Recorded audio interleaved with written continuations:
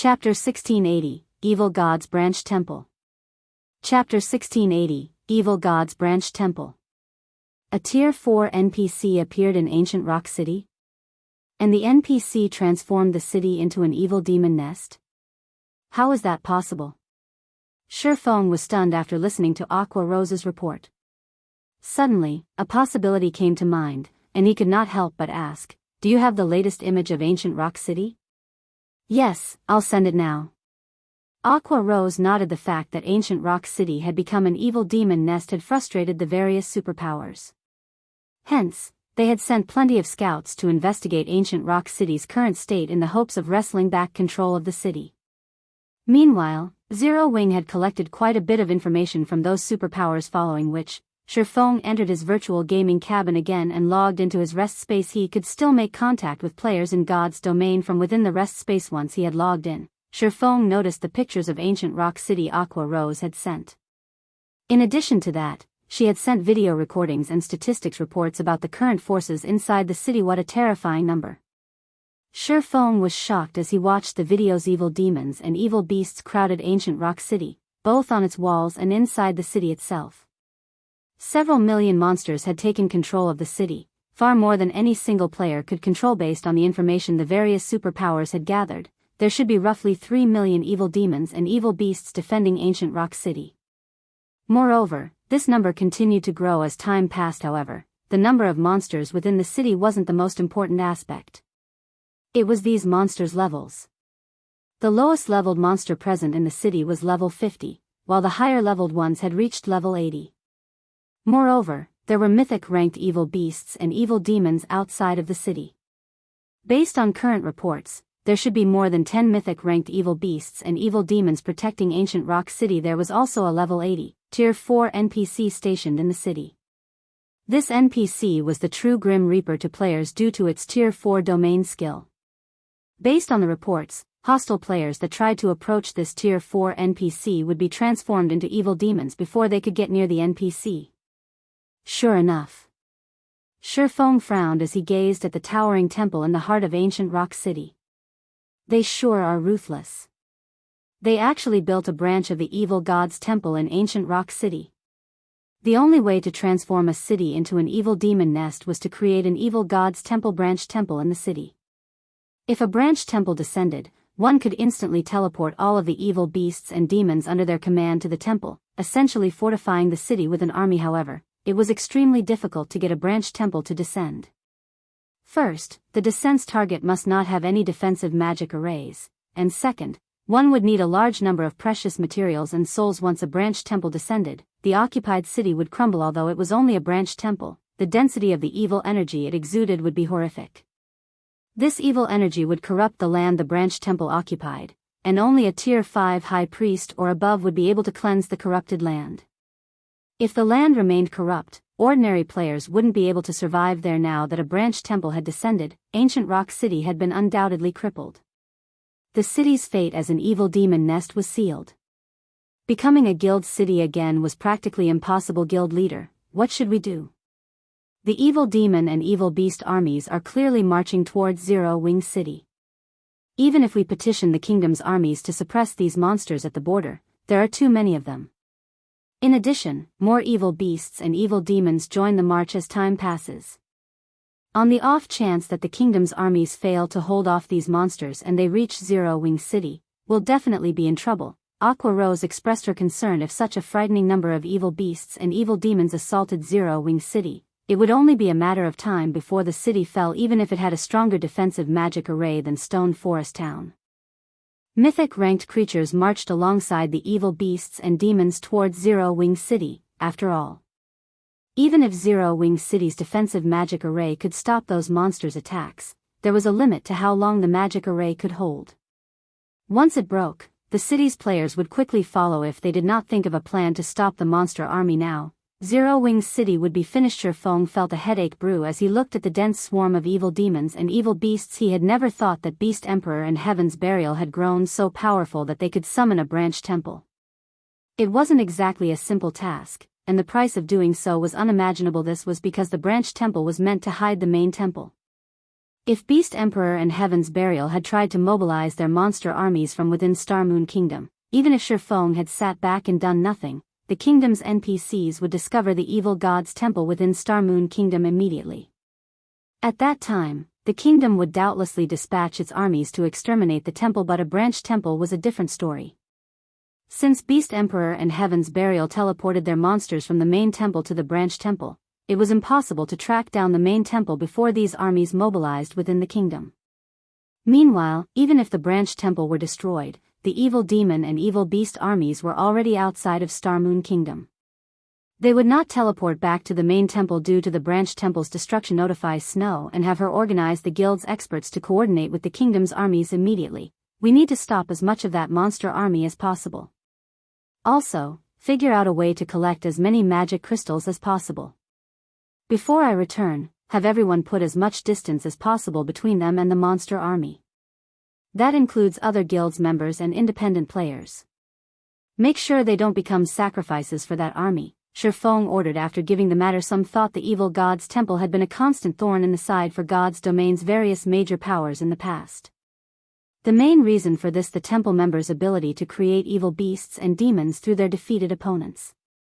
If a force weren't strong enough and tried to challenge the evil beasts and evil demons, they'd only become food for those monsters. There were two methods to keep its forces from spreading when the evil god's temple plagued a country. The first was to exterminate every evil beast and demon found with overwhelming strength, while the second was to destroy the main temple. In reality, the evil god's temples across the continent of God's domain served as evil energy transfer devices. When activated, the evil god's temples would send evil energy throughout the continent, creating a suitable environment for its evil beasts and demons. As long as one destroyed the activated evil god's temple, they could stop the transfer of evil energy. After losing its source, the evil energy that had spread would gradually thin until the environment became hostile for evil beasts and demons once again. Some of the weaker monsters might even die as a result, while the stronger monsters would grow weaker and become easier to defeat. However, the whereabouts of Star Moon Kingdom's evil god's temple remained unknown, and destroying the heavily guarded branch temple in the Orc Empire was impossible. The only hope of fending off the monster army that marched towards Zero Wing City was to send expert players to work alongside the NPC armies, whittling away as many of the evil beasts and demons as possible. The monster army could only grow if it had sacrifices. It couldn't bolster its numbers without a cost. Understood. I'll notify Snow right away. Aqua Rose nodded before disconnecting the call, not daring to waste time. Shifeng immediately logged back into God's domain and continued to grind for darkness stones. Meanwhile, over 500,000 players had gathered in a forest at the border of Stone Forest Town's map.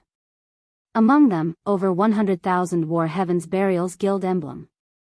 Every one of these players was level 47 and above, and they were all very well equipped. However, every one of these players wore tense expressions. Beast Emperor, I've prepared the 400,000 players you've asked for.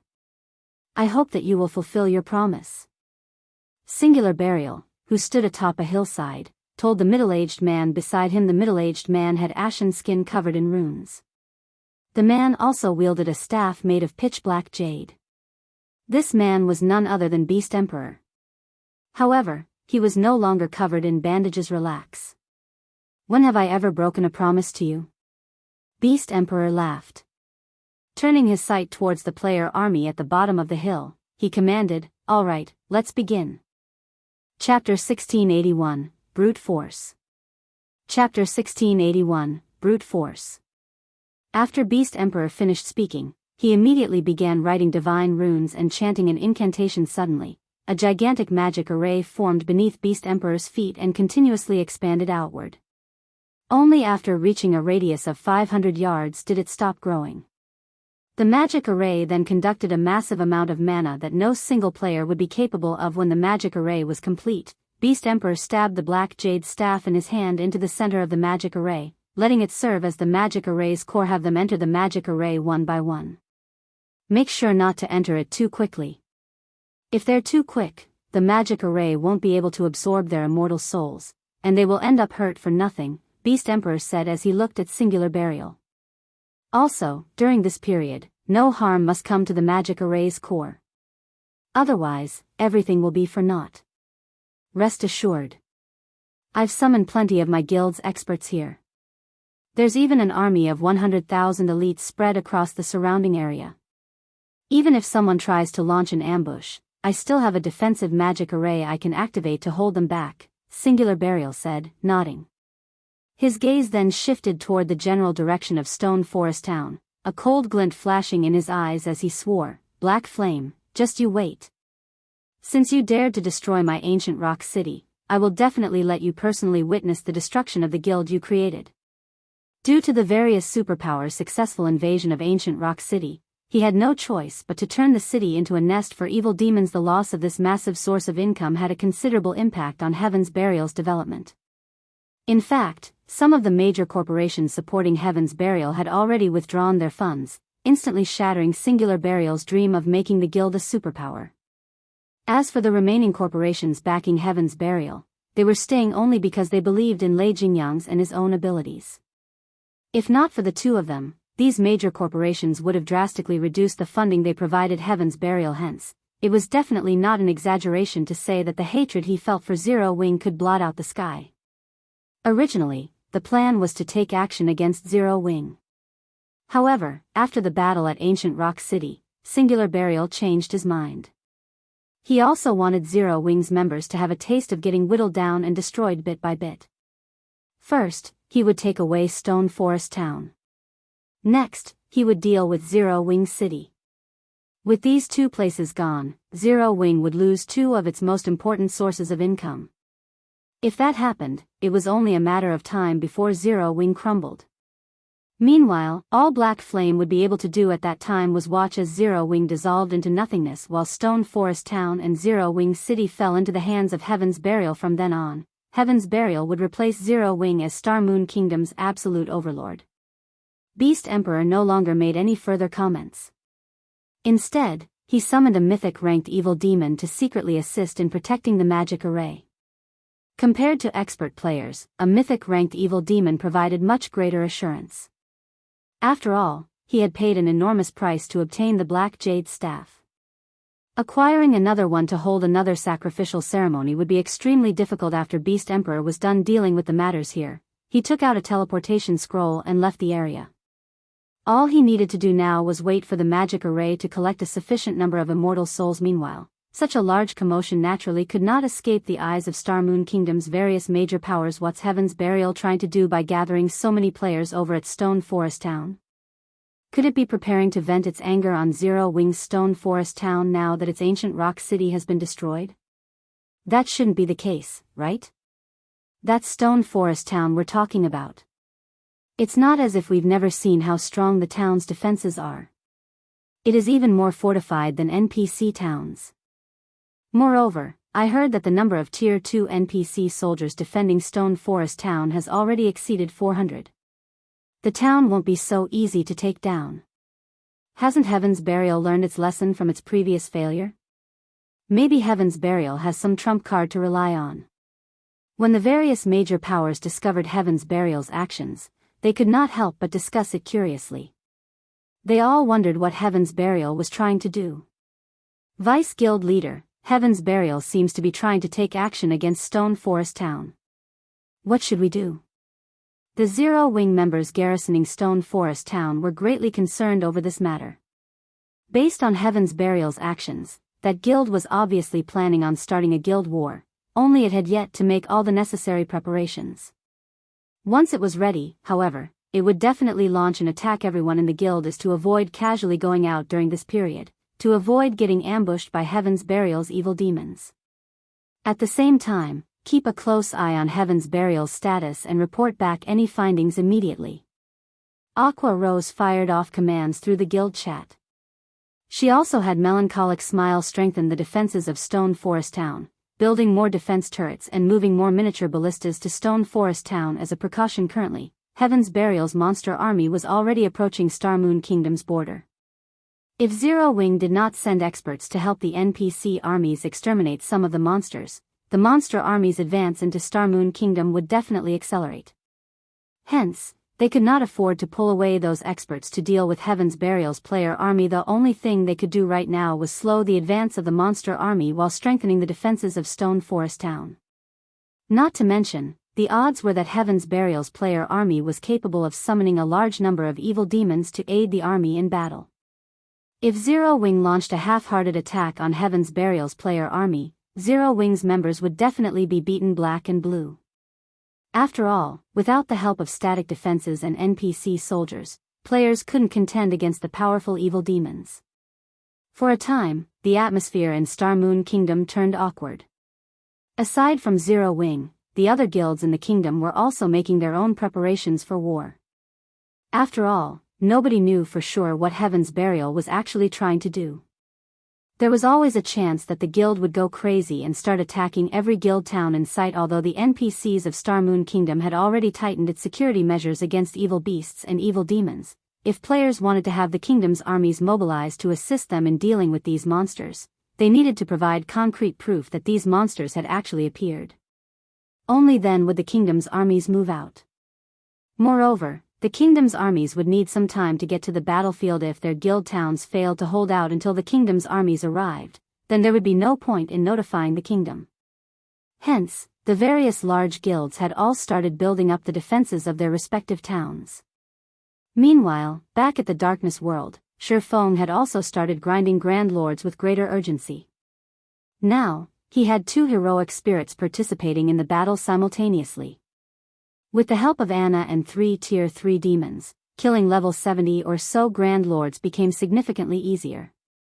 However, Grand Lords still weren't available in great abundance after half a day or so of wanton slaughter. Shifeng had basically killed every Grand Lord present on the map he was currently in. Now, Shifeng had a total of 52 Darkness Stones and 386 Darkness Stone fragments, which was still some distance away from his target. Meanwhile, if he wished to find and kill more Grand Lords, he had only 2 options to do so. The first option was to wait for the Grand Lords he killed to respawn. However, Grand Lords generally took 2 or 3 natural days to respawn. Killing the Grand Lords too quickly had left him with no Grand Lords to grind. However, Shifeng couldn't do anything about this situation. Anna was simply too strong. The second option was to head to other maps. The Grand Lords of other maps remained untouched. They were all alive and kicking. The only problem was getting to other maps. The Darkness World was different from the Continent of God's Domain. On the Continent of God's Domain, players faced no hindrance when moving between maps. In the Darkness World, however, the maps had strict level restrictions preventing players from going wherever they wished. In a sense, the Darkness World was similar to the Ice Crystal World. Players needed to defeat the designated Guardian boss in order to proceed to other maps, otherwise, they would be stuck in the same map forever. Generally, players that arrived at the Darkness World using the teleportation stones exchanged at the 7 Luminaries Temple would not think of heading to other maps, because the map they were teleported to was suitable for their level, and just surviving in the said map was already plenty difficult. They would not even have time to think about heading to other maps. Shifeng was definitely a unique case. It seems I have no choice but to force my way through, Shifeng thought as he looked at the 30-meter-tall monster sleeping inside the canyon ahead of him. He then advanced towards the monster together with Anna. Now that the evil demon and evil beast armies were invading Star Moon Kingdom, he naturally could not waste time waiting for the Grand Lords he had killed to respawn. His only choice was to head to another map and hunt the Grand Lords there. Chapter 1682, High Demon. Chapter 1682, High Demon. Inside the quiet canyon, when Shifeng got within 1,000 yards of the next map, he suddenly felt a powerful pressure washing over him. The pressure he felt now was completely different from what he experienced from the monsters he encountered before. In other words, there was a qualitative change to the pressure he felt currently. Shifeng had already reached Tier 2, yet the pressure still made him extremely uncomfortable. His body felt as if it was fully submerged in a pool of water. The pressure is so strong despite the 1,000 yards separating us. Shifeng stared at the massive figure displayed on his detection crystal ball in disbelief. The crystal ball showed a humanoid figure with the head of a goat sprawled across the ground before the canyon's exit. The figure also had a massive serpent for a tail and the bat-like wings commonly seen on demons. As the figure exhaled, flames surged out of its nostrils and scorched the ground before it. What? A high demon? Shifeng was dumbfounded as he looked at this figure. There were many demonic creatures in God's domain. Aside from having a difference in strength, these demonic creatures were also distinguished by lineage. In fact, the hierarchy among demons was largely determined based on lineage. Demons with noble lineages ruled over demons with ordinary lineages naturally. The nobler the lineage a demon possessed, the greater their potential for growth. In God's domain, most demons at the Demon King standard were high demons. It was very difficult for a demon with an ordinary lineage to grow into a Tier 5 Demon King, much less a Tier 6 demon god. Demons with noble lineages were known as high demons. In terms of life rating, they were superior to even archaic species. At the same tier, only dragons, or ferocious beasts would be capable of suppressing high demons. Needless to say, the ordinary demons Shifeng summoned were no match for high demons. Nevertheless, the guardian boss stationed at the entrance to the next map was actually a high demon. Due to the extreme distance, the detection crystal ball couldn't detect the statistics of the high demon.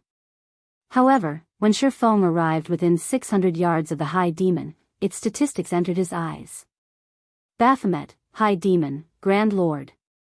Level 73. HP 120,000/120,000,000. A level 73 Grand Lord? Shifeng fell into deep thought as he looked at Baphomet's statistics compared to an archaic species of the same level. A high demon had much less HP. Even so, 120 million HP was still a horrifying amount for him to deal with. Just Baphomet's battle recovery alone allowed it to recover 1,200,000 HP every 5 seconds. If his DPS was lower than 240,000, Baphomet would be an invincible existence to him. The only stroke of luck was that Baphomet was a demon. So long as his opponent was a demon, the Bible of Darkness would be able to suppress it. Although he couldn't use the Bible of Darkness to turn Baphomet into his subordinate, he could greatly suppress the high demon's basic attributes. Moreover, this suppression was absolute. Its effects would not weaken in the slightest, unlike how magic arrays and the like did when the target monster was too strong. All the same, a high demon was still a high demon. Baphomet wasn't just strong in terms of basic attributes. The skills, spells, and combat standard it possessed were beyond those of an ordinary demon. I can only give it a try. Gritting his teeth, Shifeng took out another primordial scroll from his bag and summoned a third primordial heroic spirit. Although Zero-Winged City's defenses were far superior to an ordinary guild city's, the current situation was unlike before. The quantity and quality of the evil beasts and evil demons surging into Star Moon Kingdom were extraordinary. If the monsters broke through the defensive network of the kingdom's army and reached Zero-Winged City, Shifeng was unsure whether Zero-Winged City could hold its ground against them if he could secure the Lost Town before this happened. The numerous mana weapons stored inside the Lost Town would undoubtedly raise Zero-Wing's strength by a significant margin. At that time, the chances of defending Zero-Winged City would also improve significantly. Looking at Baphomet, Shifeng did not hurry to have his 3 demons charge at the high demon. Instead, he waited out the cooldown of Anna's skills. Afterward, he had the 3 heroic spirits cast one buff after another on everyone in the group, causing their basic attributes to skyrocket, particularly those of the level 80 Golden Giant, which already possessed immense strength. After being buffed up by the 3 heroic spirits, its strength was already close to rivaling a Grand Lord's of the same level, following which, Shifeng gave the command to attack. Taking the lead, the Golden Giant and 3 Tier 3 demons charged forward, the 10 Rock Guardians following closely after them. If a player were to witness this scene, they would definitely turn around and flee. However, Baphomet simply yawned, paying no heed whatsoever to the approaching enemies. Only when the Golden Giant and 3 demons arrived within 200 yards of Baphomet did the high demon look at the Golden Giant. Suddenly, as if they had just stepped into a muddy swamp, the Golden Giant, demons, and Rock Guardian's speed decreased abruptly. Moreover, their movement speed wasn't the only thing reduced, even their reaction speeds turned sluggish, following which, Baphomet stomped on the ground and disappeared from where it stood. When Baphomet reappeared, it had moved over 50 yards from its original position. The high demon was practically faster than even an ordinary mythic monster. Before the Golden Giant could react, Baphomet already stood before it, the high demon looking no different from a child compared to the Golden Giant. After appearing before the Golden Giant, Baphomet waved its hand lightly as if it were sweeping away dust. In the next moment, the Golden Giant and the demons and Rock Guardians standing beside and behind the Golden Giant were all sent flying over 20 yards back, damages appearing above the summoned creatures' heads. Among the group, the Golden Giant, which possessed the highest defense, lost over 700,000 HP, whereas the Lord-ranked Rock Guardians lost over 1 million HP each. Sure enough, it's very strong. Shi Feng was deeply shocked by the strength Baphomet displayed. Baphomet was much more powerful than any of the Grand Lord-ranked archaic species he had gone up against before. Moreover, based on the performance Baphomet just displayed, Shi Feng could tell that the High Demon's combat standard should be at the 6th floor trial tower standard. With the High Demon's mythical speed, even a 100-man team of Tier 2 experts would be like fish on a chopping board if it went up against Baphomet. Afterward, a series of exchanges took place between both sides. Unfortunately, although the Golden Giant and 3 demons retaliated, they only managed to land a few spells on Baphomet. Relying on its mythical speed, the High Demon easily dodged every normal attack sent at it. In contrast, despite being healed by Tier 3 heroic spirits, the Golden Giant and demons still continually lost HP. Although the Golden Giant and demons tried blocking and dodging Baphomet's attacks, their weakened reaction speeds prevented them from doing so. However, as Baphomet paid attention only to the Golden Giant and Tier 3 demons, Shi Feng was able to get within 100 yards of the High Demon unnoticed and immediately activated Demon Ruler. Suddenly, a ripple of power left the Bible of Darkness Shi Feng held. Baphomet's basic attributes promptly plummeted by 30%. The effect of Demon Ruler was remarkable. However, this was still not the end. Anna, who had long since completed her own preparations, had the rock giants form a magic array and suppressed Baphomet even more. However, the magic array was evidently inferior to Demon Ruler.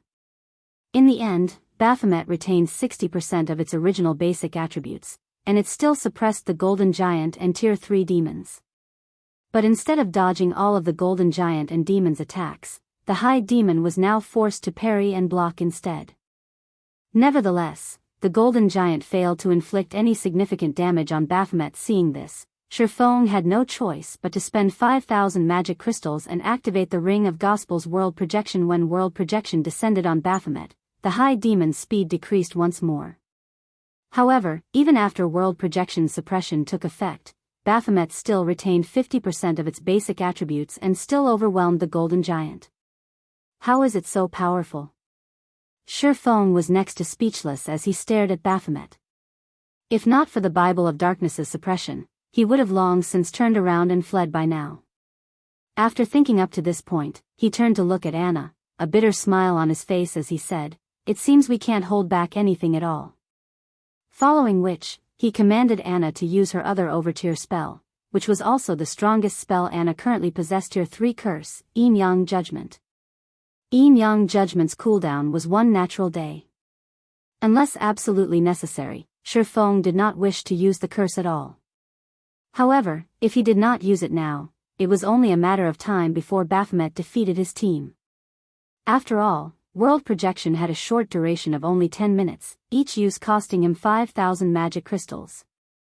He did not have enough magic crystals to fight a protracted battle with the High Demon. Chapter 1683, First Kill Baphomet. Chapter 1683, First Kill Baphomet. After Anna completed the final verse of her incantation, 2 magic arrays, one glowing white and the other, black, appeared above Baphomet. The mana surrounding the magic array then grew restless, blurring space around the High Demon. Such a huge disturbance attracted Baphomet's attention, and the High Demon's immediate reaction was to turn and flee, but Anna didn't give Baphomet the chance to escape. Waving her staff, she activated the magic array looming above Baphomet. Suddenly, a 50-meter-long golden, holy spear descended from the sky. The instant the spear fell, space around the magic array and Baphomet froze, drastically decreasing the High Demon's movement speed. Before Baphomet could attempt to defend itself, the holy spear collided with the monster boom. As a result, a towering, black-white light pillar rose into the air. When the pillar had manifested, the world around Baphomet shook violently, and resulting shockwave pushed the Golden Giant and the Tier 3 demons under Shi Feng's control back by over 20 yards. After the light pillar had disappeared, it revealed a massive crater where Baphomet had stood, with the High Lord lying at the body. Scorching flames burned the High Demon, decorating it and the crater with scorch marks.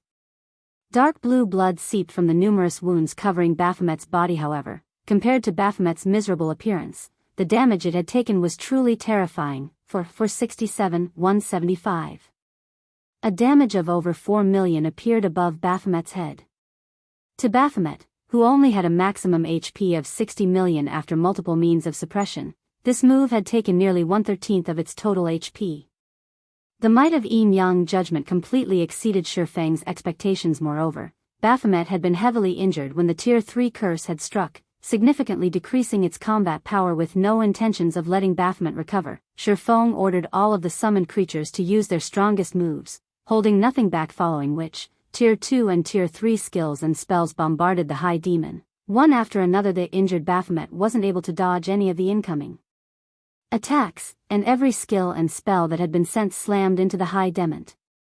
Each attack dealt a minimum of -500,000 damage, depleting Baphomet's HP by a significant chunk: 80%, 75%, 70%.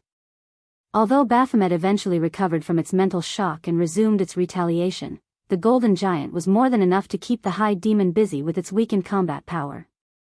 This prevented Baphomet from blocking Anna, the Tier 3 demons, and heroic spirits attacks. Of course, Shifeng didn't hold back either.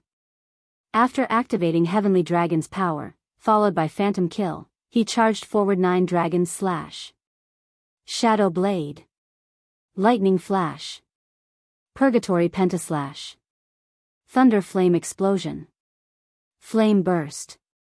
Thanks to Killing Ray, every one of Shifeng's skills dealt double damage to Baphomet, and damages in the tens of thousands appeared above the boss's head. Although his damage was no match for the Tier 3 demons, who weren't suppressed by the darkness world, it was still considerable: 50%, 40%, 30%. As time passed and Baphomet's HP continuously decreased, it continued to recover.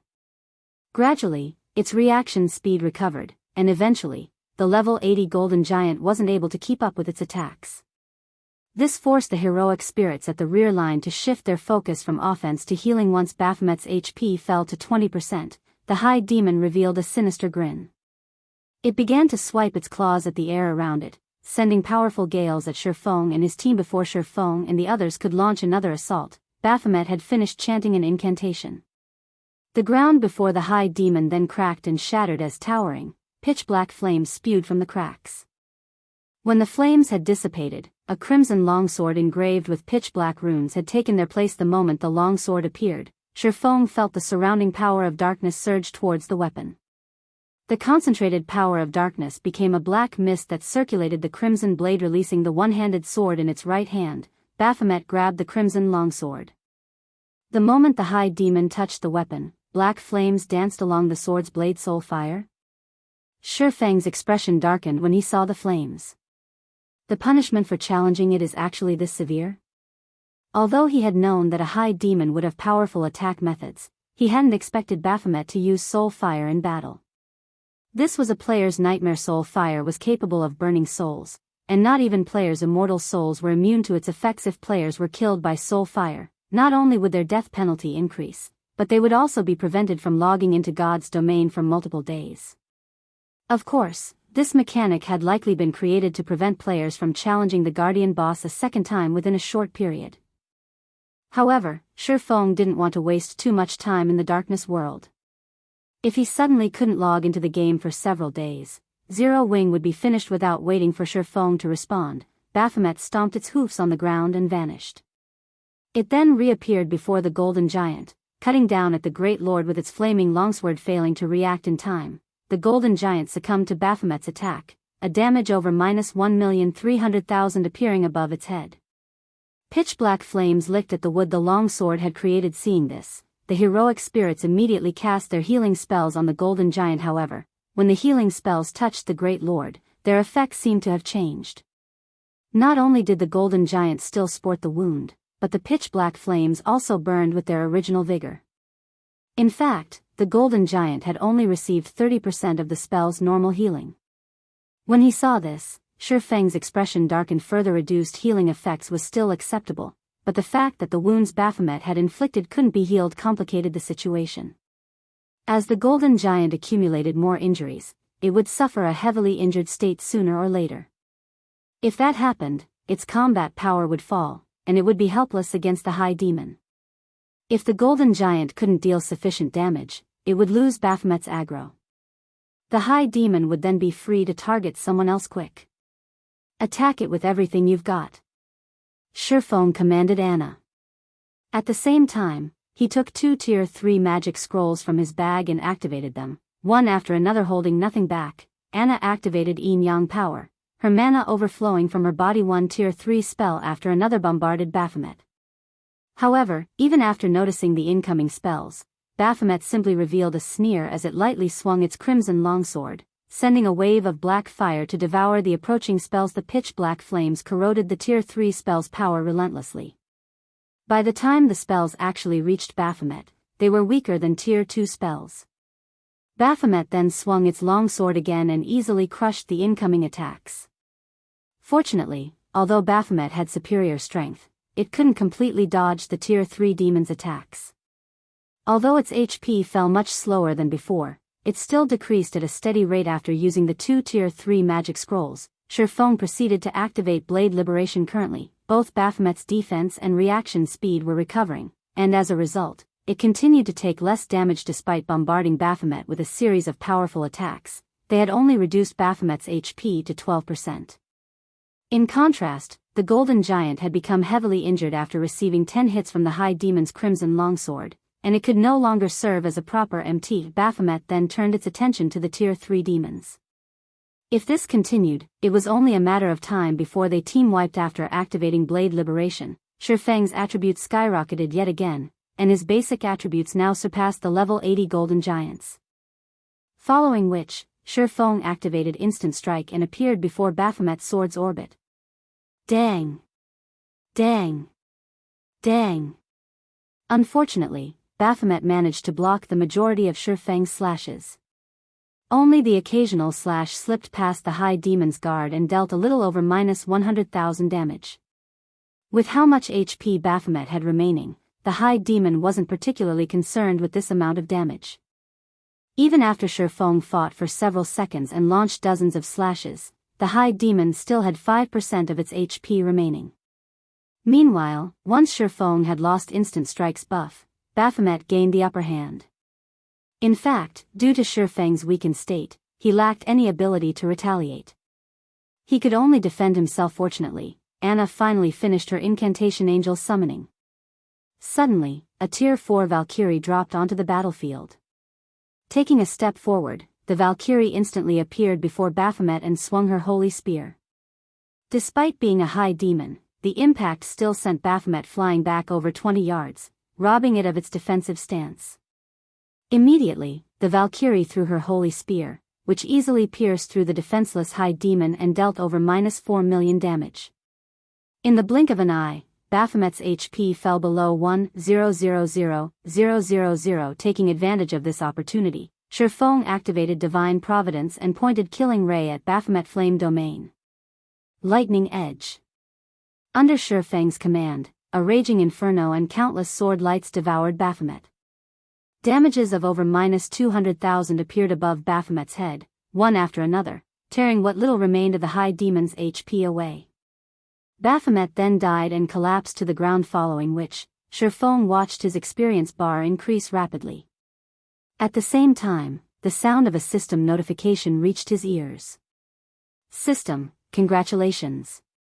You have obtained the first kill on Baphomet, the guardian boss of Dark Sin Canyon. Rewards doubled. Acquired High Demon's Soul.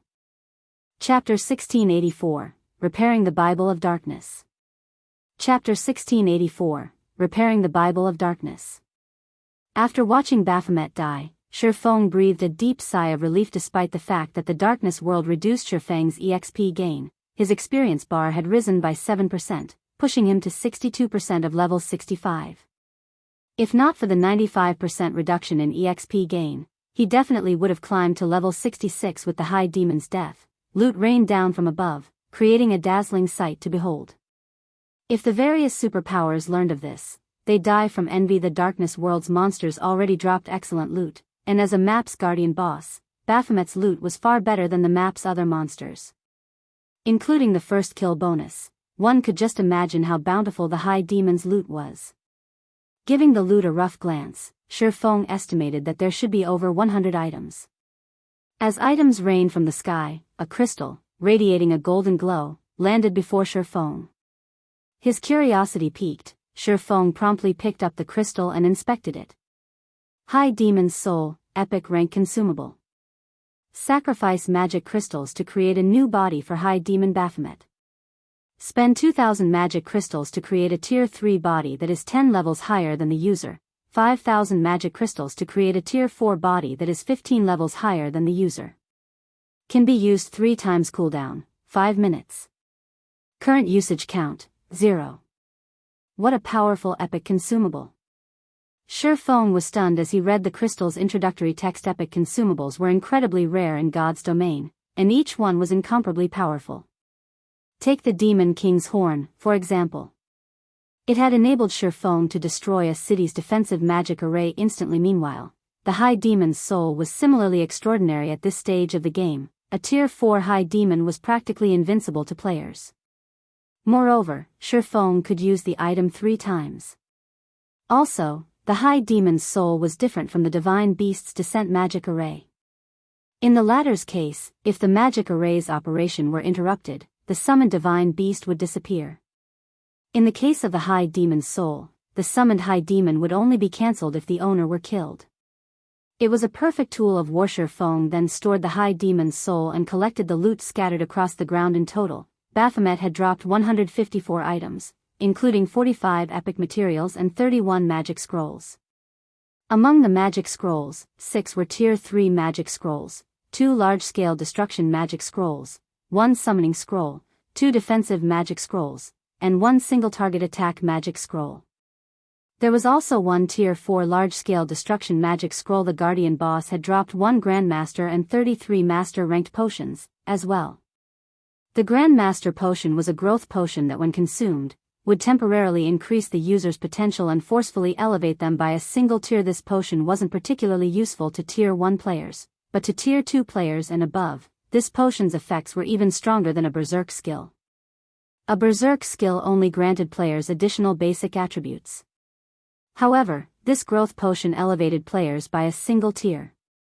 Not only would this increase grant players a boost to their basic attributes, but players' physique would also improve. This potion would be miraculously effective in dungeons. As for the remaining 44 items, there were 10 designs and recipes of various kinds among them.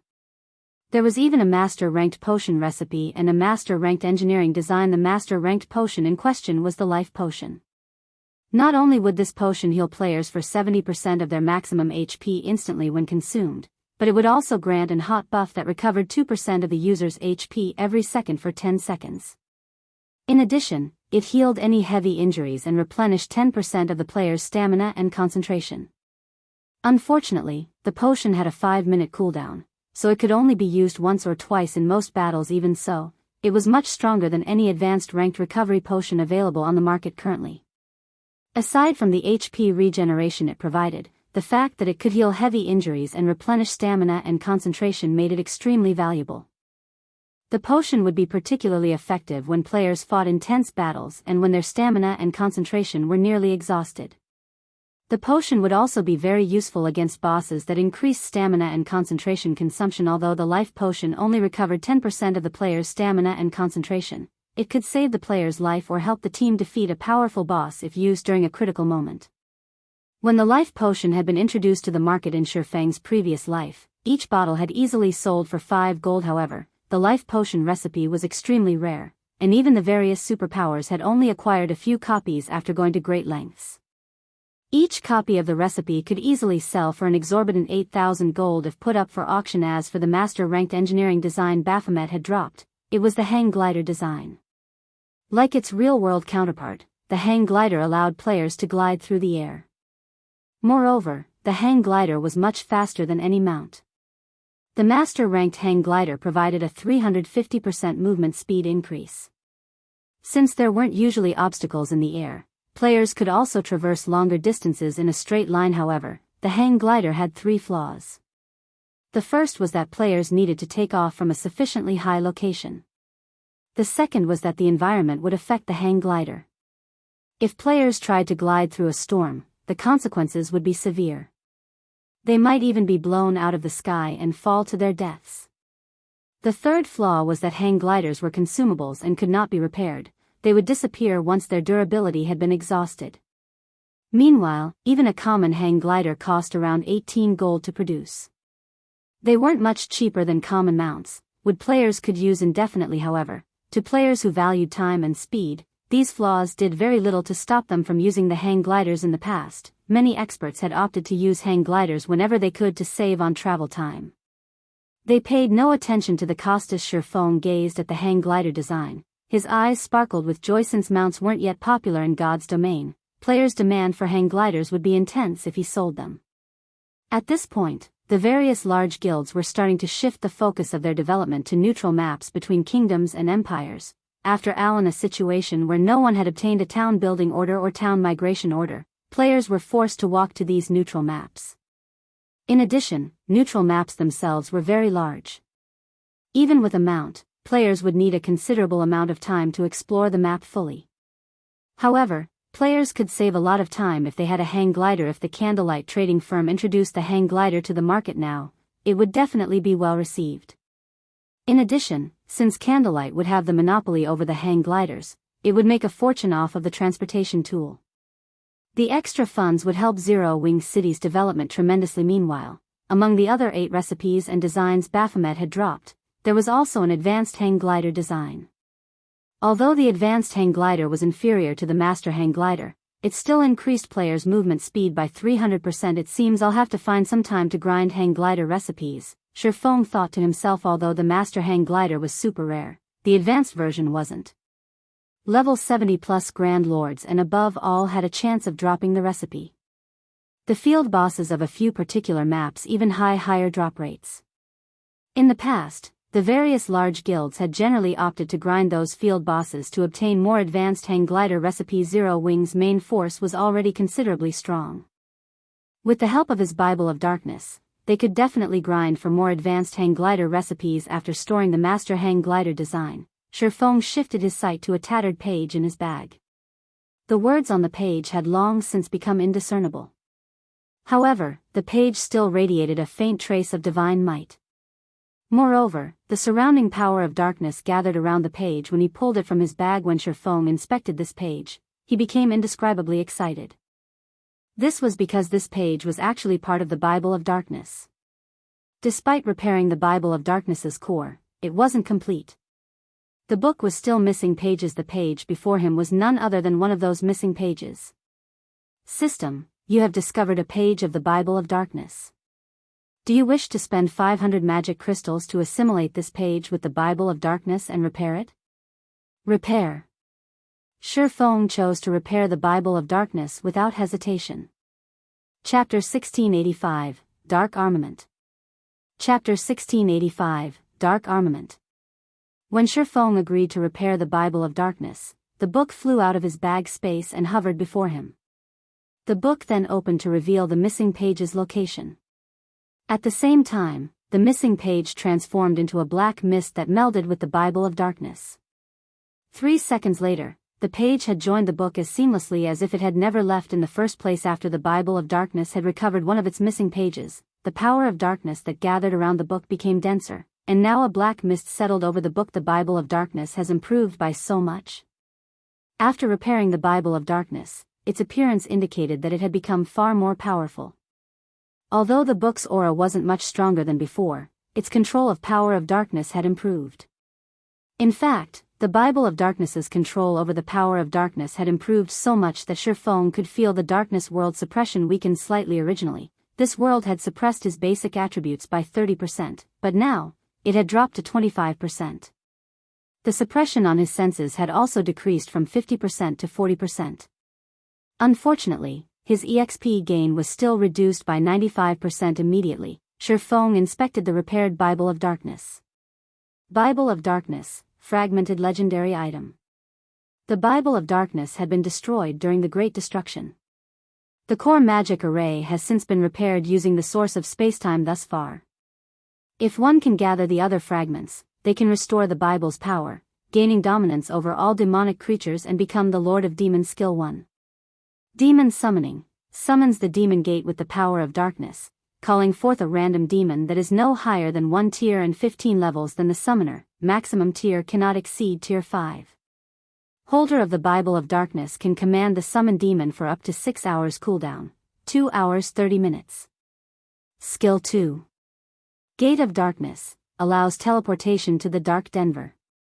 Can also be used in the Dark Den to teleport to the outside world. Can teleport a maximum of 30 people at a single time cooldown, 1 day. Skill 3. Light of Darkness, strengthen a player with the power of darkness, allowing said player to wield the power of darkness. Can strengthen up to a maximum of 1,500 people.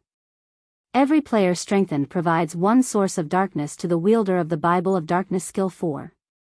Power of Darkness, fill your body with the power of darkness, increasing all attributes by 120%, decreasing cooldown of all skills by 30%, and increase damage by 50%. Duration will be equal to number of source of darkness *0. 5 seconds. Power of Darkness cannot stack. Can only strengthen players up to a maximum of tier 5 classes.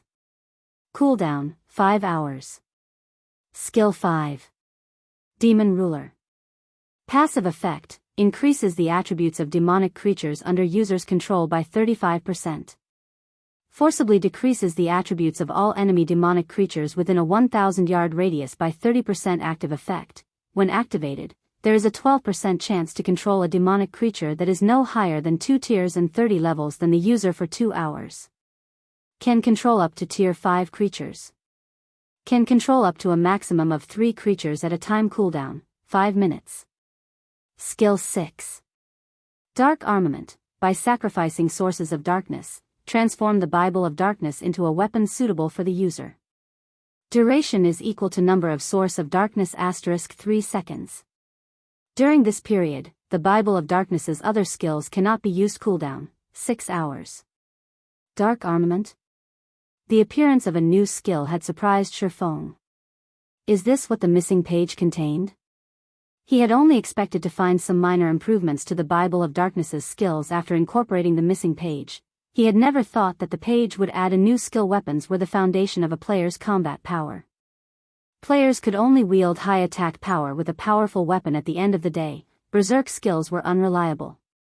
On the other hand, a powerful weapon could permanently increase a player's combat power.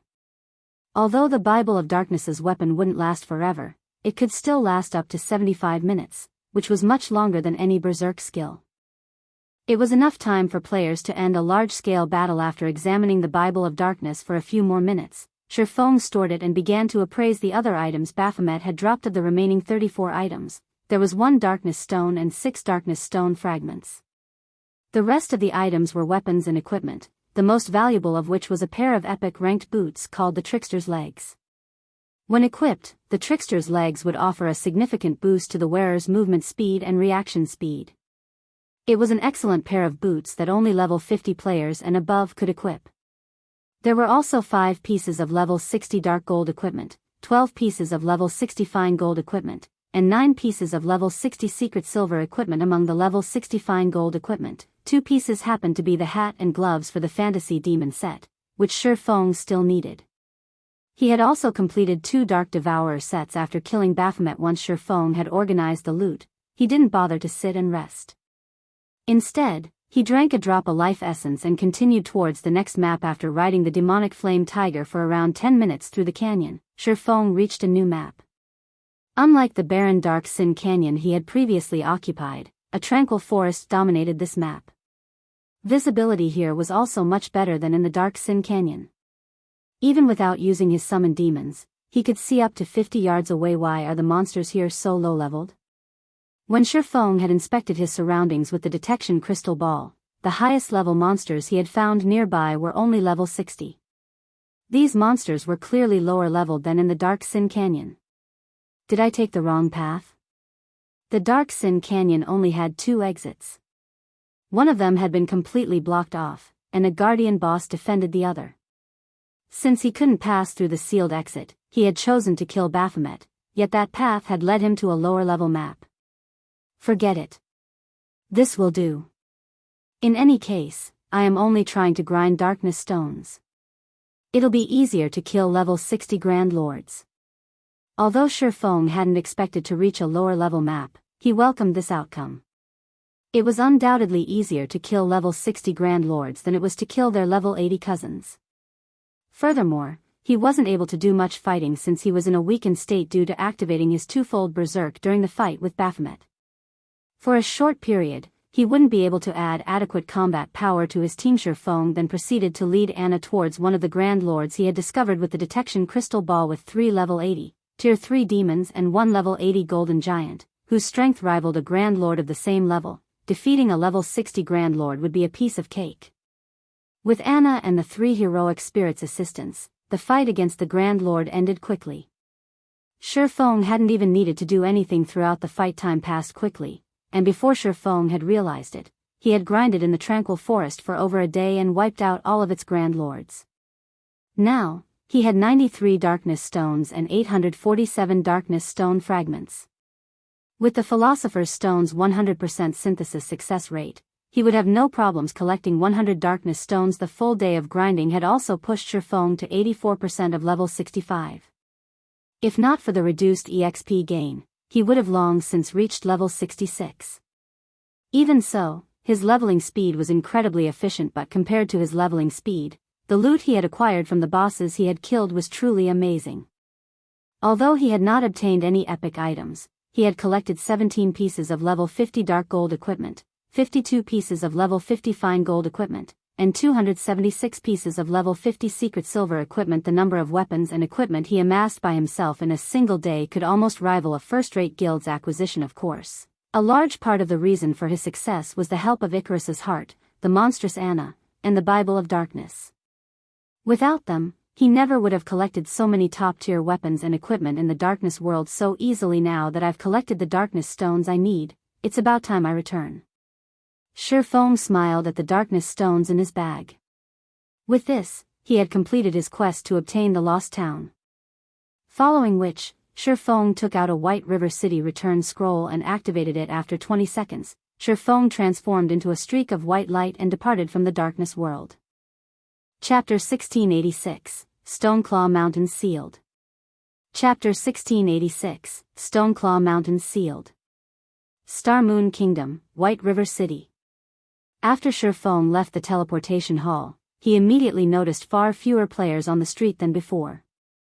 Moreover, when players noticed the zero-wing emblem pinned on Shifeng's black cloak, they gave him unusual looks. When independent players on the streets had noticed Zero-Wing's emblem previously, they had gazed at the player wearing it with envy and admiration, but now, they looked at Shifeng with sympathy in their eyes. Shifeng was confused. He had only been away from White River City for a few days, yet the city had changed so massively. What happened here? Shifeng began to pay closer attention to the players walking down the street. He soon discovered that independent players weren't the only ones behaving oddly.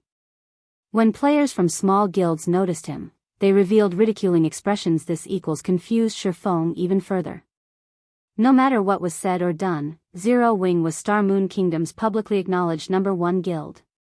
Even if the Zero-Wing's development had suffered lately due to the war with Heaven's Burial, the guild hadn't fallen so far that even small guild's member would look down on it. Shifeng had even dealt Heaven's Burial a severe blow recently. Now that Heaven's Burial had lost its income from ancient Rock City, the guild's development potential had plummeted. It could no longer compete with Zero-Wing's growth. Look, that guy's wearing Zero-Wing's bronze emblem. He should be one of Zero-Wing's experts, yet he still has time to wander aimlessly. I bet he ran back here once he realized that victory isn't possible. Heaven's Burial's latest strategy is too ruthless. Zero-Wing is almost guaranteed to lose Stone Forest Town, and all of the various large guilds are fending for themselves. Heaven's Burial even declared that any guild that offers Zero-Wing assistances will join its hit list, and any of Zero-Wing's members that withdraw will be spared its wrath. That's right. Who would have imagined that Heaven's Burial would close off the Stoneclaw Mountains map with such a powerful barrier? Not only has all communication been cut off, but they've also disabled return scrolls. Moreover, the barrier only has one exit. Based on what I've heard, a large army of evil demons and evil beasts guard that exit, and Heaven's Burial isn't letting any player leave the map, keeping players from notifying the kingdom's armies. Heaven's Burial isn't letting any player leave the map to notify the kingdom's armies. The Stoneclaw Mountains map has been locked down for nearly 7 hours now. With Heaven's Burial's strength, it should have already captured Stone Forest Town. I'm not sure. Based on the information Stone Forest Town's players are sharing via offline communication, the battle between Zero Wing and Heaven's Burial has become intense, with both sides constantly losing players. But Zero Wing's players haven't been able to break through to the barrier's exit. In contrast, more players from Heaven's Burial are gathering in the Stoneclaw Mountains by the minute. The same is true for the evil beasts and evil demons. Heaven's Burial is amazingly capable. With their almost complete control of all information relating to the siege, Zero Wing can't reach the kingdom's armies to ask for help. Meanwhile, trying to get into the barrier is a suicide mission. If Heaven's Burial wishes it, it could kill the players trapped inside as many times as it wants, and those players will have no hope of escape.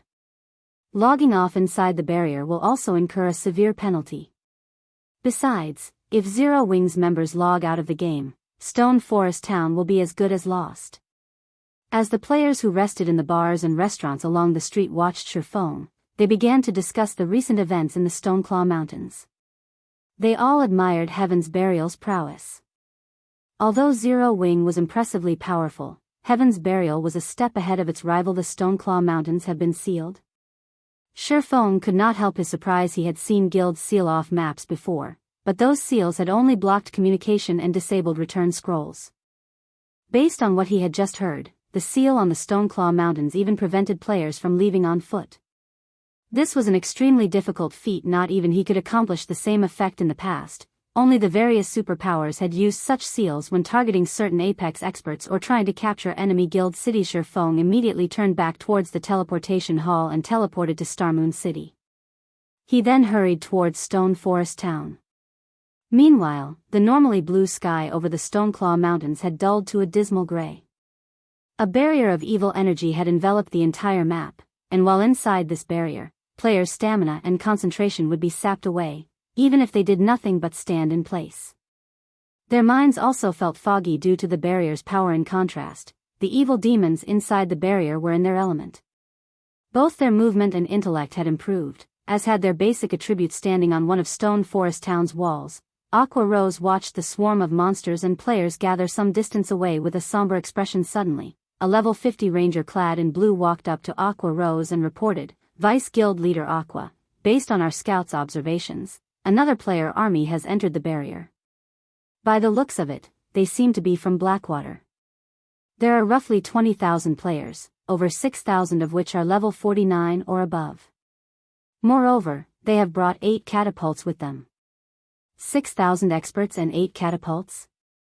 Aqua Rose's expression darkened further after hearing this. Currently, Zero Wing only had around 100,000 members protecting Stone Forest Town, and a large majority of them were players she had gathered and led to the town to reinforce its defenses. Meanwhile, Heaven's Burial had gathered over 300,000 members before Stone Forest Town.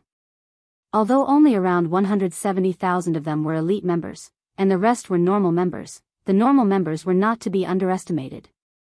Even the weakest among them was level 45. Furthermore, Heaven's Burial had the support of a large force of evil demons. Rough estimates counted over 100,000 of these monsters. Moreover, more monsters joined the force as time passed.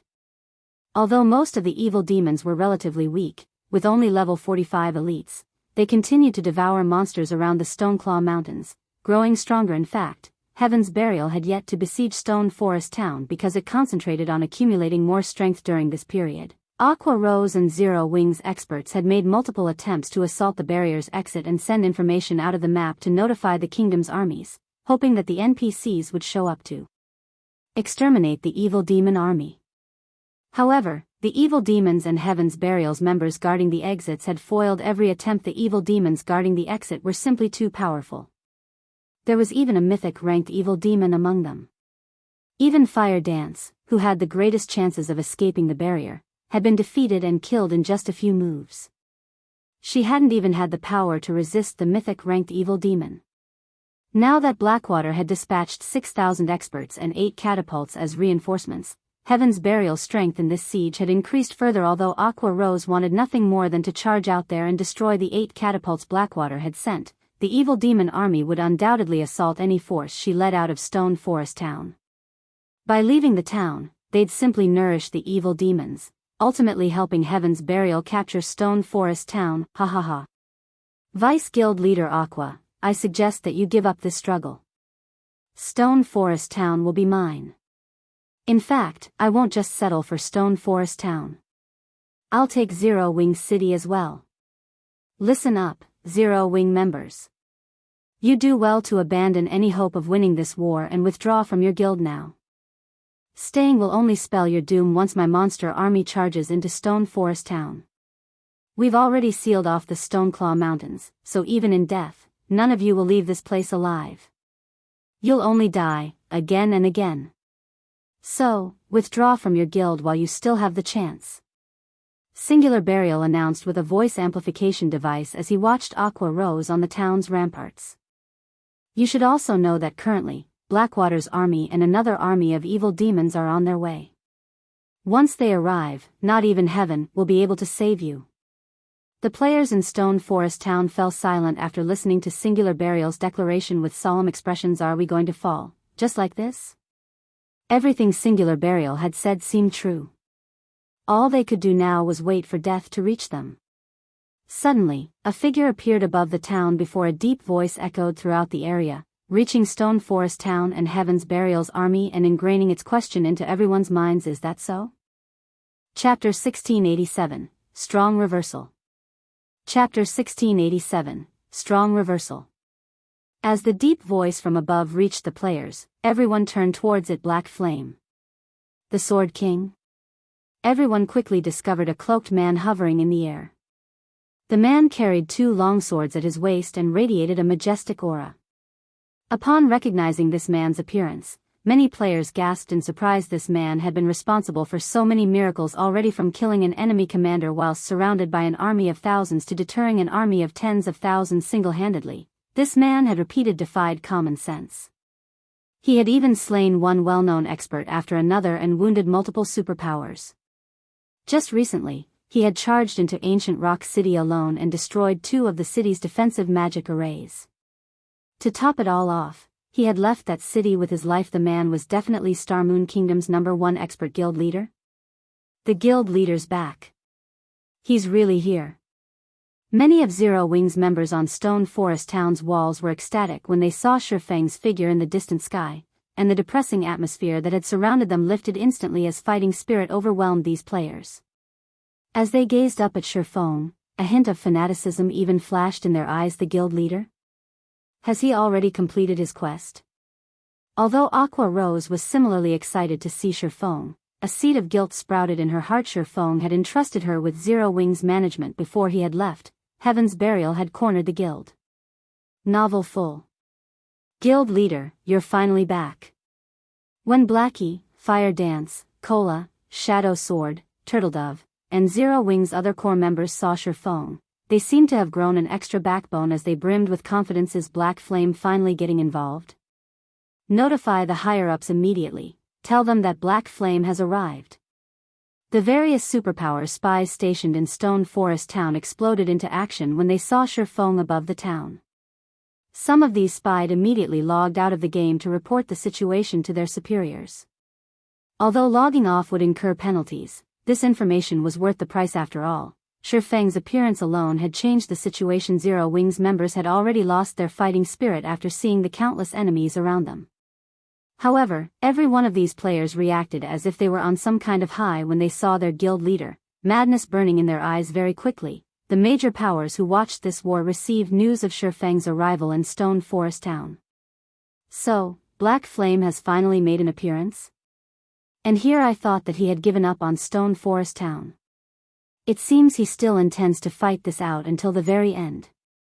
When Galaxy Past, who rested the Star Alliance's residence in Starmoon City, received the latest report from his subordinate, he could not help but shake his head and sigh. Heaven's Burial had thrown everything it had into this last assault. The guild had clearly stopped holding back. Even if Stone Forest Town's defenses were very powerful, the evil demon army was no laughing matter. Unlike evil beasts, evil demons were intelligent. They also had faster reaction speeds. They wouldn't succumb to the town's static defenses as easily as the evil beasts. Moreover, based on the information they had collected thus far, any player killed an evil demon killed inside the barrier would become a sacrifice, turning into a new evil demon for Heaven's burial very quickly. Just thinking about it made Galaxy Past shudder with fear. One could not forget the reinforcements Blackwater had sent either. 8 catapults could inflict devastating damage to Stone Forest Town. Not only did they deal high damage, but they also had an extremely long attack range. Even Zero Wing's movement-type defensive magic array would only last a few hits from these weapons of war. Meanwhile, in a high-class restaurant in the Black Dragon Empire. Interesting. Black Flame really is a suicidal bastard. Nine Dragons Emperor's lips curled into a smile when he saw the video his subordinate had sent him. Zero Wing is truly finished now. I can't wait to see what Phoenix Rain plans to use to compete against me for Thunder Island in the next contest. In contrast to Nine Dragons Emperor's reaction, when Phoenix Rain read the latest report on the war between Heaven's Burial and Zero Wing from her position on Thunder Island, her expression darkened. Why is he such a fool? Phoenix Rain was at a loss for words. Heaven's Burial had obviously sealed Stone Forest Town to massacre Zero Wing's members.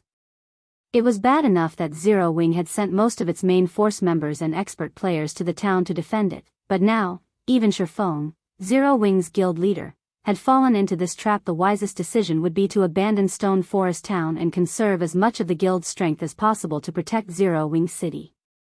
The city had already become the guild's core, but if its guild leader were killed while protecting Stone Forest Town, it would deal a massive mental blow to the guild. With both its military prowess and morale wounded, how was Zero Wing supposed to defend Zero Wing City later? Novel full. Standing amidst Heaven's Burial's army, which waited outside of Stone Forest Town, Singular Burial had his sight locked onto Shifeng, glaring at the man with a chilling gaze. Due to Black Flame, the foundation he had built for the future Heaven's Burial Empire had been utterly destroyed. If Black Flame hadn't destroyed Ancient Rock City's defensive magic arrays, the various superpowers wouldn't have sieged the city, forcing him to sacrifice his city to the evil god's branch temple. However, it was his turn to share the feeling of destruction with Zero Wing. Black Flame, your words sure are bold. What can you possibly do by yourself? You dared to destroy my city's defensive magic arrays, and today, I will take Stone Forest Town from you as compensation. Singular Burial sneered at Shifeng. As soon as Singular Burial finished speaking, the evil demon army behind Heaven's Burial's army loosed an earth-shattering roar. The roars of over 100,000 evil demons echoed throughout the Stoneclaw Mountains, and the pressure the monsters released made everyone in Stone Forest Town shudder. Some players' legs even lost their strength. The players in Stone Forest Town were reminded of the evil demon army's strength once more. If the pressure the evil demon army radiated were already so powerful, the consequences would be unimaginable if the monster army took action. Although Shifeng was powerful, what could one person possibly do against so many formidable monsters? There were also Heaven's Burial's players to contend with. In the end, Shifeng had only come to die alongside Zero Wing's members by coming to Stone Forest Town. Since you people from Heaven's Burial like Stone Forest Town so much, then you can stay here forever. Shifeng immediately retrieved a pitch-black energy bead from his bag. The instant he took out this bead, Heaven's Burial's members below him felt their souls shudder. This bead's power had even affected their consciousness. This energy bead was none other than the destruction crystal Shifeng had obtained from recasting the disintegration armor. Before anyone could react, Shifeng loosened his grip on the destruction crystal. The pitch-black energy bead then landed among Heaven's Burial's army. Boom. The moment the destruction crystal touched the ground, it exploded with a silver radiance. Instantly, the ground beneath the destruction crystal sank as the power of destruction spread across the land. Neither living beings nor inanimate objects were spared. Anything and anyone the power of destruction came in contact with vanished, leaving nothing behind. Not even the weapons and equipment players had dropped as they had died had survived the blast. Everything had happened so quickly that before Heaven's Burial's members could even react, an empty plot of land had been created amidst their massive army. For a time, silence descended on Heaven's Burial's forces as if time itself had frozen. Zero Wing's members, who stood on Stone Forest Town's walls, were just as stupefied by the scene that had just occurred. They hadn't expected Shifeng to make such a sudden move, not even giving Heaven's Burial's members a second to react. And the results of his attack were even so horrific. Chapter 1688, Strength of One Person. Chapter 1688, Strength of One Person. The destruction crystal had a 1,000-yard radius. The AoE could rival a Tier 5 large-scale destruction spell. However, unlike Tier 5 large-scale destruction spells, the destruction crystal destroyed everything it touched on a fundamental level. It did not rely on great power to destroy its targets, and even a small fraction of the power of destruction would destroy any player's body it encountered. It would even damage their immortal souls and corrode them to a certain extent. Unfortunately, the power of destruction would weaken at the edges as it spread. Most of the players 500 yards or more from the explosion's epicenter were still alive, some of them were even still standing. Only, they had all been contaminated to varying degrees from their contact with the power of destruction. This contamination had significantly decreased their basic attributes, and their HPs slowly depleted over time. As for their stamina and concentration, they steadily lost both. Although these players were technically still alive, they could no longer add to the force's combat power. In addition, every player within the radius had lost a drastic amount of their weapons and equipment's durability. All mysterious iron weapons and equipment had turned into dust the moment the power of destruction had touched it, regardless of how little or how much power of destruction they had come into contact with. Not even secret silver equipment would survive within 300 yards of the epicenter. Only fine gold equipment had any hope of surviving the contamination within this range. Only dark gold equipment or better would have survived the contamination within 100 yards of the epicenter. Even so, dark gold weapons and equipment within this radius had still lost over 1/3 of their durability. All of this had happened in a mere instant, and Heaven's Burial hadn't had any time to react. The sudden development hadn't only stunned Heaven's Burial's members, but players within Stone Forest Town also gaped at the result. Heaven's Burial's members were all level 45 and above. If they died and lost a level, they'd have a challenging time recovering their losses.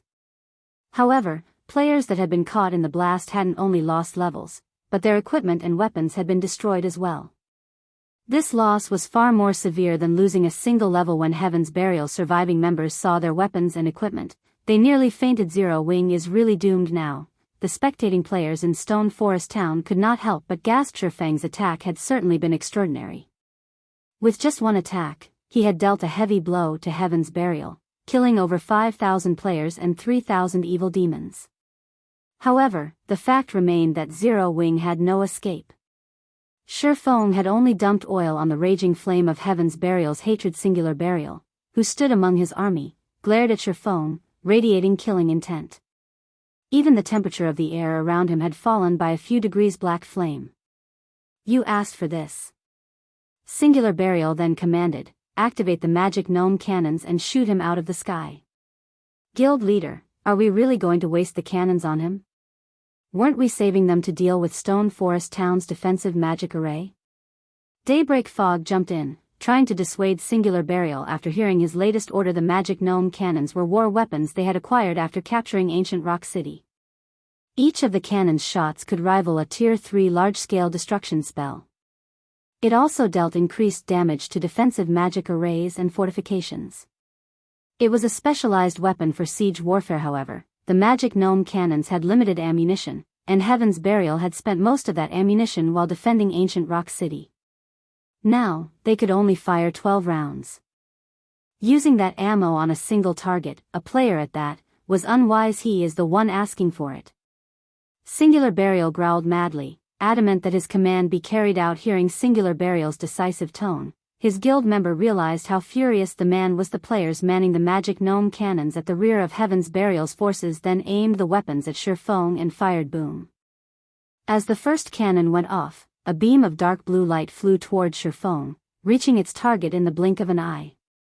The energy beam contained so much power that even the space around it trembled. Crap. Singular Burial has lost his mind.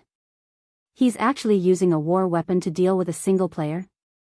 Black Flame is dead for sure this time. That attack should have a 100-yard radius at the very minimum. No player can dodge that. The players watching from within Stone Forest Town were stupefied. War weapons generally had very long cooldowns, and the stronger the weapon was, the longer its cooldown would be. Hence, for efficiency, such weapons were generally used against dense crowds. It was a luxury to fire a war weapon at a single player. Just as the dark blue energy beam was about to smash into Shifeng, he activated Heavenly Dragon's power, increasing his HP by 500%, defense by 300%, strength by 150%, and agility by 60%. The intensity of his aura instantly skyrocketed, and it felt as if some primordial beast had just woken from a long sleep, following which, Shifeng swung Killing Ray towards the incoming energy beam lightning edge. Countless arcs of lightning flew from Shifeng's blade, forming a long, blue river that collided with the incoming energy beam. When the attacks collided, a brilliant radiance illuminated the battlefield. While everyone was momentarily blinded, a strong gust of wind pushed at them. Heaven's Burial's members standing near the collision were even forced to retreat several yards. After the two attacks fought for supremacy, the magic gnome cannon's energy beam devoured the river of lightning and proceeded to devour Shifeng. However, before Singular Burial could cry out in joyous victory, the smoke in the sky scattered and revealed Shifeng's still living figure. Shifeng was actually alive and still hovering in the air. In fact, he was nowhere near dead. He had only lost around 1/8 of his HP. He didn't die? How is that possible? Seeing Shifeng alive and kicking, the players watching from Stone Forest Town were dumbfounded. The eyes of Heaven's Burial's members nearly fell from their sockets when they saw the result of the attacks. How is this possible? Did he use some invulnerability skill? No, that can't be right. He has lost HP. But, if he didn't use an invulnerability skill, why did he only lose a little HP? For a moment, Singular Burial failed to comprehend what had just happened. He had considered the possibility that Shifeng may have a few methods to dodge the magic gnome cannon's attack. For example, the enemy swordsman could use an invulnerability skill or a Tier 3 defensive magic scroll to block the energy beam. He could also use the teleportation skill he had used many times in the past. However, of all the possibilities he had considered, none of them included Shifeng receiving the attack head-on. Continue firing. I refuse to believe he can endure. Singular Burial gave out the command to attack again, gritting his teeth. The magic gnome cannon had a 45-second cooldown, but Heaven's Burial had secured 3 magic gnome cannons from Ancient Rock City. They still had 2 more they could rely on. Suddenly, another magic gnome cannon fired at Shifeng. Boom. Once more, a dark blue energy beam threatened to devour the hovering swordsman. This time, however, Shifeng did not use an AoE skill. Instead, he activated Flame Burst and used Killing Ray to block the energy beam. Once the energy beam had passed, Shifeng had slid back nearly 20 yards before he stabilized his position in the air. He also lost close to 1/6 of his maximum HP. Although he had fared worse than before, he was still alive and well. Attack! Continue attacking him. Singular Burial commanded, madness flashing in his eyes. The third magic gnome cannon fired immediately. Seeing another dark blue energy beam approach, Shifeng moved forward to meet it. Boom. As the smoke scattered, Shifeng remained in the air. He also still had more than 50% of his HP. Is that it? Shifeng asked as he leisurely dusted himself off. Glancing at Singular Burial, he chuckled and wondered aloud, "Are you telling me that this is all Heaven's Burial is capable of?" Silence fell on the battlefield as everyone watched Shifeng. Chapter 1689, Summoning a High Demon. Chapter 1689, Summoning a High Demon. How is this possible? Horror filled Singular Burial's eyes as he stared at Shifeng. He was very familiar with the magic gnome cannon's power, and he simply couldn't accept the fact that Shifeng had just taken 3 hits head-on and survived, much less held on to more than 50% of his HP. Even a Tier 2 metric tons would be vaporized, even after activating a life-saving skill, if they were struck by the magic gnome cannons. Yet 3 of these powerful weapons attacks had failed to kill Shifeng. Is he some NPC or a humanoid monster? As Heaven's Burial's members looked up at Shifeng's proud, hovering figure, they were overwhelmed with horror and confusion.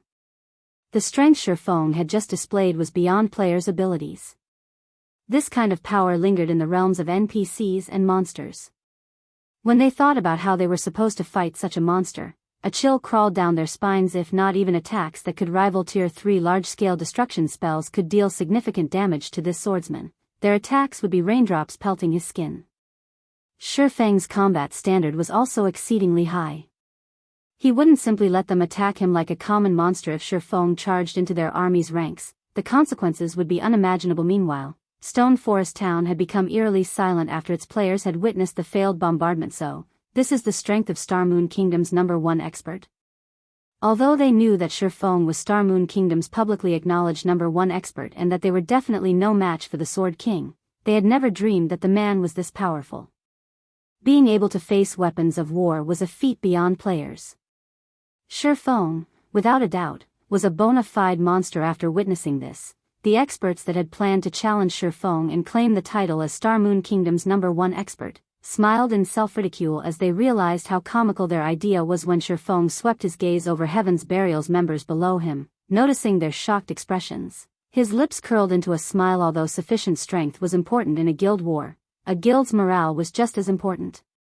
Players plagued by fear and worry wouldn't be able to fight to their full potential, and they'd make senseless mistakes. In contrast, if a guild's morale were high, its players would exhibit their full potential and perform better than normal.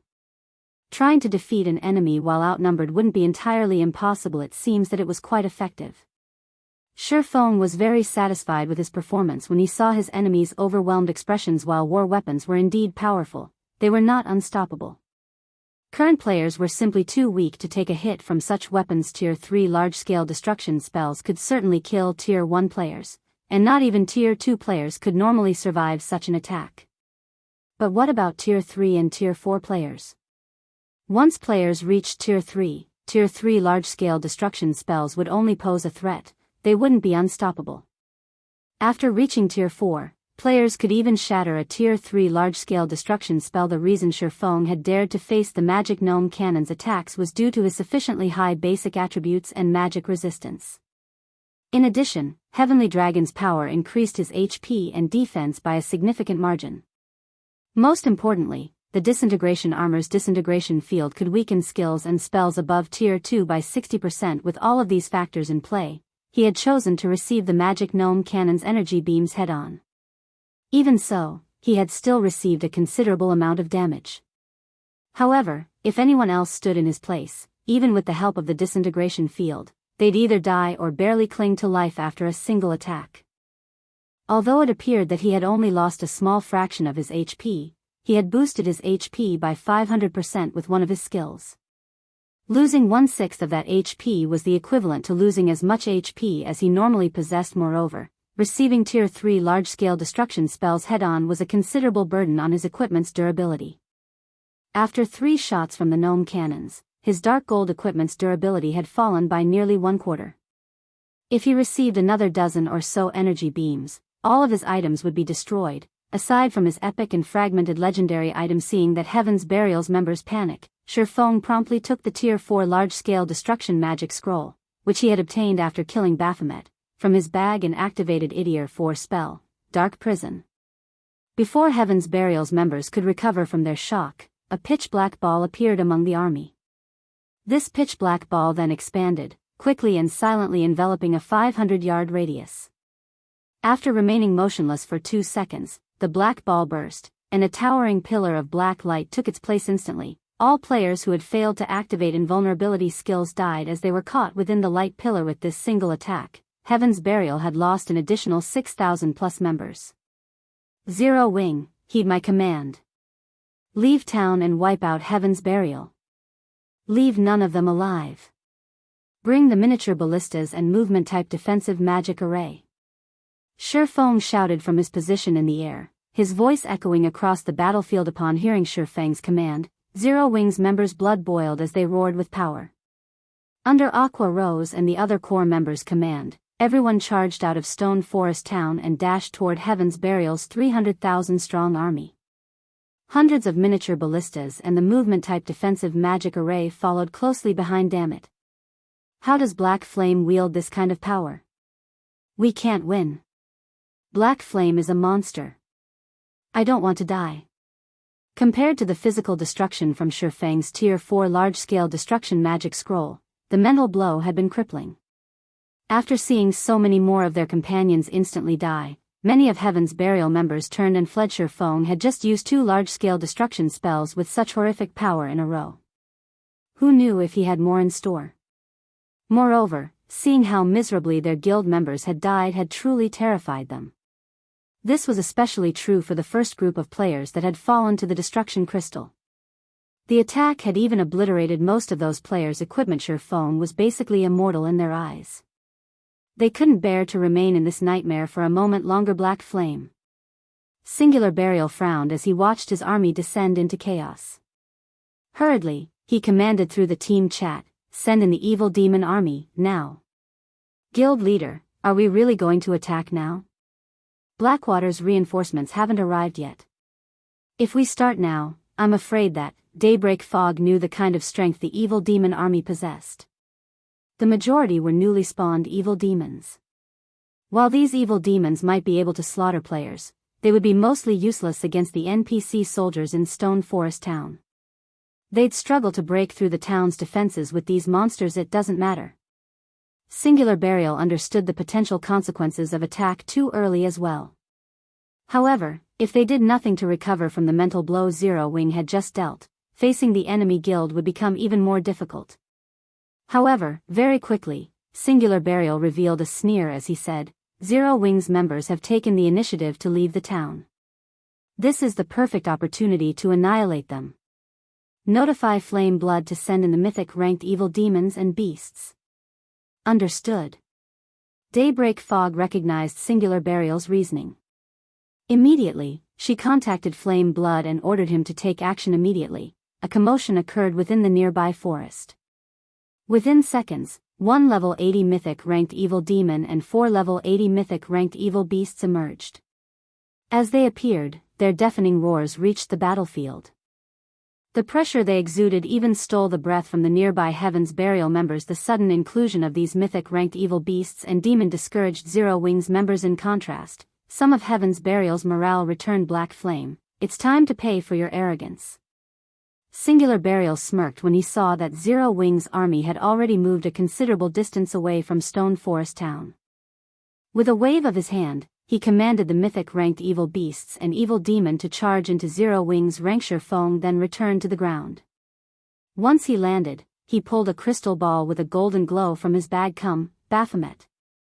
Showdown shouted. At the same time, 5,000 magic crystals vanished from his bag space. Chapter 1690, Mythic Showdown. Chapter 1690, Mythic Showdown. After sacrificing 5,000 magic crystals to activate the High Demon Soul, a gigantic magic array formed before Showdown. However, unlike other magic arrays, this one did not absorb mana from its environment. Rather, power of darkness gushed from the array and flooded its surroundings as if it were a portal to the darkness world. The dense power of darkness quickly formed a layer of dark mist around the magic array. It was so dense that it even dispersed the ambient evil energy. After 3 seconds of this process, the black mist concentrated into a colossal form. The moment the mist began to coalesce into this gigantic form, it radiated an overwhelming aura that spread into its surroundings. Moreover, as the body took shape, its aura became stronger. After another 5 seconds, Baphomet's 30-meter-tall frame arrived on the battlefield. However, unlike the Baphomet Showdown had killed, this Baphomet was multitudes stronger. The previous Baphomet had merely been a level 73 Grand Lord, but the monster before Showdown was level 80 Mythic-ranked High Demon.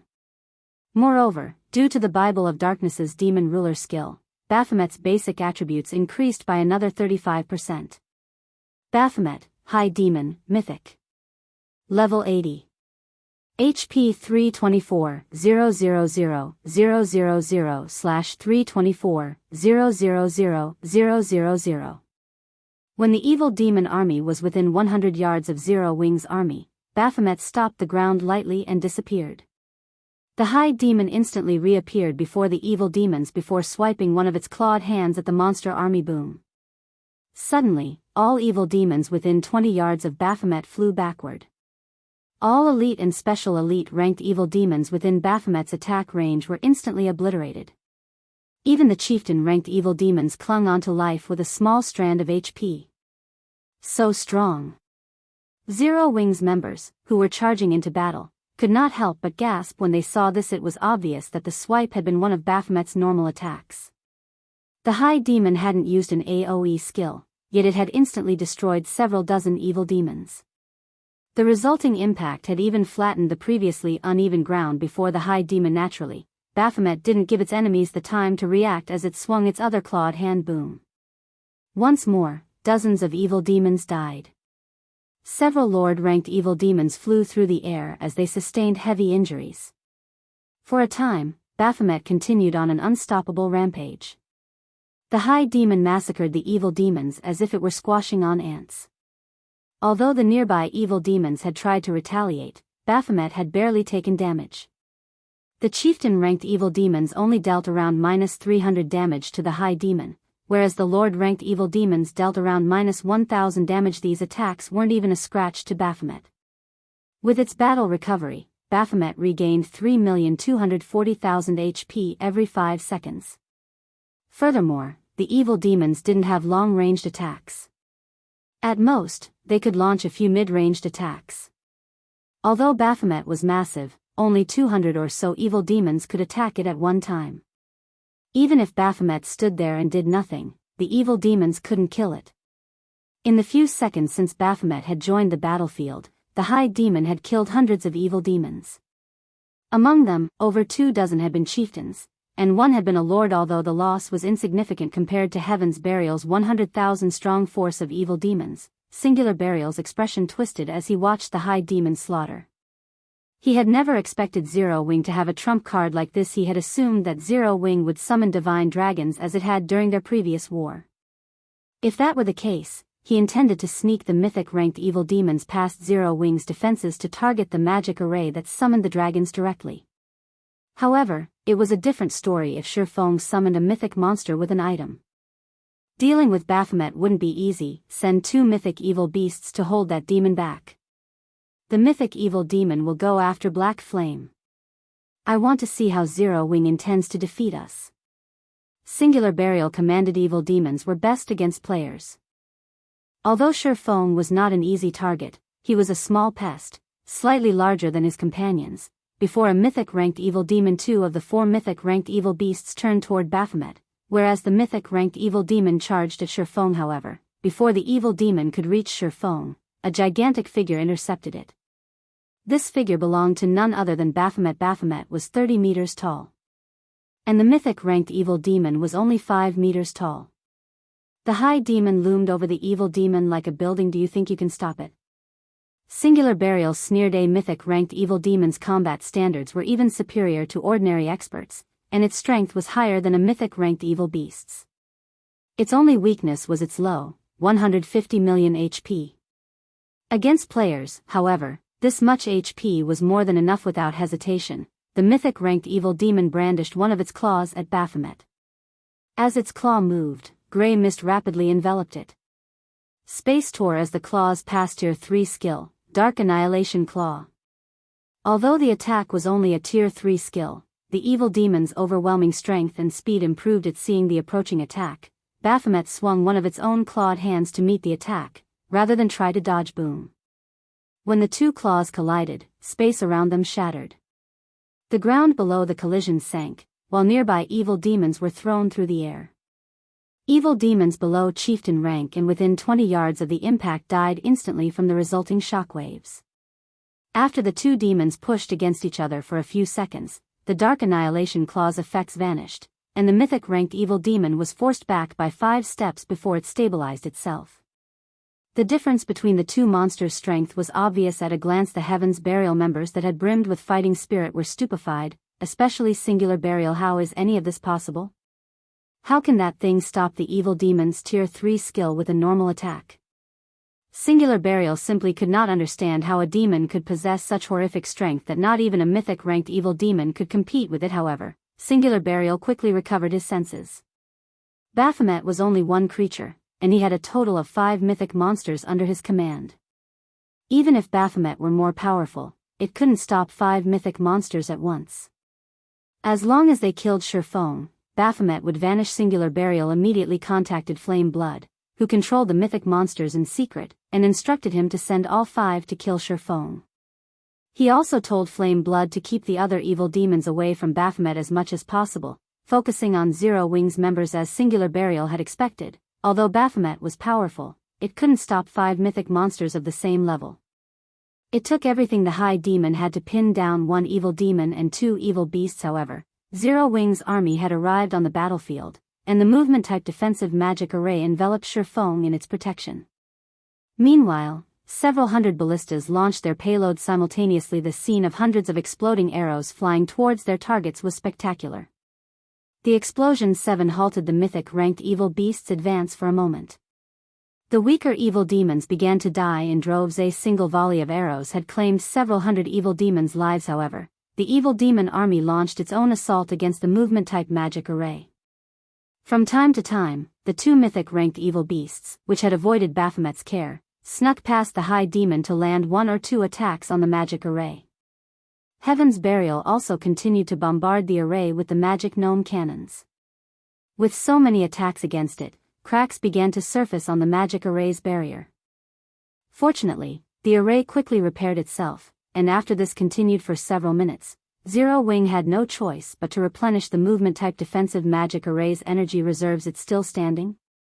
Envy flashed in Singular Burial's gaze as he watched the movement-type defensive magic array. Although it wasn't as strong as the barrier around a city, it could be reactivated the moment after it shattered. So what if you can withstand the evil demon army for now? How many magic crystals can you afford to spend? Heaven's Burial, charge! Zero Wing won't last much longer. Singular Burial shouted. Heaven's Burial's members could also see that, although Black Flame's previous performance had been stunning, Zero Wing couldn't avoid annihilation. When Zero Wing's members heard Singular Burial's shout, their expressions darkened. The evil demon was already a formidable force. If Heaven's Burial's players joined the fray. Sure enough, I'm pushing my luck by relying on one Baphomet. The battle's current state didn't particularly surprise Shifeng. Fortunately, Zero Wing's city had accumulated quite a number of magic crystals lately. Following which, he retrieved the High Demon's soul from his bag and sacrificed another 5,000 magic crystals to it. Another gigantic magic array joined the battlefield, and after a few seconds, a new Baphomet manifested within the movement-type defensive magic array. Black Flame can summon another one? This is some trick, right? As Heaven's Burial's members began their charge, they slid to a halt as they gaped at the new Baphomet in utter shock. Chapter 1691, Chaotic Battlefield. Chapter 1691, Chaotic Battlefield. Baphomet's 30-meter-tall figure was eye-catching inside the movement-type defensive magic array. The players standing around it looked like ants, and the High Demon was difficult to miss. Both this new Baphomet's aura and basic attributes were identical to the first Baphomet Shifeng had summoned. He can actually summon two such powerful monsters. Singular Burial and Heaven's Burial's upper echelons looked on in abject horror. They had already witnessed Baphomet's power. Not only did the High Demon have more strength than both the mythic-ranked evil demon and the evil beasts, but it could also tank one mythic evil demon and two mythic evil beasts by itself. Even the other two mythic-ranked evil beasts struggled to find opportunities to sneak past the first Baphomet to attack Zero Wing. To put it simply, Baphomet's basic attributes in combat standard were already horrific, yet another monster of its caliber had joined the battle. This raised Zero Wing's combat potential to the next level. When the second Baphomet had manifested, some of Zero Wing's members, who had begun to despair, cheered.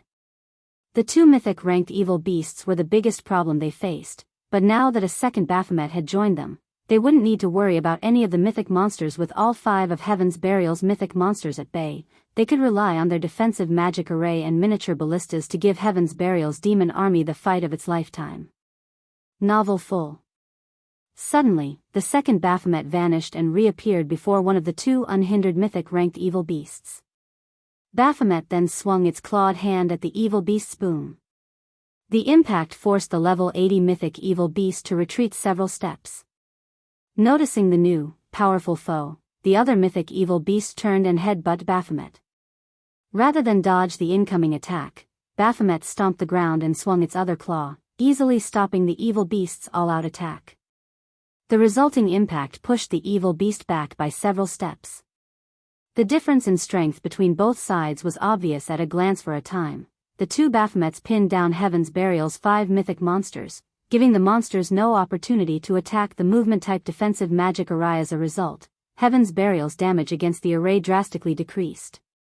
Even with the rest of the evil demon army attacking desperately, the depletion of the magic array's energy reserves slowed. Now, it would take far more time to drain the defensive magic array's energy. Furthermore, Zero Wing's members could replenish the reserves at any given moment. This allowed the miniature ballistas and ranged players in the defensive magic array to attack without restraint. Each volley from the miniature ballistas contained several hundred exploding arrows. Although a single volley was not enough to kill the chieftain rank and above evil demons, the weaker demons turned to ash instantly. Amazing. So, this is Zero Wing's foundation? Even if the guild didn't have those two mythic monsters, Heaven's Burial would still find its members difficult to annihilate. The spectating players inside Stone Forest Town were stunned by the spectacular sight of several hundred miniature ballistas launching simultaneous attacks. Meanwhile, Singular Burial, who commanded the battle from afar, glared at Shifeng. He felt as if someone thrust a blade into his heart with each exploding arrow volley from the miniature ballistas. He had sacrificed 400,000 players to obtain these evil demons, and to convince his players to offer a portion of their immortal souls willingly. Heaven's Burial had offered them significant compensation, yet, in the few short minutes since the battle had begun, over 20,000 evil demons had fallen. In contrast, Zero Wing had yet to suffer a single casualty as the impenetrable defensive magic array protected its members. After a short moment, Zero Wing had regained the advantage. Guild leader, we are dealing too little damage to Zero Wing's defensive magic array. At this rate, Zero Wing will annihilate our forces before we can even deplete the magic array's energy reserves, Daybreak Fog said, frowning as she watched volley after volley of exploding arrows rain down on Heaven's Burial's armies. Aside from the two Baphomets, the several hundred miniature ballistas were plenty of trouble. Their combined attacks could rival a Tier 4 large-scale destruction spell in both power and range. Even though evil demons were stronger than players, they couldn't survive a bombardment of multiple Tier 4 large-scale destruction spells. Novel full. Haven't Blackwater's reinforcements arrived yet? Singular Burial could practically feel his heart bleed. The losses the evil demon army was suffering were severe, but his player army's losses were worse.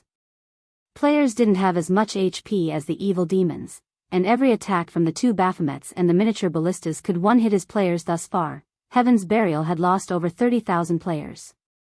Many of them were the guild's elite members. Meanwhile, the Mythic Evil Demon and Mythic Evil Beast's performance wasn't nearly as powerful as he had expected. On the contrary, the two Baphomets had them thoroughly suppressed, and they steadily lost HP. Singular Burial regretted his decision to begin the battle against Zero Wing so soon. Had he known that Shifeng could summon two Baphomets, he definitely would have waited until Blackwater's reinforcements had arrived. With Blackwater's catapults, destroying Zero Wing's defensive magic array would be much easier. Once they depleted the magic crystals Zero Wing had on hand, the guild's members would be fish on a chopping board. They're almost here. They'll arrive in 6 or 7 minutes, Daybreak Fog reported after contacting one of Blackwater's representatives. 6 or 7 minutes? Singular Burial made some quick calculations in his head. At the rate the battle was developing, Heaven's Burial should have no problems lasting for another half an hour or so. Alright, but tell them to hurry. Tell them that Zero Wing is much stronger than we had anticipated. Daybreak Fog immediately relayed Singular Burial's message to Blackwater's army. Zero Wing can actually dominate the evil demon army? It's no wonder why such an insignificant guild dares to provoke Blackwater. Falling Fire, who wore a set of crimson mage robes, was surprised after he learned of Heaven's Burial's current predicament. However, that was all he felt. He wasn't worried in the slightest that they would fail to capture Stone Forest Town. Singular Burial had stated that his forces could hold out for another 30 or so minutes, and his group would arrive in around 7. Meanwhile, standing at the forefront of Zero Wing's army, Shifeng spent another 5,000 magic crystals to summon a third Baphomet. Once the High Demon's soul's cooldown ended, the instant the third Baphomet manifested, the battlefield fell silent. It was as if time had frozen before Heaven's Burial's members could react to the new Baphomet. Shifeng had the freshly summoned High Demon charge into enemy ranks, executing one skill after another. A Tier 4 High Demon possessed many skills and spells, and all of them were capable of killing dozens, even hundreds, of players. Damn it. How is this possible? Shock and confusion overwhelmed Singular Burial as he stared at the third Baphomet. He could not figure out how Shifeng had summoned such powerful monsters, one after another. However, Singular Burial quickly calmed himself and pushed this thought out of his mind as he turned to Daybreak Fog and commanded, "Fog, contact Falling Fire and tell his group to hurry. Tell him to bring the 1 mythic evil demons and the 2 mythic evil beasts guarding the exit. Daybreak Fog knew how precarious their situation was now, as well. She notified Falling Fire, telling him to increase his force's speed and transfer more monsters to the battlefield. However, shortly after Daybreak Fog ended the call, Shifeng pulled a summon guard scroll from his bag and activated it suddenly. A lithe, captivating figure appeared before Shifeng naturally. This figure belonged to Anna following Anna's arrival. A level 80 Great Lord ranked Golden Giant and 10 level 80 Lord ranked Rock Guardians joined the battlefield. This instantly elevated Zero Wing's destructive power to a whole other level. Anna, in particular, performed as well as the Baphomets. She controlled numerous holy spears to attack the enemy players, each wave killing dozens or even over 100 players. Any Tier 1 player these spears struck died instantly. After summoning Anna, Shifeng had the 3 Baphomets use their strongest skill. Each of the Baphomets then summoned their crimson longswords enveloped in pitch-black fire. Not only did the crimson longsword significantly increase the Baphomet's attack range, but those who fell to these weapons would also find their souls burning in the soul fire in 1 minute. Heaven's Burial's 300,000 strong player army was reduced to just 200,000. Meanwhile, there were less than 50,000 surviving evil demons. This instilled a deep fear in Heaven's Burial's members. Even Singular Burial began to panic. He contacted Falling Fire personally and demanded, "Falling Fire, where are you? We're almost there. We'll arrive in another 4 or 5 minutes. Falling Fire said 4 or 5 minutes? That long? Singular Burial paled as he gazed at the scorched, corpse-laden battlefield before him. Chapter 1692, Army Shattered. Chapter 1692, Army Shattered. Long? Falling Fire was confused by Singular Burial's comment. This was the time they had previously agreed upon. His arrival hadn't been delayed in the slightest. In fact, he had even increased his army's pace while disregarding their stamina consumption. Moreover, a battle of hundreds of thousands couldn't end in 4 or 5 minutes. These battles normally drug on for several hours before reaching a conclusion. The battle is intense. I can buy at most 5 more minutes. In any case, you need to hurry over here as soon as possible. Otherwise, the battle's outcome won't be certain, Singular Burial said, gritting his teeth. In reality, he wanted to tell the man that if his group didn't arrive in the next 5 minutes, their siege on Stone Forest Town would likely fail. Zero Wing is actually that strong? Singular Burial's response confused Falling Fire further.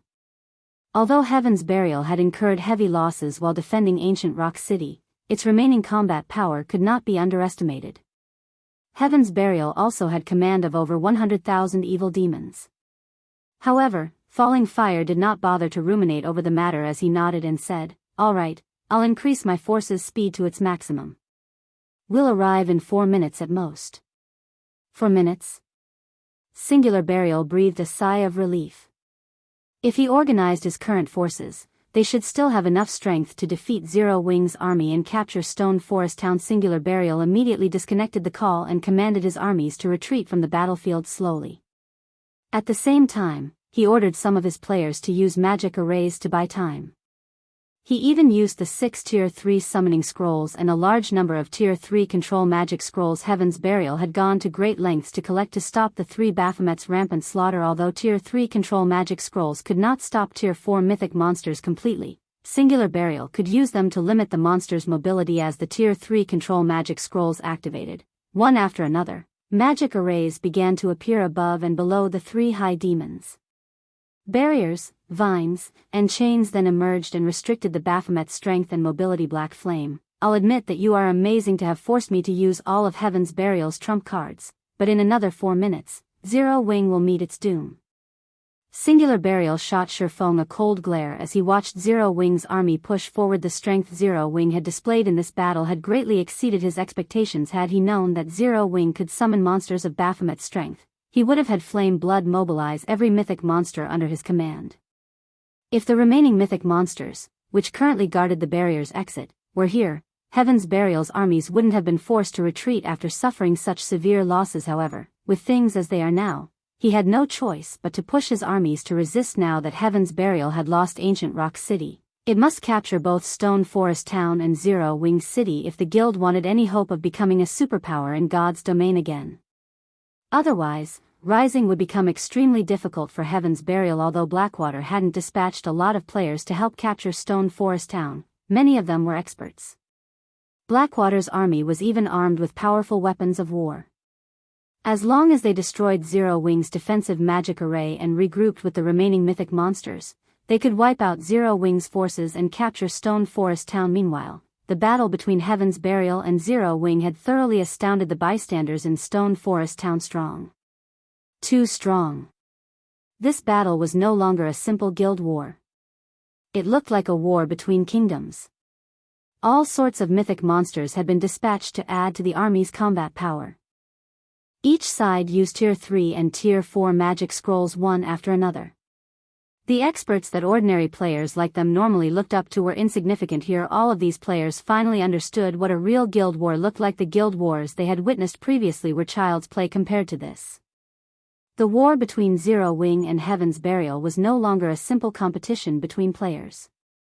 It had become a war in which both guilds used everything they had to finish each other off. Both guilds had staked their continued existence on this war. No one had expected the battle to reach these heights initially. Everyone had assumed that Heaven's Burial's victory would be overwhelming due to the assistance of the evil demon army. However, not only had Zero Wing shattered both Heaven's Burial's players and its monster army, but it had also done so without losing a single player. This outcome was too frightening. The various large guilds members, who had planned to take advantage of Zero Wing's predicament to rob the guild, abandoned that plan out of fear. Fortunately, they had not taken action alongside Heaven's Burial. The consequences for doing so would have been unimaginably dire. Following which, due to Heaven's Burial's sudden retaliation, the battle fell into a stalemate. Guild leader, I just received a report that Blackwater's forces are nearly here. Moreover, the evil demon army guarding the barrier's exit are rushing towards our location, Aqua Rose hurriedly reported after hearing from one of the frontline scouts. Although the battle seemed like it was in Zero Wing's favor now, Aqua Rose knew that her guild couldn't continue at this pace much longer. Since the battle had begun, Zero Wing had spent over 80,000 magic crystals, and they had only started with a stock of 140,000. If Blackwater and the other evil demon army reinforced Heaven's Burial's forces, Zero Wing would be in danger. How long until they arrive? Shifeng asked. Blackwater's forces should arrive first. It'll take them roughly 4 or 5 minutes, Aqua Rose said. She then suggested, why don't we retreat to Stone Forest Town for now? If they retreated into Stone Forest Town, they could rely on the town's magic towers and defense turrets, which would give them an easier time against Heaven's Burial and Blackwater's combined army. The town's NPC soldiers could also participate in the fight 4 or 5 minutes. Shifeng smiled. That was more than enough time for them to deal with Heaven's Burial. Immediately, he commanded, relay my commands. Have everyone attack with everything they've got. Hold nothing back. Previously, he had let Zero Wing attack to prevent Heaven's Burial and Blackwater's forces from combining. Naturally, he couldn't let Zero Wing's members hide behind Stone Forest Town's walls and focus on defense. Heaven's Burial had already used everything it had. Its players' morale was at an all-time low. This was the perfect opportunity to strike. Receiving Shifeng's command, Zero Wing's morale increased again. Zero Wing's members retrieved the precious treasures they had gained during their usual grinds or raids and used them against Heaven's Burial's members, and the evil demon Anna, who stood beside Shifeng, also activated her berserk skill, yin-yang power, the intensity of her aura soaring. For a moment, even the Zero Wing members near her felt stifled. Before anyone could react, Anna used her over-tier spell. Chains of Light. Chains of Light was already a Tier 3 spell, but due to yin-yang power, its power climbed to Tier 4. Suddenly, countless chains exploded from the ground and bound the mythic-ranked evil demon, drastically decreasing the evil demon's strength and mobility. Now, the evil demon could not even compare to an ordinary mythic monster. By the time Chains of Light had bound the mythic evil demon, Anna had finished casting the Tier 3 curse, Yin-Yang Judgment, which she had double-cast alongside Chains of Light. Anna then pointed her staff at the distant mythic evil demon, and 2 magic arrays, one glowing white and the other black, appeared in the sky above her target. Under her command, a holy spear dropped from above, sliding through the defenseless mythic evil demon's body. Boom. The world shook as a brilliant, black-white pillar devoured the evil demon, 7, 451, 374. In one hit, the mythic evil demon had lost a significant chunk of its HP and was covered in wounds and scorch marks. The evil demon looked miserable. At the same time, it fell into a heavily injured state, reducing its combat power and defense. Now, it was only as powerful as an ordinary Grand Lord. The scene stunned every player on the battlefield. With one strike, the mythic evil demon had lost more than 5% of its HP. At this point, Shifeng commanded the two Baphomets that fought near the mythic evil demon to use the Tier 4 skill, Dimensional/2 streaks of black light, then cut down the heavily injured mythic evil demon, 9, 613, for 74. -9,576,174. Two frightening damages appeared above the mythic evil demon's head simultaneously, instantly lowering the evil demon's HP to under the 60% threshold. Damn it! Heal it, quickly. Do not let the mythic evil demon die. Singular Burial paled when he saw the mythic-ranked evil demon's HP plummet. He had never thought that Zero Wing would still have such a hand to play regardless of how much Singular Burial shouted at his team. The mythic evil demon's HP continued to decrease. Heavily injured, the evil demon even struggled to block Anna and the two Baphomet's attacks. Meanwhile, each Baphomet easily dealt over 1,000,000 damage with their normal attacks, and if the high demons used Tier 3 or Tier 4 skills, they'd deal several millions of damage. Heaven's Burial's healers simply couldn't keep up. Nearly 30 seconds later, the mythic evil demon fell to Anna's holy light spear and dropped over a dozen items. When they saw the items, many players wanted to charge in and claim the loot for themselves, but with the two Baphomet standing guard, they quickly dismissed the thought. Using this opportunity, Shifeng quickly made his way to the loot and collected the dropped items without sparing them a second glance. Once the mythic evil demon was dead, the battle turned for the worst for Heaven's Burial. Without the mythic evil demon, Anna and the three Baphomets overwhelmed the remaining four mythic evil beasts. They also had cover fire from the miniature ballistas. Despite Singular Burial's command for the mythic evil beasts to retreat from the battlefield, one of the monsters fell less than a minute after the evil demon had died. Seeing this, Singular Burial was unable to utter a single word for some time. Falling Fire, where are your forces? Daybreak Fog asked desperately after contacting Falling Fire. We're almost there. We'll reach the battlefield in another minute, Falling Fire replied. 1 minute? That long? Daybreak Fog could not help but sigh when she heard Falling Fire's reply. Glancing around at the remaining mythic-ranked evil beasts, she shook her head and said, "Forget it. You are better off not coming. The battle here is over. We'll regroup at the barrier's exit." The battle's over? What is the meaning of this? Falling Fire demanded, shocked. We lost, Daybreak Fog answered after mustering her final strand of willpower.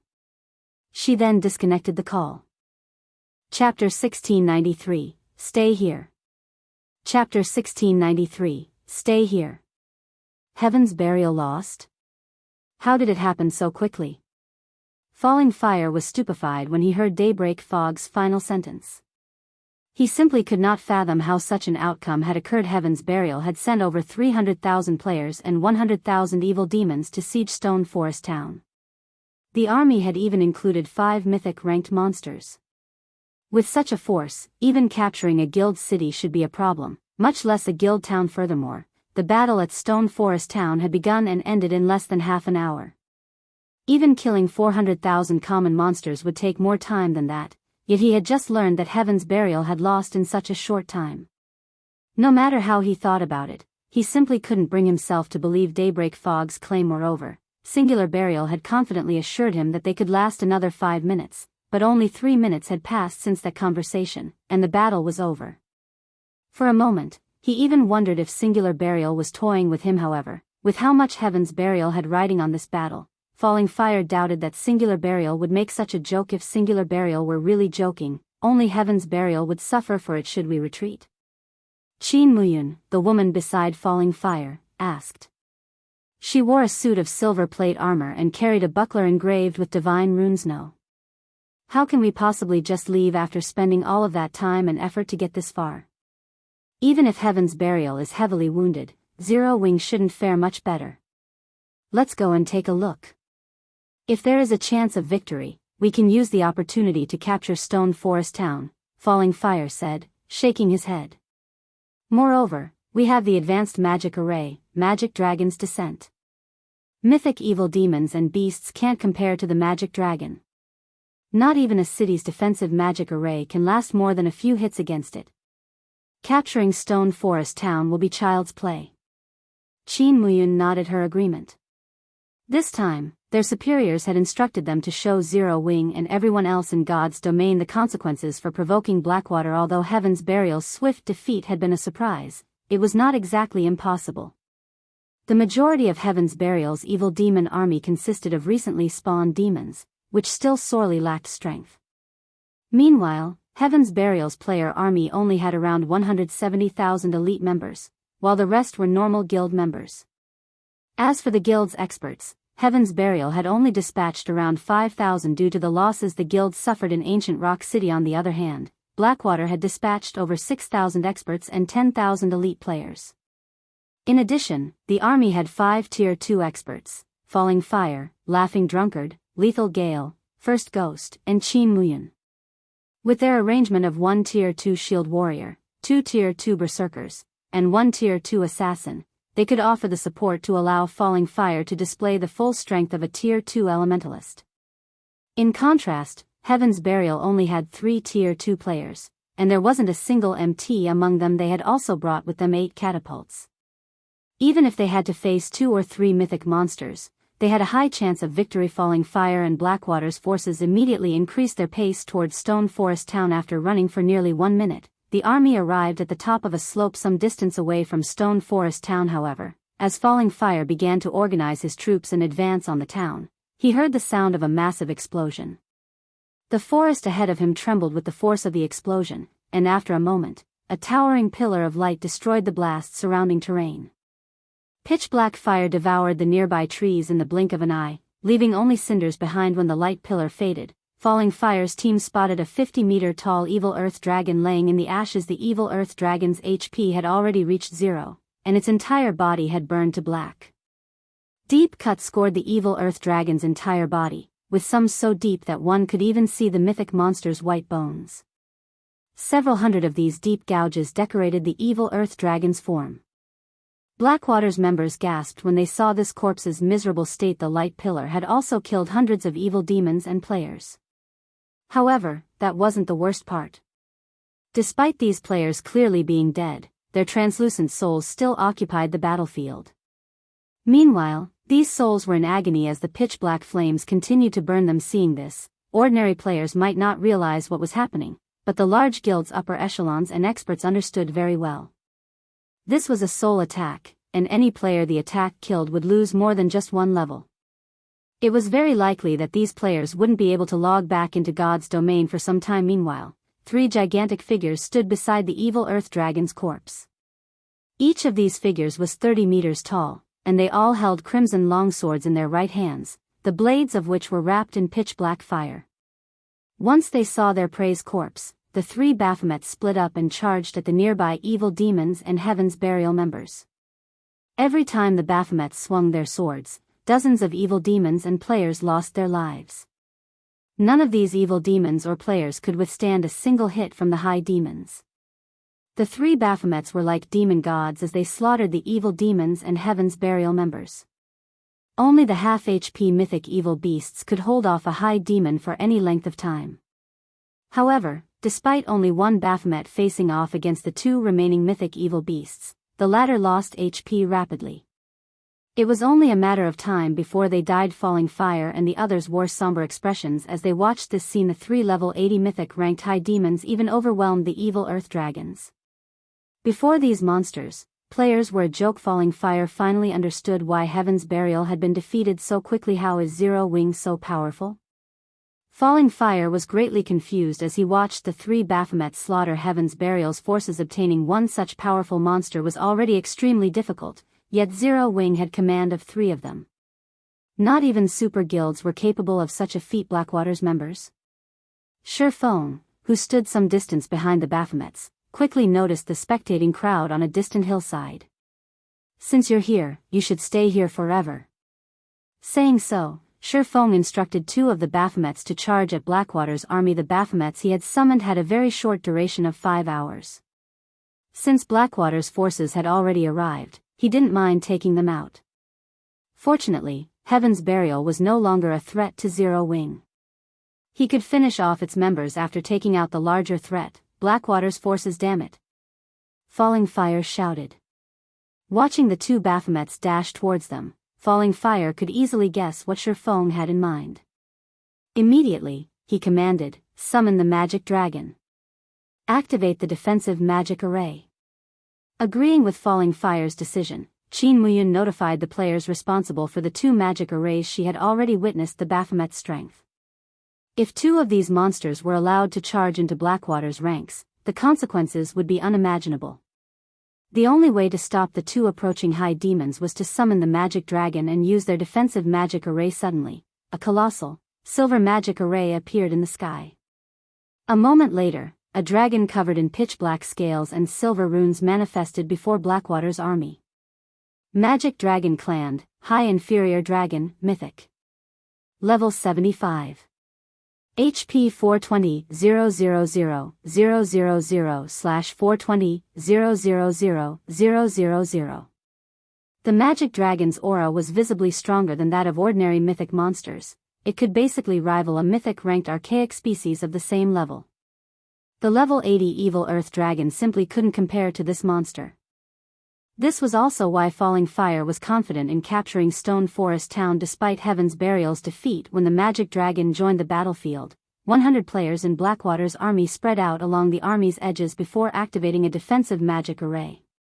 A magic barrier then formed and enveloped the army. A moment after Blackwater's army deployed its offensive and defensive measures, the 2 Baphomets reached the army like a powerful gale. One of the 2 Baphomets then leaped into the air, transforming into a blur as it arrived before the magic dragon.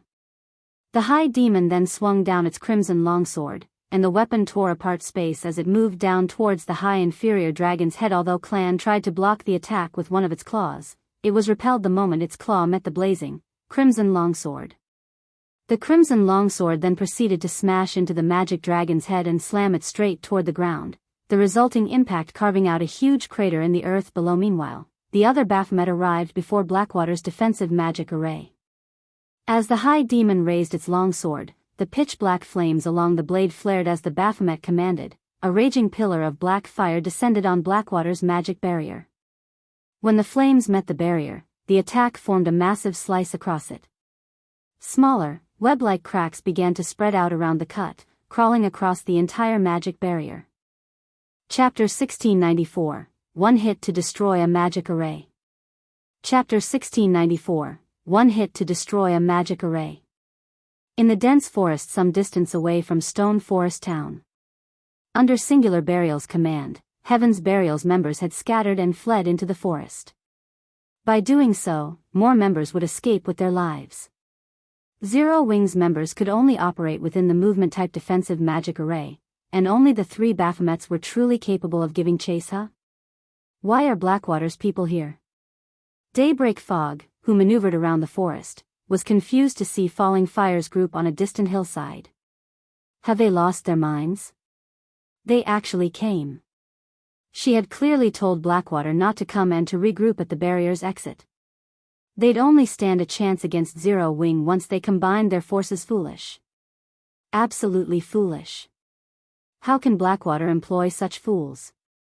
Singular Burial could not help but curse out loud when he saw Falling Fire's distant figure. He had already gotten a taste of Zero Wing's true strength. He had hoped to regroup with Blackwater's army and the evil demon army guarding the barrier's exit before resuming their battle against his hateful enemy. However, the fools from Blackwater had refused to listen to his advice and continued towards the battlefield. If Zero Wing decimated Blackwater's forces now, this war was as good as over. Heaven's Burial would lose all hope of capturing Stone Forest Town before Singular Burial could contact Falling Fire and demand an explanation from the foolish elementalist. He noticed 2 of the rampaging Baphomets leave the battlefield and charge straight for the hillside Blackwater's army resided on. Seeing this, Singular Burial fell into a thorough despair. However, before the 2 Baphomets had reached Blackwater's army, a mythic-ranked magic dragon descended from the sky. Despite such a vast distance between him and the high inferior dragon, Singular Burial could feel the horrific pressure the monster gave off, and he couldn't help but shudder. Layer after layer of translucent magic barrier enveloped Blackwater's entire army. In the blink of an eye, a triple barrier had formed to protect the army. At a glance, one could easily tell that the triple barrier was the product of a high-ranked defensive magic array guild leader. Blackwater seems to be taking Zero Wings seriously this time. They've even used 2 of their trump cards. Based on our information, those 2 magic arrays were rewards Blackwater obtained after completing an epic main storyline quest. The guild had to expend a lot of resources and manpower to complete it, Daybreak Fog said, slightly surprised to see the 2 magic arrays that had formed around Blackwater's forces. The summoned magic dragon should have the power to rival a mythic-ranked archaic species of the same level, and the defensive magic array is an advanced magic array. It can block even Tier 4 attacks with ease. With those 2, we might stand a chance against Zero Wing. Some of Heaven's Burial's upper echelons breathed a sigh of relief when they heard Daybreak Fog's explanation. Singular Burial's eyes shone with joy. If they had a mythic-ranked archaic species on their side to fight with their forces and the 2 remaining evil earth dragons, they should be able to keep Zero Wing at bay for quite some time. Once the other evil demon army arrived, it might even be possible to suppress the 3 Baphomets. Moreover, the Baphomets wouldn't be able to clash their armies for some time with the advanced defensive magic array to protect them. They could then use the opportunity to bombard Zero Wing's defensive magic array with Blackwater's 8 catapults. Zero Wing's defensive magic array wouldn't last long against Themis. Singular Burial prepared to order his scattered forces to regroup with Blackwater. Something unbelievable occurred.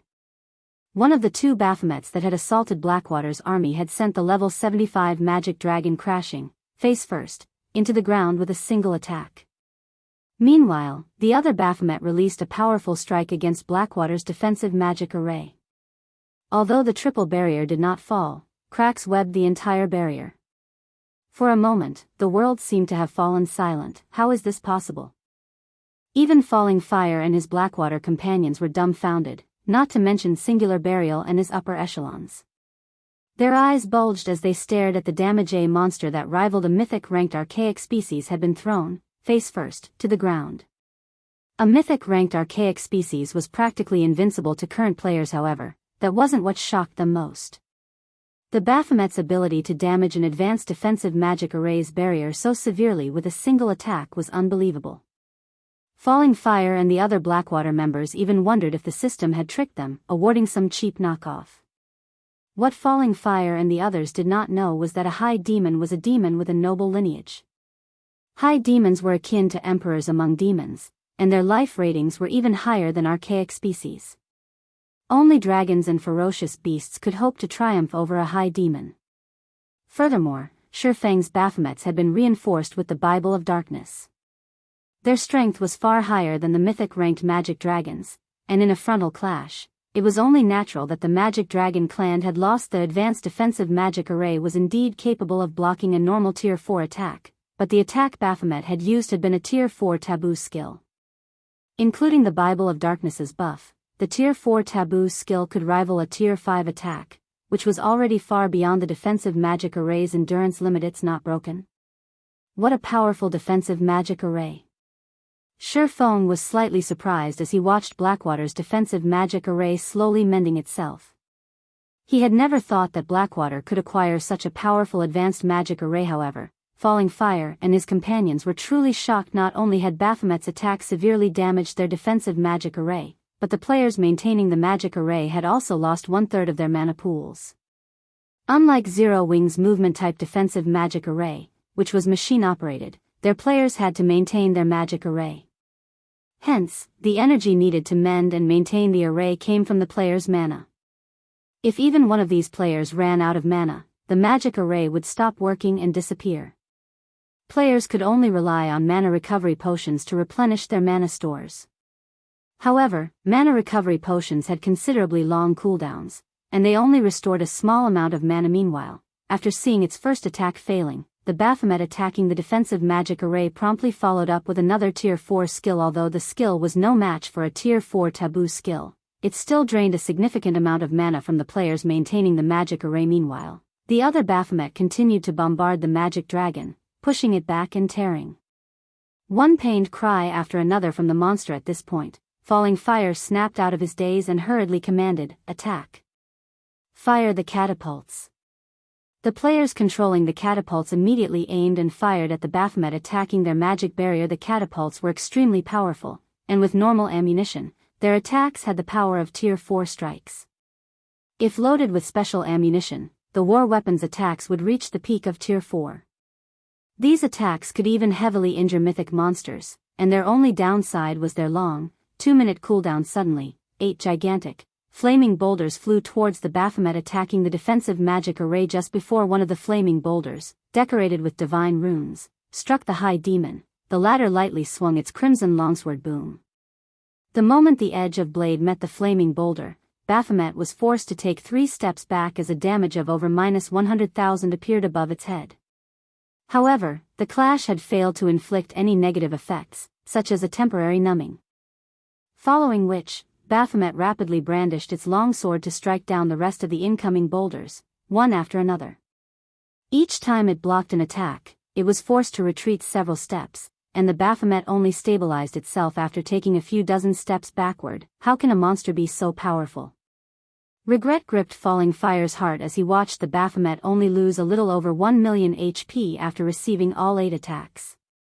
Why had he so foolishly rushed over here? Before Falling Fire could snap out of his daze, the targeted Baphomet advanced and assaulted the defensive magic array again. The players maintaining the magic array continued to lose mana, and although Falling Fire and his players tried to retaliate, the high demon simply shrugged off their attacks. Retreat. Retreat with the magic array. We cannot remain here any longer. Falling Fire shouted anxiously, his expression somber. Although he hated to admit it, even a fool could tell that only death awaited them should they continue this battle. Their wisest option was a quick retreat while the defensive magic array still stood. Although moving the magic array would significantly deplete its energy, it was better than standing here and doing nothing. Don't even think you can flee that easily. When Shifeng saw Blackwater's army began its retreat, he immediately commanded Anna to use angel summoning. A moment later, a Valkyrie with white feathered wings descended onto the battlefield. A Valkyrie's life rating was even higher than a high demon's, but how much strength the summoned Valkyrie could exhibit largely depended on Anna's basic attributes. Fortunately, Anna had already activated Yin Yang power, which allowed the Valkyrie's combat power to reach a height like never before. The Valkyrie's 2 sets of wings shuddered slightly before she vanished from where she stood. A second later, she reappeared before Blackwater's army, radiating a horrific aura that was even stronger than the 2 Baphomet. Suddenly, a spear of thunder formed in the Valkyrie's hand before she tossed it at Blackwater's magic barrier. Peng. Peng. Peng. 3 crisp sounds echoed throughout the forest as a hole formed in the 3 incomparably powerful protective barriers. The spear then struck one of the players maintaining the array before it exploded. Boom. Countless arcs of golden lightning scattered, devouring everything in its path. Any players this lightning touched were vaporized instantly. With just one attack, the Valkyrie had killed over 500 Blackwater members. Meanwhile, the advanced defensive magic array could no longer operate as it lost one of its operators, and it began to fade out of existence. Staring at the Valkyrie before him, Falling Fire's expression became more solemn than ever before. When Singular Burial and the other Heaven's Burial members saw this from within the forest, horror flashed in their eyes. With one attack, the Valkyrie had destroyed an advanced defensive magic array that could even stop a mythic-ranked monster's attacks.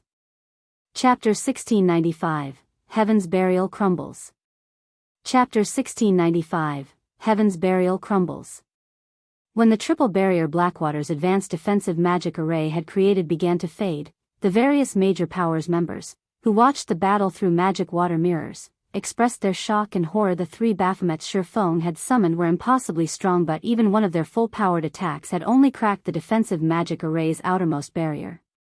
On the other hand, the Valkyrie had destroyed the entire defensive magic array with one attack. If the Valkyrie were used to siege a guild town or city, just thinking about it made them shudder. It was entirely possible that the Valkyrie would only need one attack to break a city's defensive magic array. Just how many secrets has Zero Wing hidden?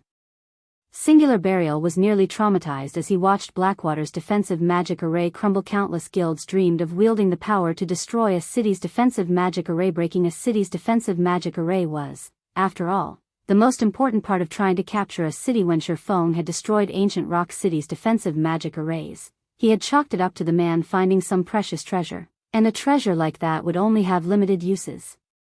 Once the usage counts were exhausted, the treasure would disappear. Yet Shifeng had replicated that feat with a summoned Valkyrie one of his personal guards controlled. This had an entirely different meaning than summoning such power with a consumable. The Valkyrie had been called with a skill, which meant that Zero Wing could summon the monster indefinitely, only limited by the skill's cooldown. Sure enough, that Valkyrie is really powerful. The fact that the Valkyrie had destroyed an advanced defensive magic array even surprised Shifeng. However, he doubted that the Valkyrie could destroy a city's defensive magic array.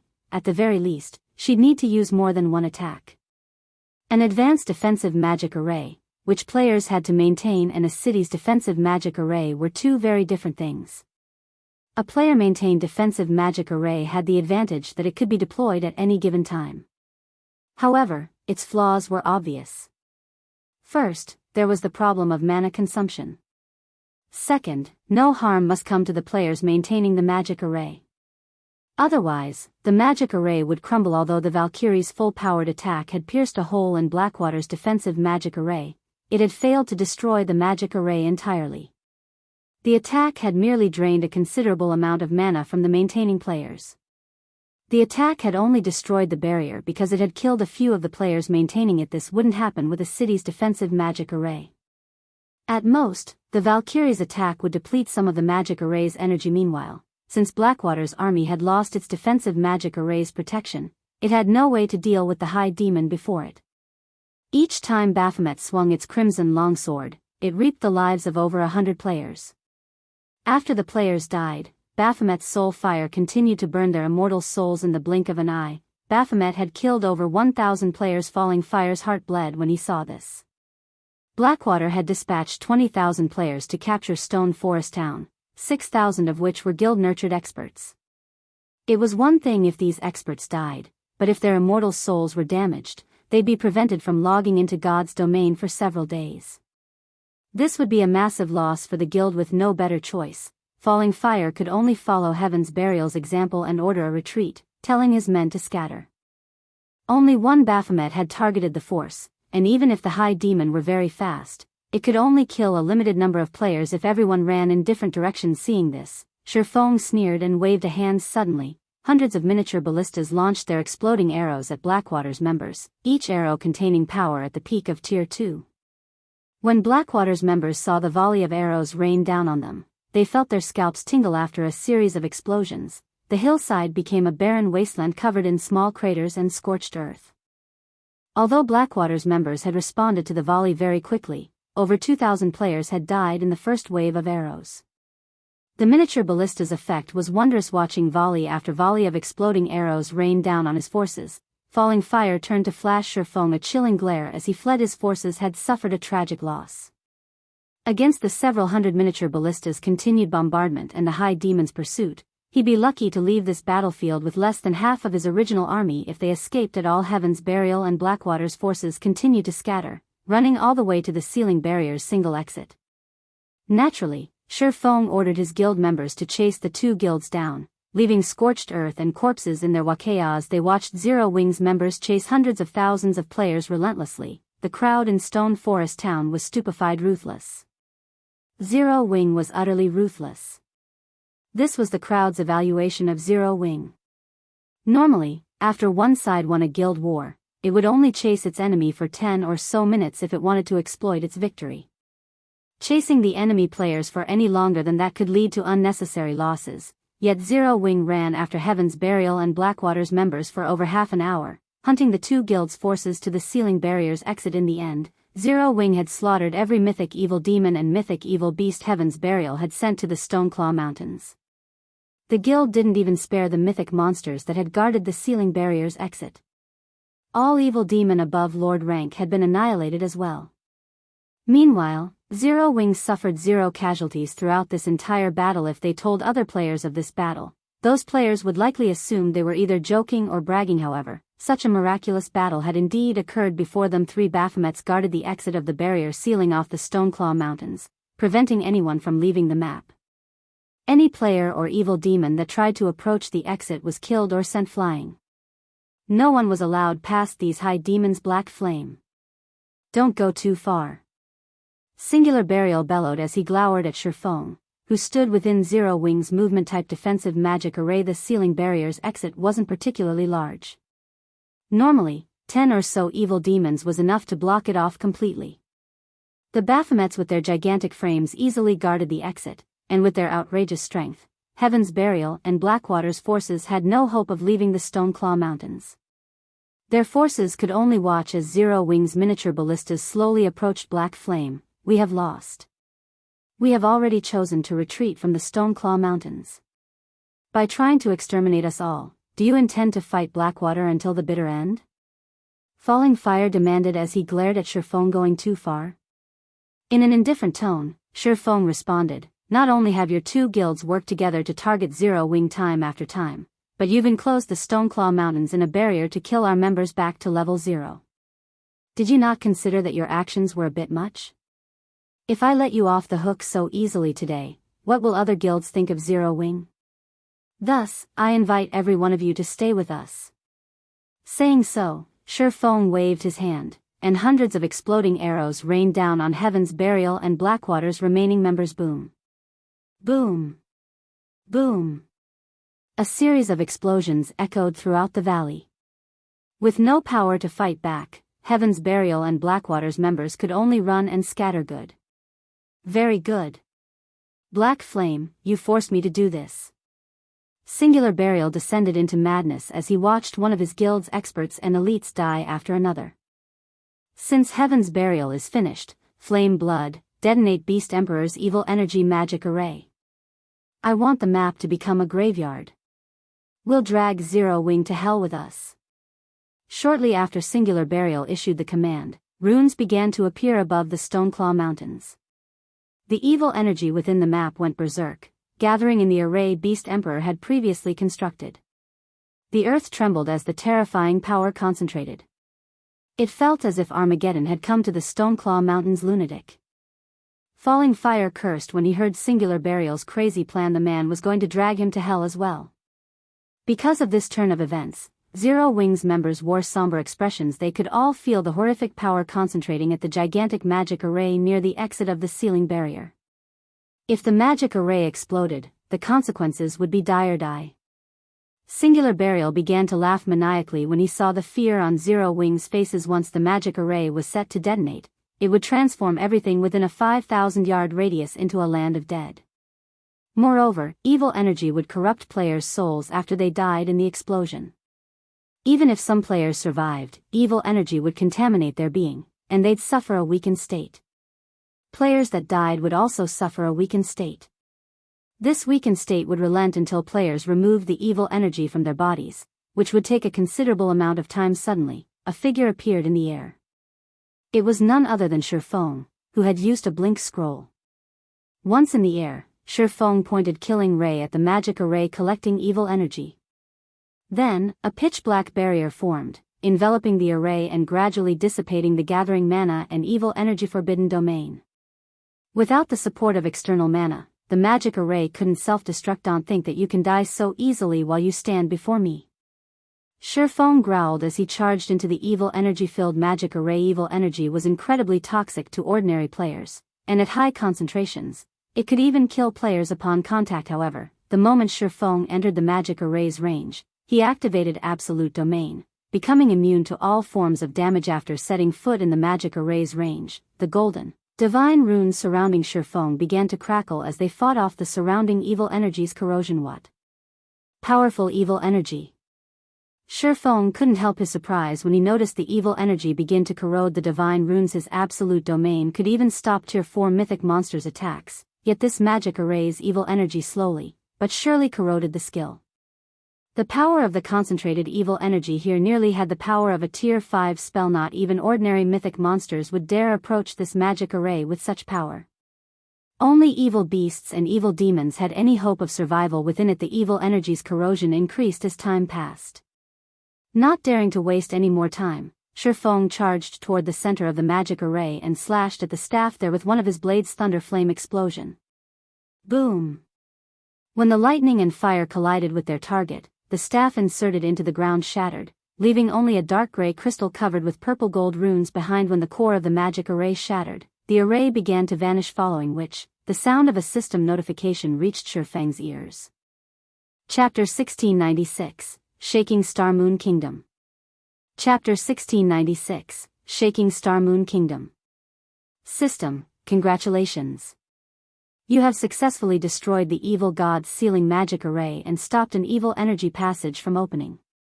Rewarding 100 humanity reputation points and 10,000 war god's temple merit points. Shifeng was slightly surprised when he heard the system notification. He had never expected to earn 100 humanity reputation points and 10,000 war god's temple merit points for just destroying a magic array. War god's temple merit points were extremely valuable. With 4,000 points, one could purchase an ordinary epic item from the temple. However, Shifeng did not spare the matter much thought as he snatched up the runic crystal and dashed away from the magic array. Although the magic array had already been destroyed, the evil energy it had gathered still lingered in the area. Once the evil energy ate through Absolute Domain's protection, not even a Tier 2 player like himself could survive the concentrated energy. Meanwhile, outside the magic array, Singular Burial, who had truly gone mad, was stupefied when he noticed the magic array disappear. Flame Blood, who controlled the evil demons from a hidden location, also gaped in shock. How is that possible? The color in Flame Blood's face drained when he noticed the gathered evil energy in the magic array gradually dissipate. Is he really a player? The sealing magic array Beast Emperor had used to entrap the Stoneclaw Mountains was extraordinary. The evil energy inside the array had become so dense after sacrificing 400,000 players that not even an evil god's apostle like Flame Blood dared to enter its range. Any player not belonging to the evil god's temple would seal their own fate if they approached the magic array. Yet, not only had Shifeng survived inside it, but he had also destroyed the magic array. Although the silencing skill Shifeng had used prevented the magic array's detonation, that was only temporary. Once the silencing skill's duration ended, Flame Blood could simply detonate the magic array again and transform this map into a cemetery. However, now that the magic array had been destroyed, that wasn't possible due to the magic array's destruction. The barrier over the Stoneclaw Mountains map lifted. As a result, the blue sky returned as every player watched. Communication with the outside world also became possible again. The seal has lifted? How is this possible? Did Heaven's Burial win? Quick! Notify the higher-ups. The various large guilds members, who were stationed outside of the barrier, were surprised when the pitch-black magic barrier around the regional dungeons suddenly disappeared.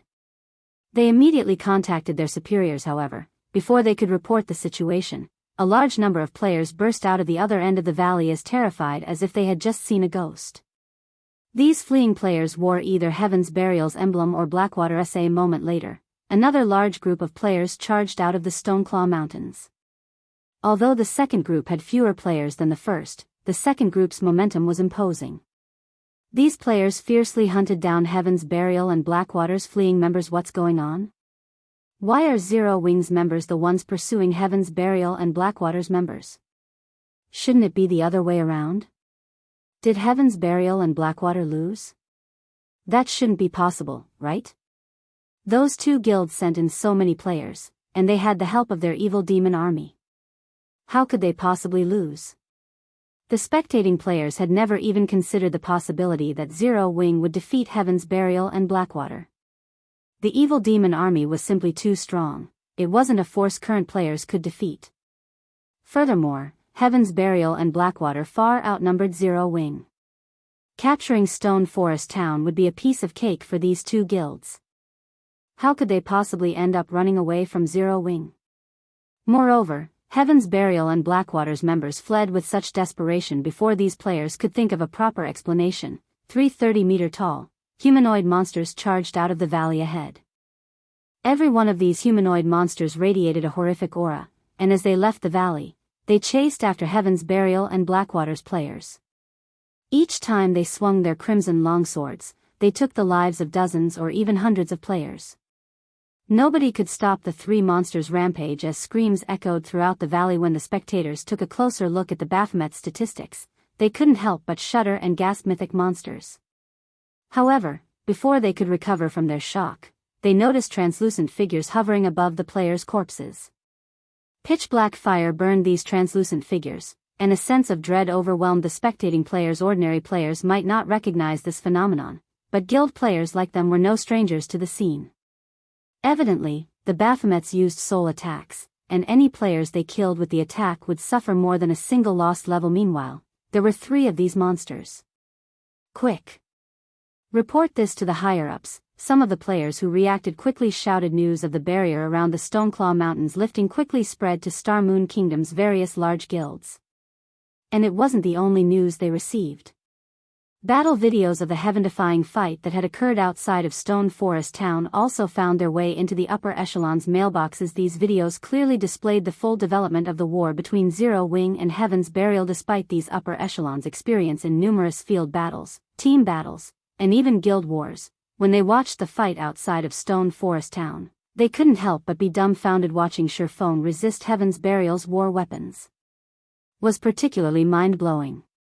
No player had ever done anything like it, yet Shurfeng had achieved the feat effortlessly. The strength and defense he displayed were simply unheard of. In addition, the guild's upper echelons watched the 3 Baphomets annihilate the Mythic Evil Demon and 4 Mythic Evil Beasts, and 1 Tier 3 or Tier 4 large-scale destruction spell fall on the battlefield after another. Seeing several hundred miniature ballistas fire their arrows as one was also spectacular. Overall, the battle had completely transformed the terrain outside of Stone Forest Town. Guild experts had been little more than ants in the battle, unable to accomplish anything. In the Star Alliance's residence in Star Moon City. So, Heaven's Burial has been defeated? Galaxy Past revealed a bitter smile when he received news of Zero Wing's victory. Now, no one in Star Moon Kingdom can stop Zero Wing. Guild leader, did you predict that Heaven's Burial would lose from the very beginning? Purple Eye asked curiously. Based on Galaxy Past's tone, he didn't seem surprised by this war's outcome. No, I didn't know, but I had a feeling that Zero Wing wouldn't lose. The guild has performed many miracles since its establishment, and there's nothing surprising about it performing one more, Galaxy Past said, shaking his head. However, Zero Wing's performance this time did surpass even my expectations. Despite facing such a powerful force, it still won so effortlessly, even killing over 200,000 Heaven's Burial members and 15,000 players from Blackwater. The various superpowers following the war between the 2 guilds were shocked when they learned of its outcome. Zero Wing. They still had such a trump card? It's no wonder why the guild rejected our kind-hearted offer. Yuan Tiexin paled as he watched the 3 Baphomets in the video before him. High demons. He had only read about this type of demon in the libraries he had visited. High demons were emperors among demons. Their life ratings were even higher than archaic species, yet Zero Wing had summoned 3 of these high demons. It was only natural that Heaven's Burial had lost. After this war, Star Moon Kingdom's various major powers, as well as those operating in secret within the kingdom, realized that Zero Wing had grown past its status as a fledgling guild. Now, Zero Wing's development in Star Moon Kingdom was truly unstoppable. The guild had proven its foundations to join the ranks of the various superpowers and compete for hegemony in God's domain. Shurfeng had returned to White River City with the loot he had obtained from the Mythic Evil Demons and Mythic Evil Beasts. He hadn't stayed in the Stoneclaw Mountains to participate in the cleanup battle. Heaven's Burial's main force was already finished, and Blackwater had lost over 80% of the experts it had dispatched.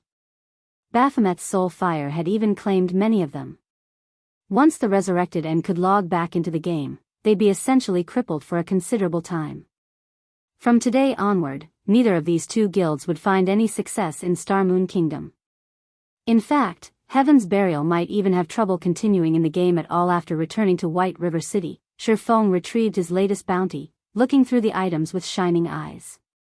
This was especially true when his gaze fell on the dark gray crystal covered in runes. When he had picked the crystal up earlier, he had still been surrounded by dense evil energy. He hadn't had the time to inspect his harvest properly. Now, however, he could feel how frightening this dark gray, runic crystal truly was.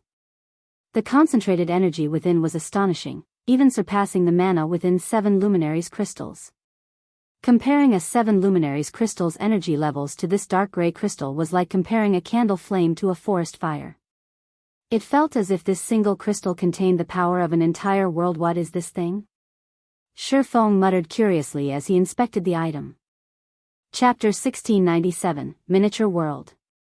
Chapter 1697, Miniature World. When Shifeng tried inspecting the dark gray crystal, the result he got was simply a bunch of unknown. In fact, he didn't even get the name of the crystal. It can't be inspected? Shifeng grew even more curious upon receiving this result. He immediately activated omniscient eyes and appraised the crystal. Aside from weapons and equipment, cases where an item could not be inspected were rare. In such rare cases, the reason for such an outcome was either a frightening origin or damage beyond repair. After Shifeng activated omniscient eyes and used them on the dark gray crystal, a loading bar appeared before him. 22 seconds. What an amazing item! Shifeng's eyes glowed with excitement when he saw the time needed to appraise the crystal. Normally, even epic items needed only a dozen seconds or so to appraise. For the crystal before him to need 22 seconds, this proved that the crystal was much more valuable than even epic items. However, after giving the matter some thought, Shifeng found it reasonable.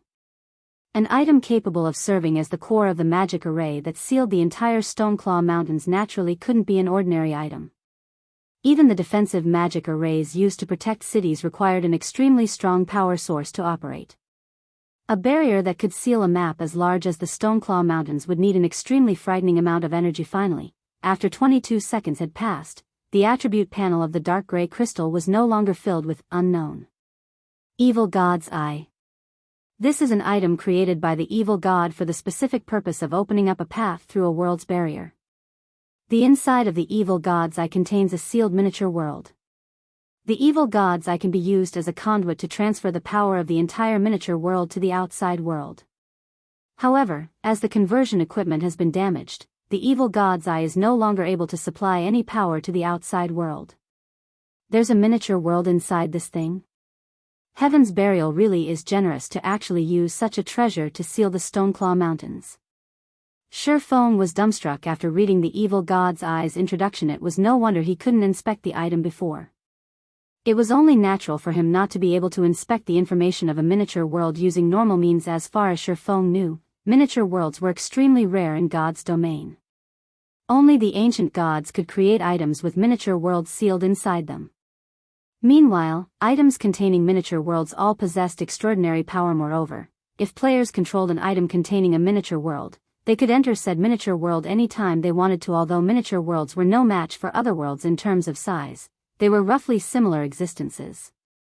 However, owners of miniature worlds had complete control over them, unlike other worlds, and could harvest the resources inside the miniature worlds at their leisure. Other worlds, on the other hand, required players to manually obtain the resources they wanted. Of course, miniature worlds did not possess as many resources as other worlds did. Controlling a miniature world was akin to gaining control of an or vein.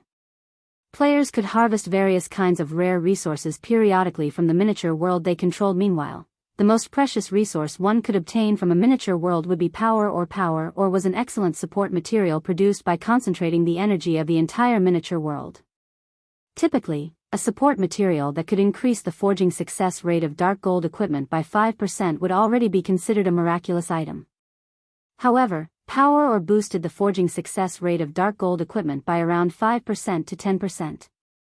In addition, the forged equipment would gain the energy protection passive effect with 100% certainty. As for weapons produced using power ore, they would gain the energy strengthening passive effect with 100% certainty. The energy protection effect passively increased the tolerance of equipment, making the equipment less likely to get damaged by powerful attacks and reducing the loss of durability. Meanwhile, the energy strengthening effect performed roughly the same function as energy protection.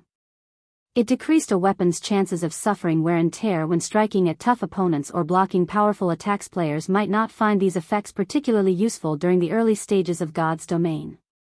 But at higher levels, these effects would start to become important because the more players fought against powerful monsters, the more frequently they would come across monsters capable of severely damaging weapons and equipment. It might be fine if the weapons and equipment players used were of high quality, but those at fine gold rank and below could end up a pile of scrap after going through a battle against a powerful monster. Due to this reason, as players reached higher levels, their thirst for high-ranking weapons and equipment would likewise become increasingly greater. It was also due to this reason that, In Shifeng's previous life, the market had never become saturated with weapons and equipment in the 10 years of God's domain's operation, because even epic items could be destroyed. Hence, the various large guilds had actively nurtured their own lifestyle players in the past. This was especially true for lifestyle players capable of producing weapons and equipment. The further guilds progressed into the game, the greater their need for weapons and equipment. During the later stages of the game, guilds even had to prepare multiple sets of weapons and equipment for their members when raiding powerful bosses or fighting large-scale battles with other guilds, since weapons and equipment made with power or lost durability at a much slower rate. Guilds could save up on plenty of coins and materials in the past. Any power or sold on the market would be bought almost immediately, so long as the price was reasonable. The various large guilds had also expended a ton of effort on the acquisition of power ore. Unfortunately, power ore was extremely rare. In fact, the continent of God's domain didn't produce power ore. Players could obtain power ore only from miniature worlds and certain unstable otherworlds. Hence, the various large guilds had constantly contested over otherworlds that produced power areas for owning a miniature world that could provide a stable supply of power ore. This was something that most guilds could only dream of. As far as Shifeng knew, only a few super guilds and super first-rate guilds had managed to get their hands on a miniature world. Due to their ownership of a miniature world, these guilds had performed much better at raiding team dungeons and field bosses than other guilds. Thus, now that Shifeng had discovered a miniature world sealed inside the evil god's eye, how could he possibly not become excited? In fact, he even wanted to thank Heaven's Burial right now. If not for Heaven's Burial sealing off the Stoneclaw Mountains, he would never have gotten his hands on such a valuable item. Had Heaven's Burial offered to trade the evil god's eye for Stone Forest Town, Shifeng might even have accepted the offer. All that trouble just to capture Stone Forest Town would have been unnecessary. However, had Heaven's Burial truly known the value of the evil god's eye, the guild definitely wouldn't have done something as foolish as using it as a power source for a magic array. I wonder if the War God's temple can repair this thing? Shifeng muttered to himself as he looked at the crystal in his hands. Although the evil god's eye was damaged, it was not irreparable. It should be possible for the War God's temple, which was familiar with the evil god's temple, to repair the evil god's eye. After thinking up to this point, Shifeng stored the evil god's eye and started looking through the other items he obtained from the war. The loot dropped by the mythic evil demons and mythic evil beasts was considerably good. 2 pieces of epic growth type equipment dropped this time, a top for magical classes and a pair of boots for MTs. The rest were level 70 plus dark gold and fine gold equipment. To current players, these things were still too high-leveled and useless for now. Aside from weapons and equipment, the mythic monsters also dropped an evil god crystal, which was an unexpected harvest for Shifeng. In addition, he had obtained over 10,000 evil energy crystals from all the lower-ranked evil demons his summoned creatures and Zero Wings members had killed. If he sold all these evil energy crystals, he could definitely make a huge fortune. However, Shifeng had no intention of selling these evil energy crystals. Instead, he planned to use them to upgrade the evil god's tablet. It was only the existence of the evil god's tablet that allowed Zero Wings Battle Arena in Stone Forest Town to have advanced combat rooms. Meanwhile, these advanced combat rooms were the reason behind the popularity of Stone Forest Town's Battle Arena among expert players.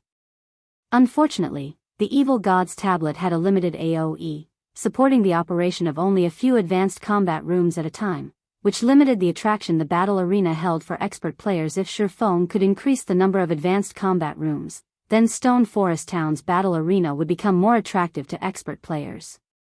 Consequently, Zero Wing could recruit more expert players. Now that he had 10,000 evil energy crystals, he could definitely afford to upgrade the evil god's tablet, following which, Shifeng stored some of the weapons, equipment, and materials he acquired in the guild warehouse and used a guild transfer scroll to teleport to Stone Forest Town.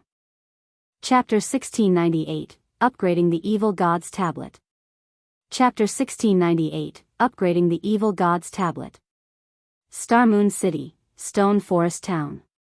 After Zero Wing's big battle with Heaven's Burial came to an end, shock filled the whole Starmoon Kingdom. Nobody had expected such an outcome. In this battle, not only was Heaven's Burial defeated, but the guild's entire main force was practically crippled. Many of Heaven's Burial's members couldn't even log into God's domain right now. As for Blackwater, it, too, had suffered miserable losses with the addition of this new battle record. Zero Wing's fame and prestige in Star Moon Kingdom reached unprecedented heights.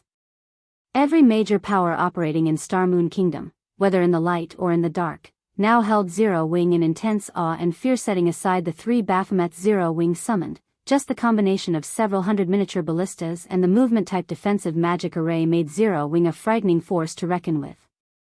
In terms of war weapons, no guild in Star Moon Kingdom could compete against Zero Wing now that Heaven's Burial had suffered such a miserable defeat. Most likely no guild in Star Moon Kingdom could pose a threat to Zero Wing. Inside the guild hall of Zero Wing's residence, a bright flash appeared at Residence's teleportation point. After the light vanished, Shifeng's figure took its place. At this moment, the guild hall was very lively.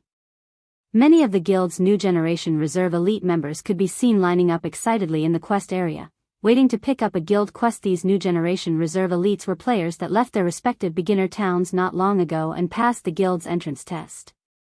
Although they were only level 20 on average, they all possessed considerably good talent. Among them were some gifted youths. Taking a glance, Shifeng even noticed a few players who had been famous Apex experts in Star Moon Kingdom during his previous life. For example, Shadow Chaser was one of the top 10 assassins of Star Moon Kingdom. There was also Blood Rain, who was one of the top 20 oracles in the kingdom.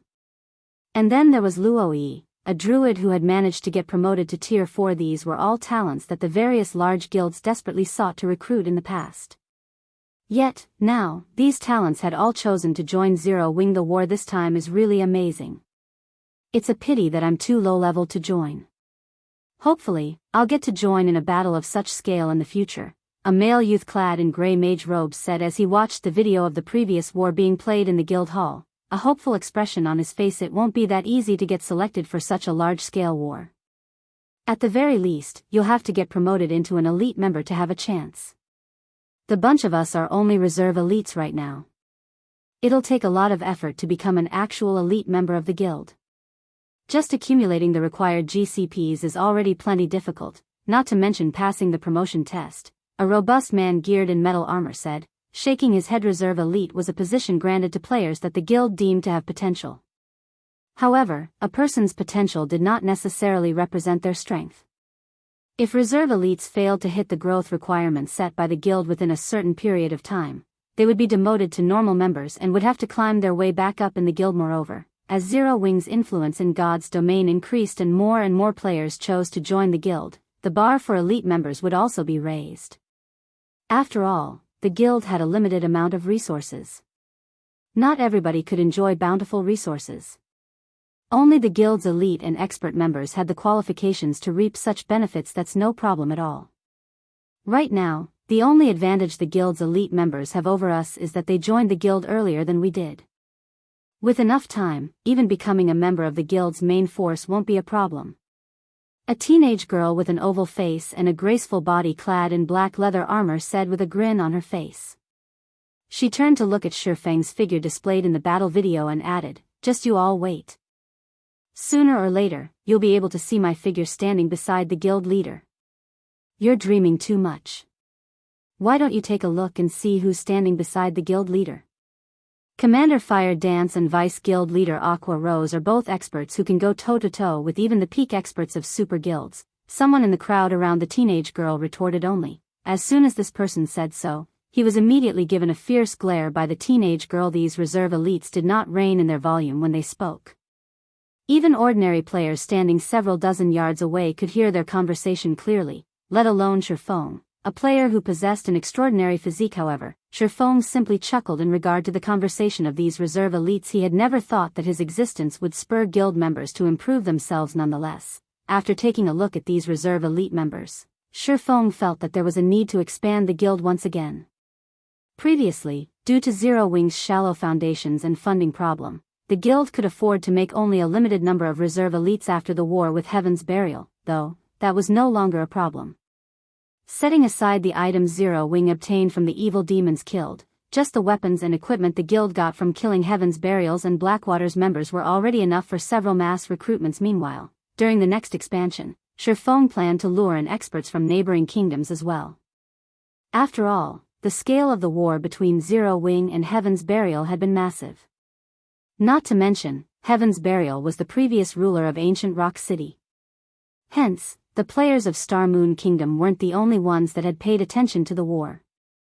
Even players in neighboring kingdoms knew about it now that Zero Wing had thoroughly crushed Heaven's Burial. The players in the neighboring kingdoms would naturally try to get a better understanding of Zero Wing. Meanwhile, he could use this opportunity to recruit a bunch of elite and expert players to increase the guild's strength and growth potential. Thinking up to this point, Shifeng messaged Aqua Rose and had her send some people to carry out his orders. As for himself, he made his way to Stone Forest Town's battle arena. After the war with Heaven's Burial ended, peace and stability had returned to Stone Forest Town. As a result, the number of players gathered at Stone Forest Town was continuously increasing. Among the players visiting the town, there was no lack of guild experts and independent experts. After watching the battle between Zero Wing and Heaven's Burial, everyone had realized one thing, and that was the fact that even players could go up against war weapons, but sufficient strength was needed to do so.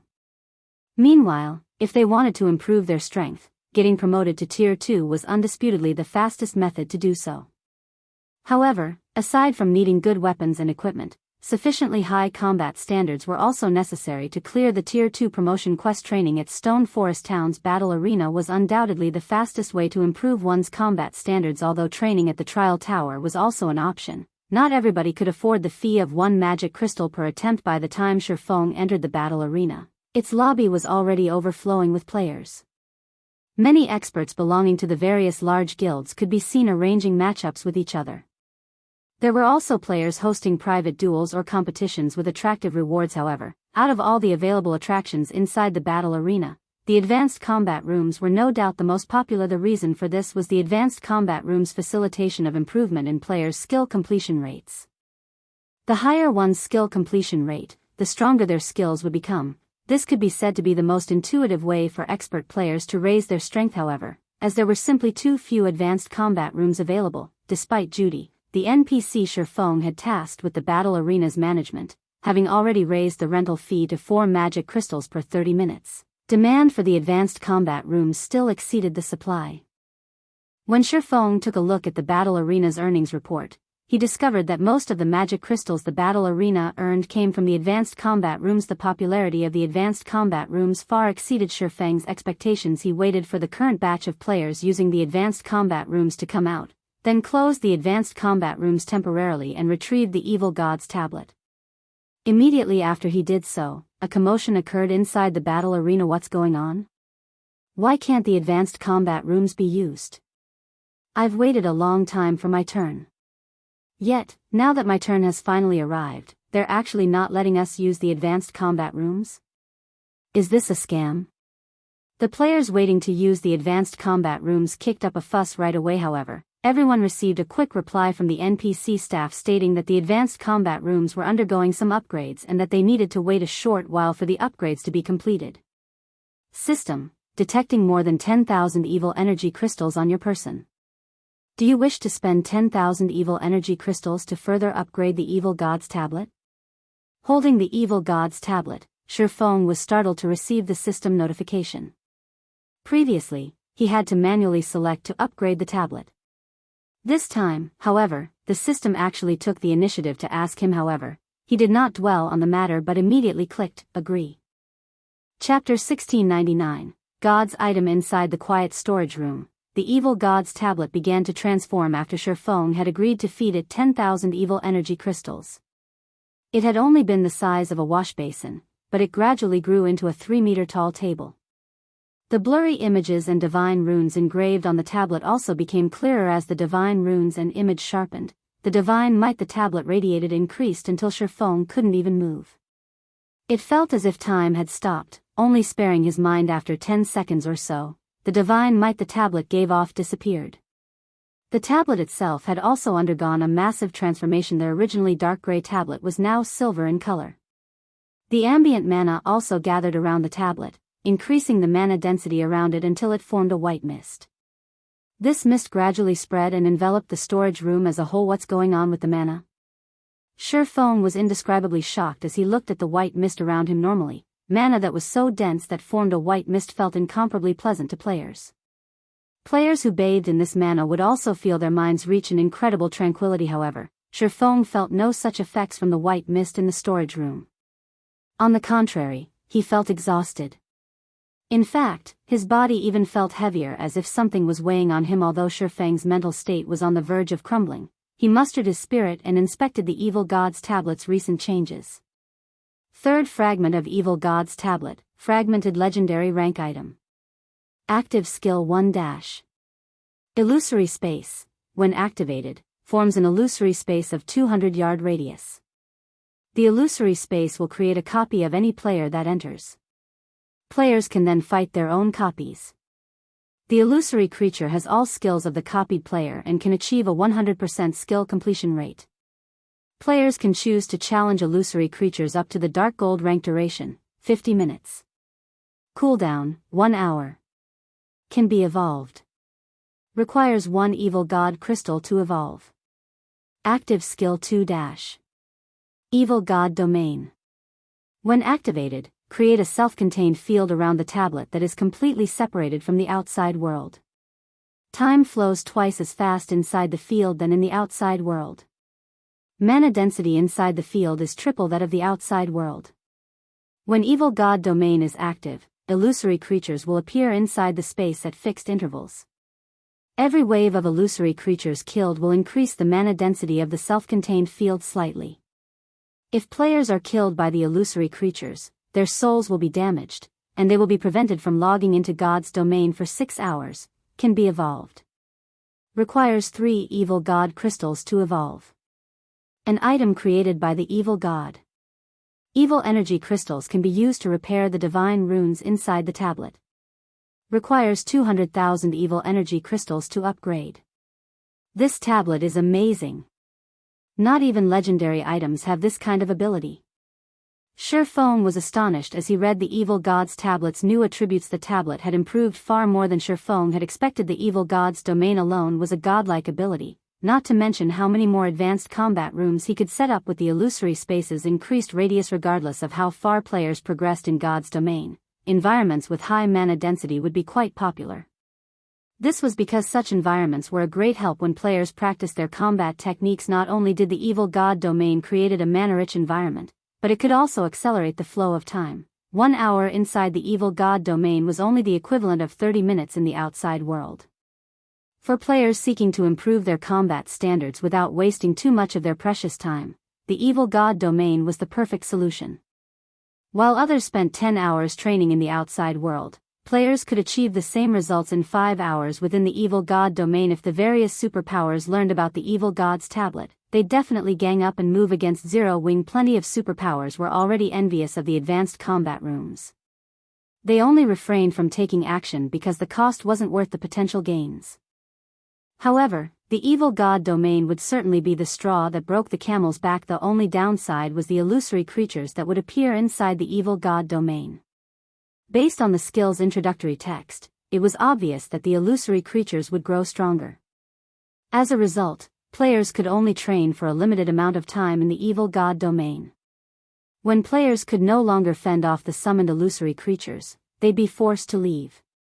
If they stayed, and the illusory creatures killed them, they'd suffer a huge loss. It seems I won't be able to let the guild's experts use this casually for a short time, Shifeng thought to himself as he reread the Evil God domain's introductory text. Zero Wing already stuck out like a sore thumb in God's domain. If he allowed a large number of Zero Wing's experts train in the Evil God domain, the news of it would quickly reach the various superpowers. Zero Wing had already grown to pose a threat to them, and it was normal that these superpowers would send undercover experts to spy on his guild. If the various superpowers learned about the Evil God domain, Zero Wing would become embroiled in another struggle. The best course of action was only to allow Fire Dance, Blackie, and the guild's other core upper echelons to train in the Evil God domain. Any more than that would be too risky. If he wanted all of his guild's experts to use the Evil God domain, Zero Wing would have to become strong enough for the superpowers to acknowledge its rights to own the tablet. Unfortunately, gaining that recognition would involve a long, arduous process. However, Shifeng wasn't too disappointed. Although he couldn't let too many experts train in the Evil God domain, he'd have no issues constructing more advanced combat rooms. Illusory space already had a 200-yard range. If the Evil God's tablet were upgraded further, the skill's range would grow. At that time, the skill's range might even cover the entire floor. Although such an outcome would also make the various superpowers all the more jealous of Zero Wing, they wouldn't become so envious that they'd resort to cooperation to attack the guild. After all, the various superpowers all possessed extraordinary foundations. They had their own methods of helping their guild experts improve their skill completion rates. Only, those methods might not be as effective as the advanced combat rooms. The next upgrade costs 200,000 evil energy crystals. Shifeng frowned as he looked at the upgrade condition for the evil god's tablet. The cost is certainly getting harsher. Zero Wing had killed nearly 100,000 evil demons to collect 10,000 evil energy crystals. Moreover, the guild had only obtained such a harvest due to the fact that evil demons had a higher drop rate for evil energy crystals than evil beasts. However, players didn't often encounter evil demon armies. Collecting 200,000 evil energy crystals would require an insane amount of time, effort, and resources. Wait, it isn't exactly impossible. Shifeng suddenly remembered Ancient Rock City. At this point, Ancient Rock City had become an evil god's branch temple. Over 3 million evil beasts and evil demons fortified the city. If he could kill every one of those monsters, he should be able to collect nearly, if not more than, 200,000 evil energy crystals. If the various major powers and Beast Emperor knew that Shifeng played with the idea of attacking Ancient Rock City, they would most likely think he had lost his mind. While everyone else did their best to avoid the city, Shifeng actually planned to pick a fight with Ida. Shifeng was thinking of ways to deal with the evil god's branch temple. A line of small, bracketed words in the evil god's tablet's attribute panel caught Shifeng's attention. These two skills can be individually upgraded. When Shifeng saw that he could upgrade the skills with evil god crystals individually, he was instantly ecstatic. Although evil god crystals were incomparably valuable, he only had one city that needed a power source. Immediately, Shifeng chose to upgrade illusory space. Suddenly, the evil god crystal in Shifeng's bag transformed into a streak of light that flowed into the silver tablet. In the next moment, the first of the 6 blurry images on the evil god's tablet became clear. The image depicted an ancient god fighting a 9-headed magic snake. The closer Shifeng examined the scene, the more immersed in the battle he felt. This is a tutorial for the realms of truth. As Shifeng continued to inspect the image, his heart began to pound. Chapter 1700, Guild's Foundation. Shifeng had already reached the realms of truth's ascension realm. Hence, after examining the first image on the evil god's tablet, he was certain that it was a tutorial for the realms of truth. Moreover, the tutorial was extremely detailed that even Shifeng gained a lot of inspiration from it. What kind of treasure is this evil god's tablet? Curiosity filled Shifeng as he gazed at the evil god's temple. There was very little information on the realms of truth available in God's domain. If not for a fortuitous encounter some time ago, he wouldn't have learned about these realms, either. This was just like during his previous life, when he had only known that reaching the realms of refinement could sharpen one's 5 senses and help improve one's skill completion rates and combat technique learning efficiency. However, after grasping the principles behind the realms of truth, he had realized how important these realms truly were. In fact, now that Shifeng had grasped both the realms of refinement and realms of truth, he was confident of defeating 3 or 4 Void Realm experts of the same level simultaneously, even if he didn't have an overwhelming advantage in basic attributes and didn't use any skills or spells. If he said as much to anyone, they'd likely laugh at him for being so overly confident. Most experts would have to flee from a force of 3 or 4 experts of the same realm of refinement, even if their attainment in that realm were higher. Only domain realm experts could take on multiple opponents of the same combat. Standard super guilds were so powerful precisely because they possessed a complete legacy to nurture experts in the realms of refinement. Meanwhile, super first-rate guilds would always remain as super first-rate guilds due to their lack of a complete legacy. This kind of legacy was a guild's foundation. The evil god's tablet was one such legacy. Only, instead of being a legacy that passed down knowledge regarding the realms of refinement, it was a legacy that taught the realms of truth. As far as Shifeng knew, no power throughout God's domain had a legacy related to the realms of truth. Hence, one could just imagine how valuable the evil god's tablet was. Although the first image on the evil god's tablet only taught the realms of truth's basics, which addressed one's own power usage, it was still extremely valuable knowledge. Furthermore, the table had other engraved images.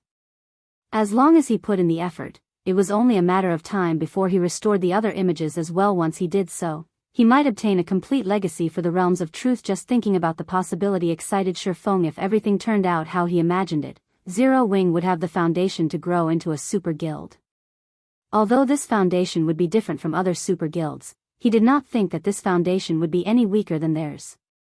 He had yet to find the realms of truth's limits, and no one could tell what kind of heights a player could reach by relying on these realms. Moreover, he had an advantage that the various super guilds did not. He knew how to train in both the realms of truth and the realms of refinement, while the super guilds had only explored the realms of refinement.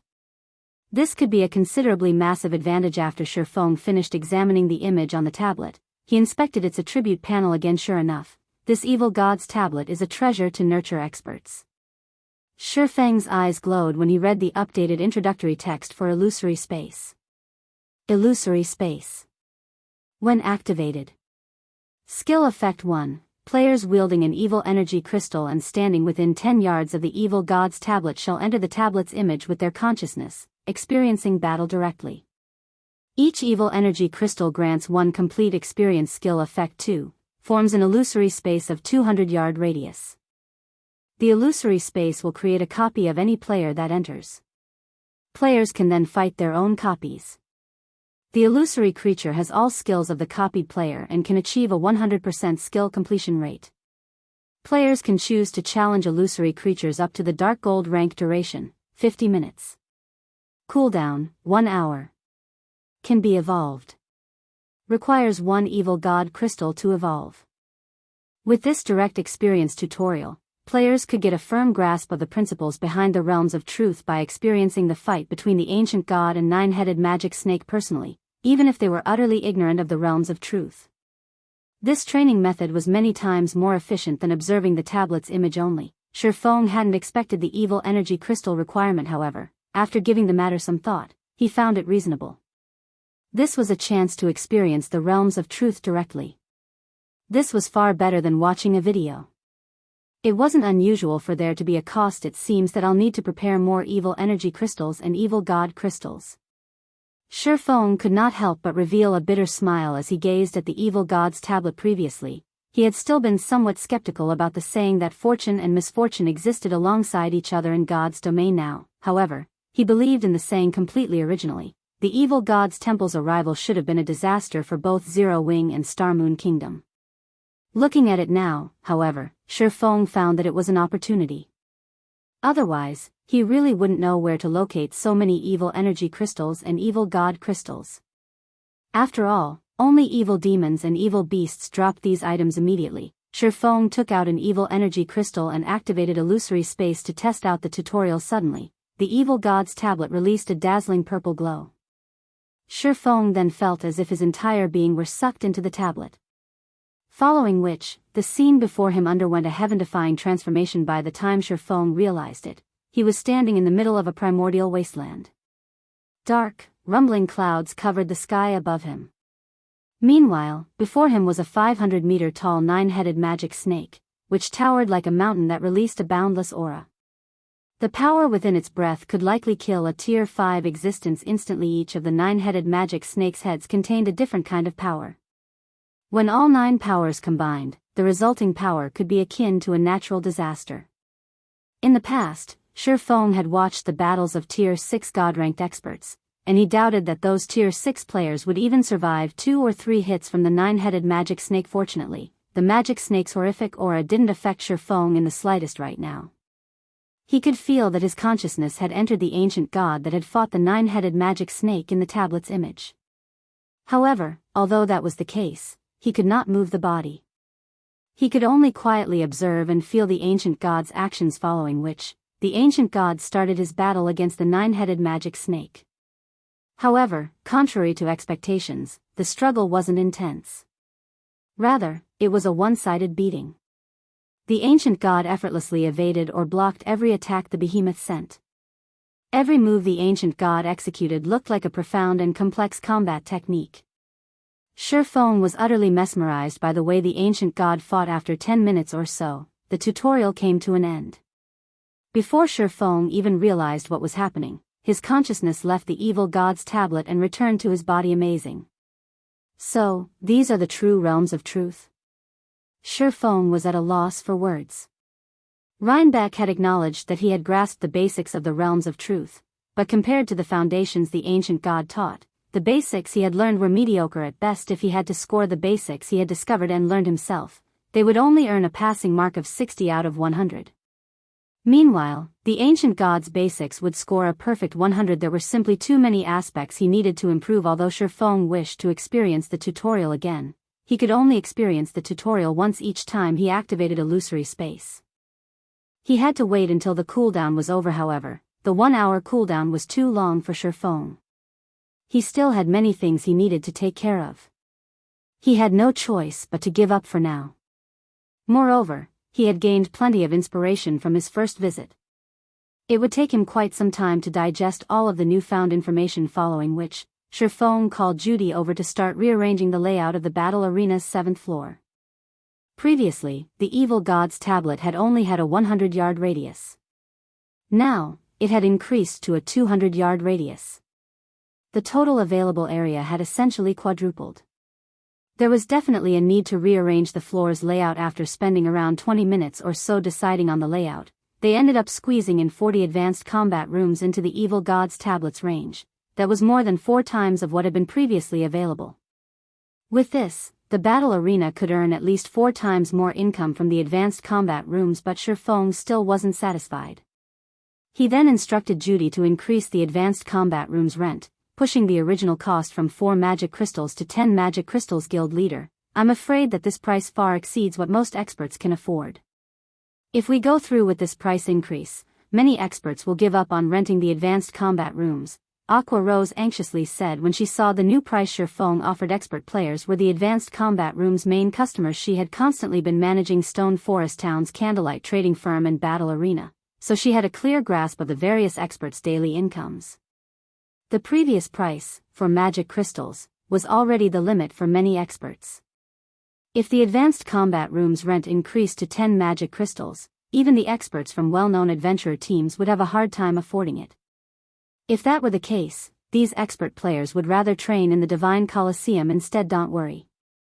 Limits are meant to be broken. Moreover, the new advanced combat rooms have a duration of 50 minutes instead of the previous 30 minutes, Shifeng said, chuckling. He did not bother to offer any further explanation. The upgraded evil god's tablet was nothing like it had been.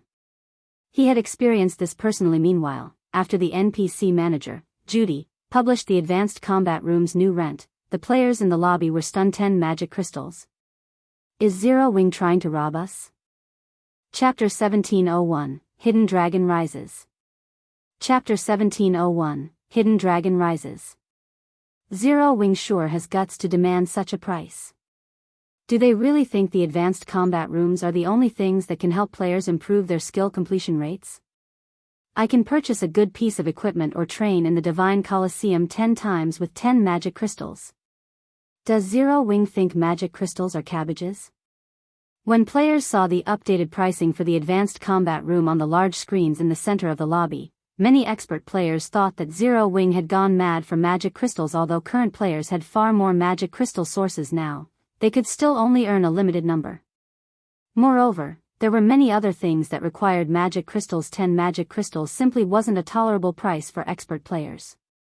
Players weren't even guaranteed to earn so many after an entire day of hard work. How could they possibly spend all of their earnings on gradually training their skill completion rates? The only benefit was that there were 31 more advanced combat rooms available than before.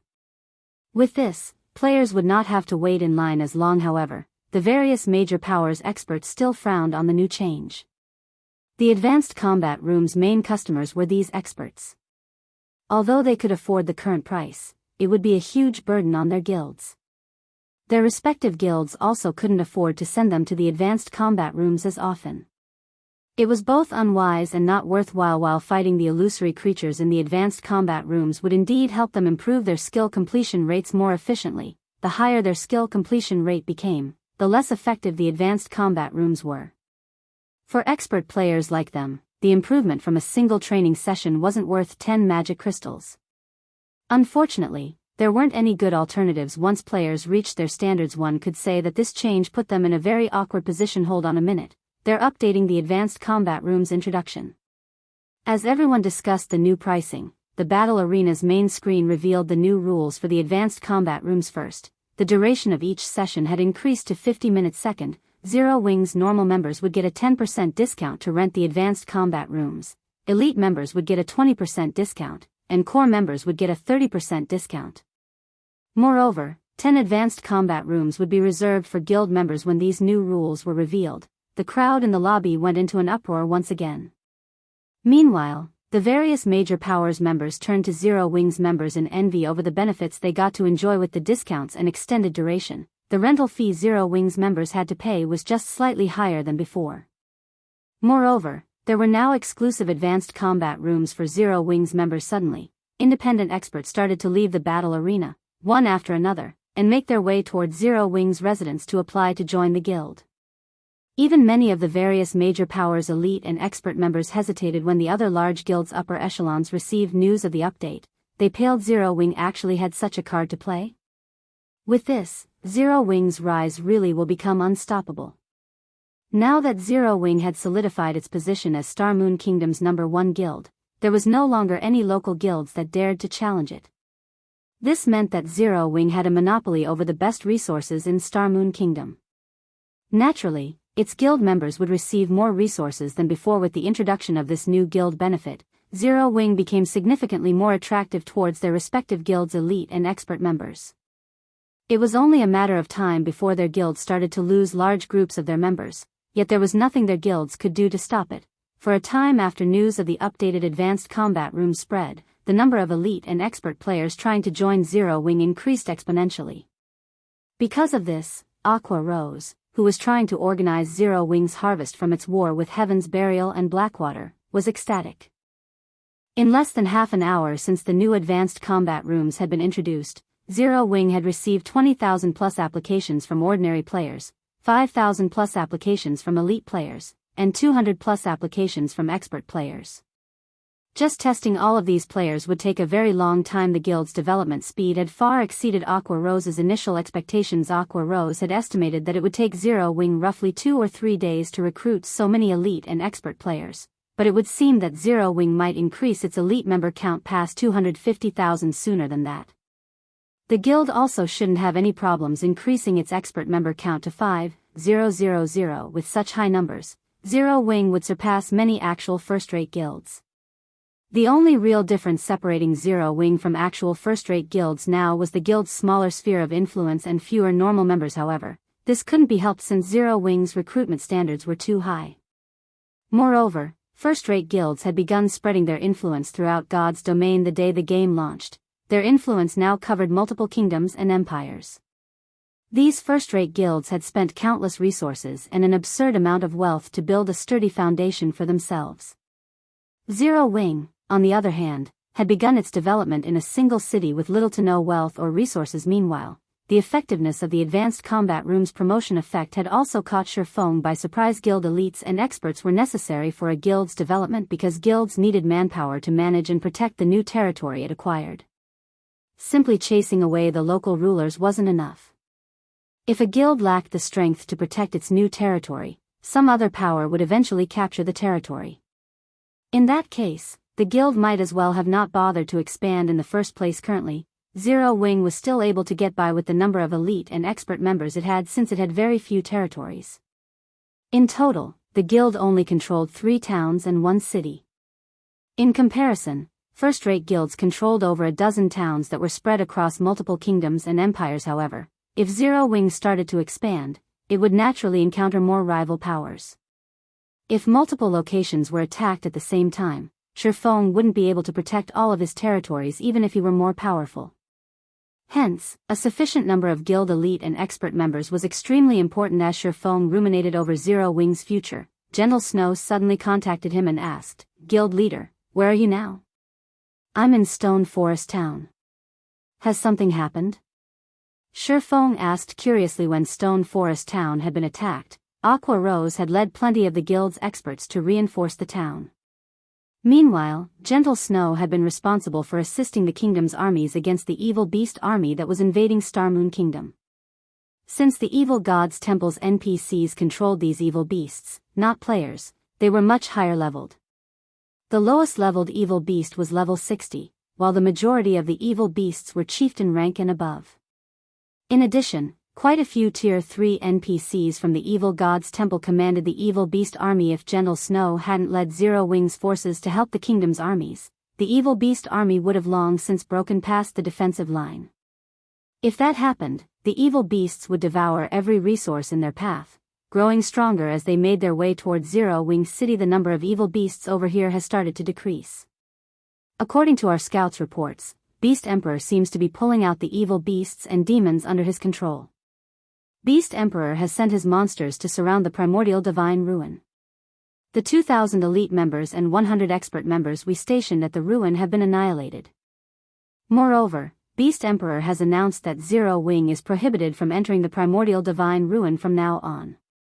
It seems that we're his only target, Gentle Snow said, gritting her teeth. The primordial divine ruin had already become a prime location for the various large guilds to acquire weapons, equipment, and combat techniques. Most importantly, it was the only entrance to Primordial City. Primordial City was the only place to obtain primordial souls, which could help players complete their Tier 2 promotion quests. If Zero Wing's supply of primordial souls were cut off, its development would definitely fall behind other guilds. By only preventing Zero Wing's members from entering the primordial divine ruin, Beast Emperor was clearly trying to provoke the guild. Naturally, the other guilds were more than happy to watch from a distance. Now that Zero Wing had already entered Primordial City and gained an advantage over their guilds, the other guilds wanted to see Zero Wing's members enter the primordial divine ruin even less. Although Gentle Snow wanted to do something about this, the Orc Empire was a neutral map. Even if she notified the kingdom's armies about the evil beasts and evil demons at the primordial divine ruin, the kingdom's armies would not take action. Beast Emperor must really think that no one can touch him just because he's in a neutral map. Shifeng could not help but sneer when he heard Gentle Snow's report, killing intent flashing in his eyes. Since he dares try to cut off my path to fortune, I'll cut off his legs. Chapter 1702, Taking Control of the Lost Town. Chapter 1702, Taking Control of the Lost Town. Although Shifeng had spoken very softly, Gentle Snow could clearly hear the determination and anger in his tone. Guild leader, we aren't really going to take action, right? Gentle Snow grew anxious at Shifeng's words. That Beast Emperor is obviously doing this to lure us over to the Orc Empire. If we really march our army into the neutral map, we will be beyond the kingdom's protection. Those powerful evil beasts and evil demons will tear us apart easily. If we get dealt a heavy blow now, it will diminish the reputation and prestige we've garnered from the previous war. Although Zero Wing had not suffered any casualties during its battle with Heaven's Burial's armies, it had expended a lot of its resources. In fact, Zero Wing's expenditure in the battle had been astronomical. Other guilds might not have a clear idea of how much the battle had cost Zero Wing, but how could she, a vice-guild leader of Zero Wing, not know? Of the 140,000 magic crystals the guild had prepared for the battle, over 120,000 were spent. With the few magic crystals Zero Wing had remaining, going up Beast Emperor's evil beasts and evil demons would be impossible. Meanwhile, once Zero Wing exhausted its magic crystal reserves and lost the protection of the movement-type defensive magic array, the outcome would be horrendous for Zero Wing's forces. Unlike the evil demons that attacked Stone Forest Town, the evil demons and evil beasts Beast Emperor controlled were all level 60 and above. The majority of those monsters were also at the chieftain rank.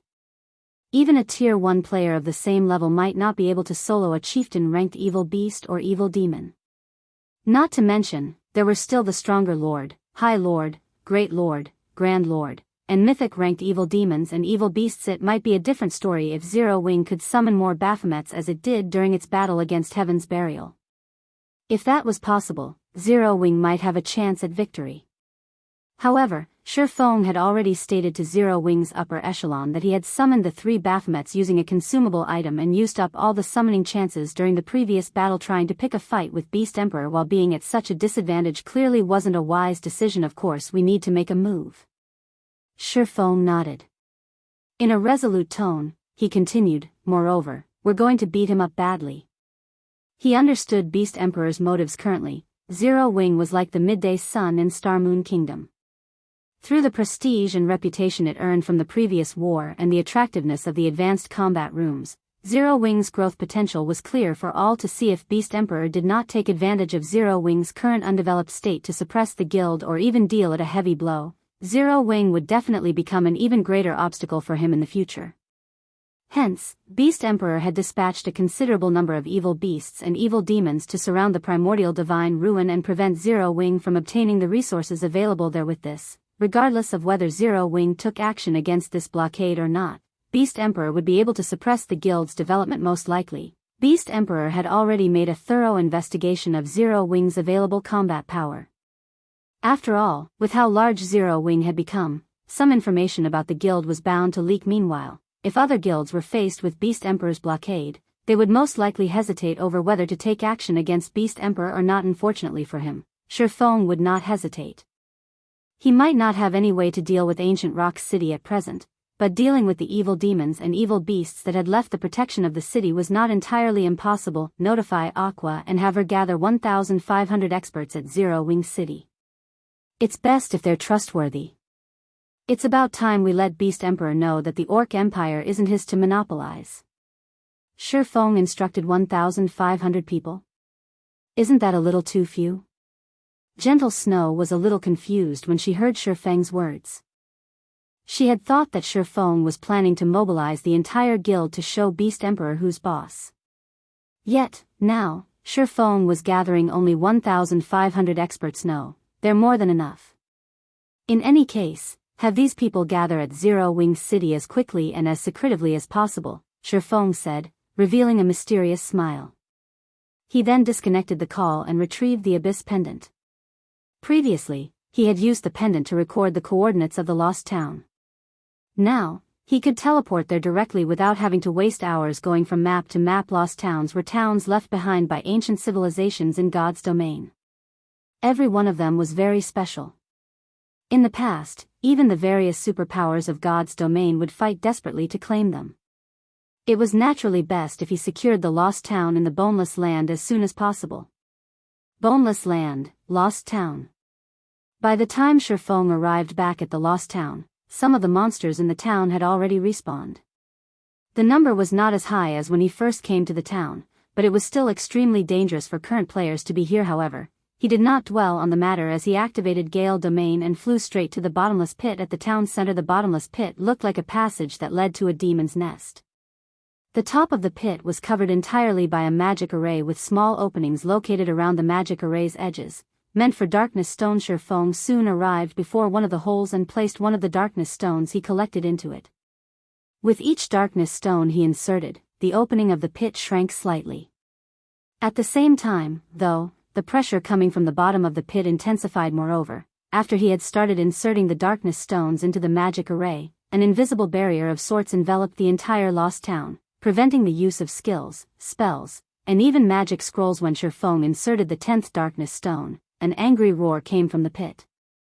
Following which, a level 65, Tier 2 demon appeared before him. As he couldn't use any of his skills or spells at the moment, he had to rely on his basic attributes to defeat the Tier 2 demon. Fortunately, the Bible of Darkness's passive effect still worked, and so the Tier 2 demon had its basic attributes greatly suppressed. Coupled with the fact that Shifeng's basic attributes far exceeded what an ordinary Tier 2 player at his level should possess, fighting the demon was a walk in the park. A few minutes later, the Tier 2 demon collapsed helplessly at his feet, following which, he continued inserting darkness stones into the magic array and defeating the demons that came out with every 10 darkness stones inserted. By the 70th darkness stone inserted, the demon that came out of the bottomless pit had become a level 65, Tier 3 Great Lord. However, with the help of the Bible of Darkness, Shifeng still managed to overwhelm his opponent. When Shifeng inserted the 80th darkness stone, the mental pressure the bottomless pit exerted on him caused even his consciousness to become a little blurry. If other players were standing in his place, they would have long since lost consciousness and been forcibly logged out of the game. With the insertion of the final darkness crystal, a horrific aura surged out from the bottomless pit and washed over the entire lost town, paralyzing Shifeng's body when it swept over him. Following which, the magic array covering the bottomless pit started rising into the sky and eventually vanished.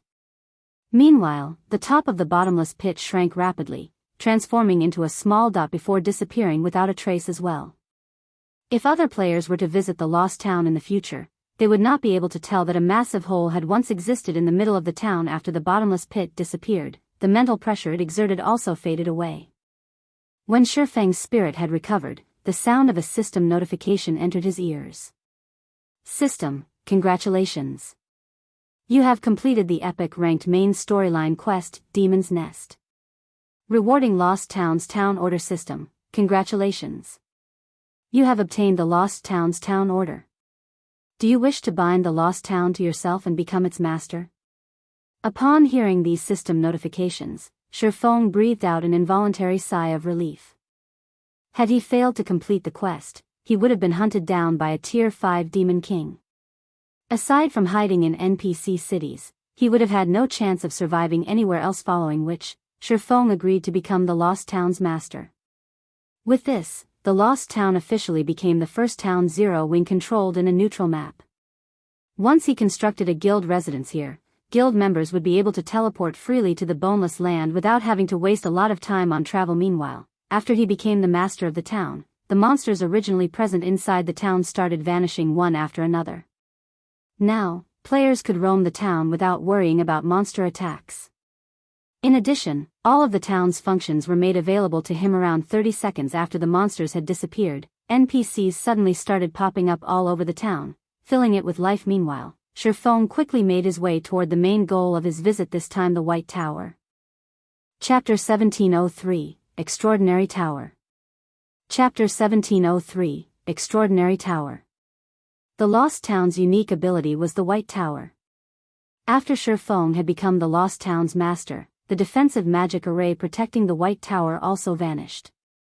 Now, the beam attacks didn't target him when he stood within 100 yards of the tower, and silver divine runes had begun to appear on the White Tower's walls, radiating faint divine might. When Shifeng reached the tower's entrance, a translucent screen appeared before him, introducing the White Tower. Extraordinary Tower. A training tower constructed by an ancient civilization. The tower has a total of 3 floors, each providing training that is more intense than the one before. Pass all 3 floors to qualify as an extraordinary individual. Removing the seal on the first floor requires 10,000 magic crystals. Maintaining its operation costs 500 magic crystals per day. Only 100 people are allowed to train at a time. Removing the seal on the second floor requires 100,000 magic crystals. Maintaining its operation costs 5,000 magic crystals per day. Only 50 people are allowed to train at a time. Removing the seal on the third floor requires 1 million magic crystals. Maintaining its operation costs 20,000 magic crystals per day. Only 10 people are allowed to train at a time. So, I guess there's a price. Shifeng could not help his bitter smile as he read the Extraordinary Tower's introductory text. Although he had known that the various superpowers in the past had paid a certain price to use their Lost Town's abilities, he hadn't expected the price to be so steep. The first floor's operation cost of 500 magic crystals wasn't much of a problem. It was the equivalent of charging 5 magic crystals per person per day. However, not only was the price for removing the second floor's seal 10 times that of the first floor, but its daily operation cost also increased by 10 times. This expenditure was even enough to drive first-rate guilds crazy. Furthermore, the number of training slots had been halved.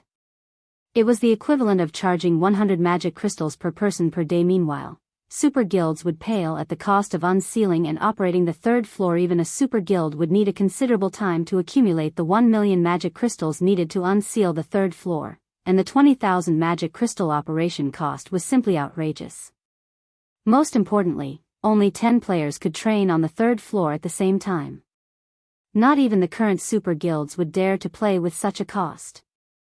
It was the equivalent of spending 2,000 magic crystals for each player for a single day. Not even the word horrific was enough to describe this cost. However, after giving the matter some more thought, Shifeng found it reasonable if players could reach the Void Realm and the higher realms of truth by paying a few hundred magic crystals. Whoever controlled this lost town would become invincible.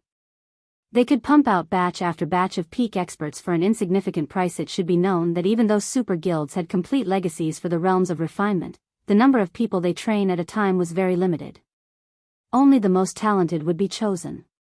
This was because the training system's cost was simply too high. It was only reasonable that the Extraordinary Tower's operation costs would be so ridiculously high. It seems that I can only activate the first floor for now. After Shifeng finished reading the introduction, he undid the seal on the extraordinary tower's first floor. Although Zero Wing could not afford to unseal the second floor yet, it did not really matter. The first floor was more than enough for now. Aside from himself, no one in the guild had set foot in the realms of truth. After all, by the time a considerable number of guild members had reached the realms of truth, Zero Wing would have accumulated enough magic crystals to unseal the second floor. After Shifeng chose to unseal the first floor, 10,000 magic crystals vanished from his bag. At the same time, the extraordinary tower began to transform as if the tower had awakened from its slumber. Some of the divine runes on its walls brightened.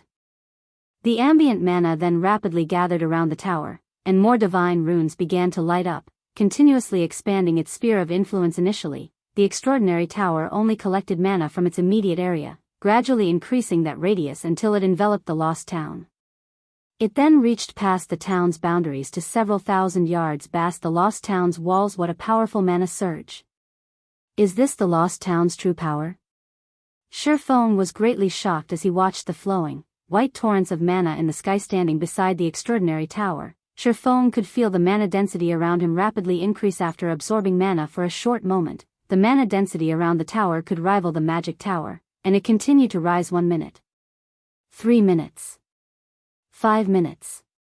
After around 10 minutes, the mana torrents began to fade. At this point, the divine runes covering the extraordinary tower shone brilliantly, giving the tower a sacred feeling. In addition, the lost town felt as if it had been resurrected as it brimmed with life. Grass, trees, and flowers grew rapidly all over the town. The mana density had also increased until it slightly surpassed the density in Stone Forest Town. One would find it very hard to believe that just some time ago, the lost town had been desolate, and this transformation was only the result of unsealing the first floor. Even Shifeng struggled to believe what he was seeing. If he undid all 3 of the extraordinary tower's seals, what would he see then? After calming his excited heart, Shifeng entered the extraordinary tower. As Shifeng stepped through its doors, he discovered that the tower's interior had undergone quite a few changes. The first floor had felt dull and old during his previous visit, but now, it looked impressive. Everything seemed to glow, and Shifeng felt like he stood in a sports arena's main hall, which could fit tens of thousands of people. Dazzling mana weapons were on display all around him. The sight was mesmerizing. God's domain's ancient civilizations were truly amazing. When Shifeng called up the first floor's system interface and examined its listed contents, he was ecstatic. He had only been able to visually inspect the dark environment during his previous visit to the tower's first floor.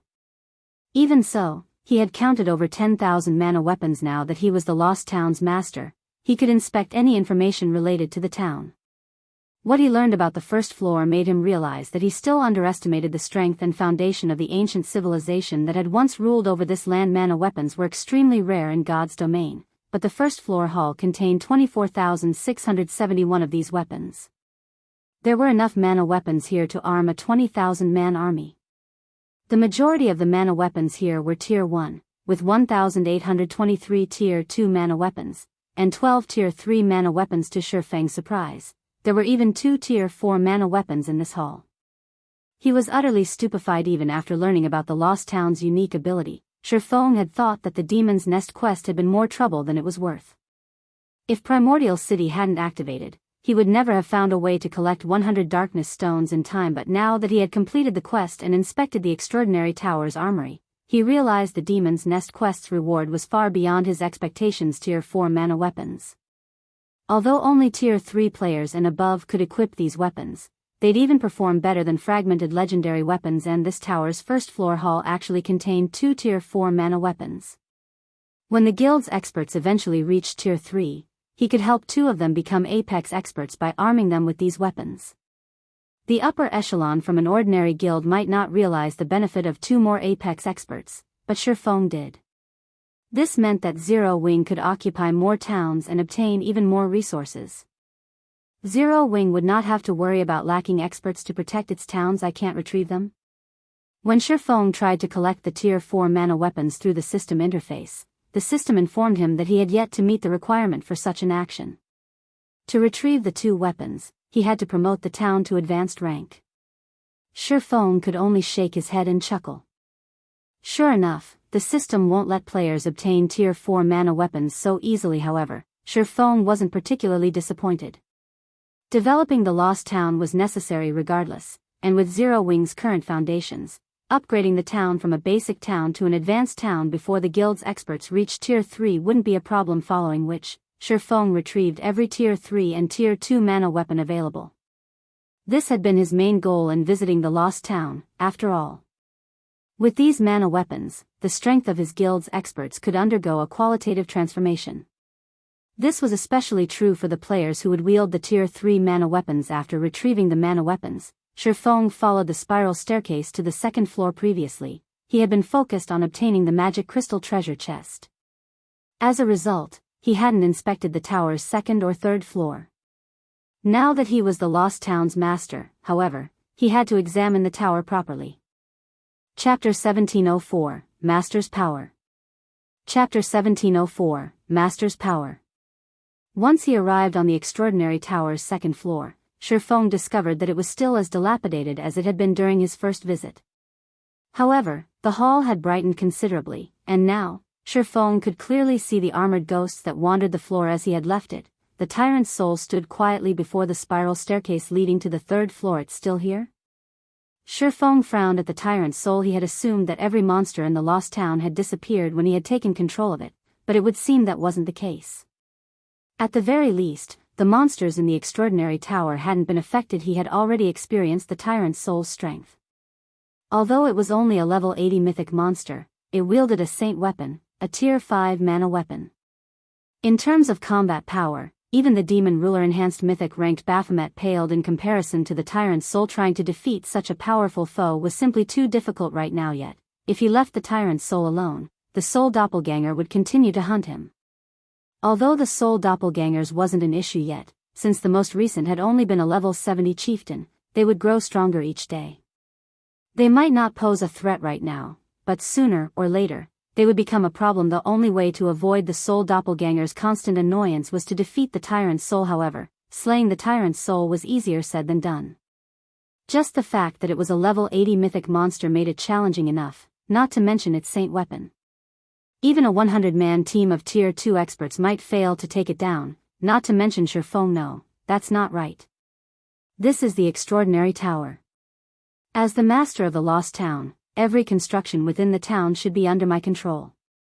The tower should not be an exception. Thinking so, Shifeng opened the extraordinary tower's system interface. In God's domain, players had full control of the buildings they owned. This meant that players had access to various functions, such as a building's governing mechanics and removing players from the building. Because of this, players in God's domain wouldn't cause trouble in other guilds and players' private properties, as doing so would put them at an overwhelming disadvantage. Without overwhelming strength, it was impossible to defeat a property's owner inside their own building. The extraordinary tower should be considered private property. It wasn't like a guild residence, which was owned by the guild, not an individual.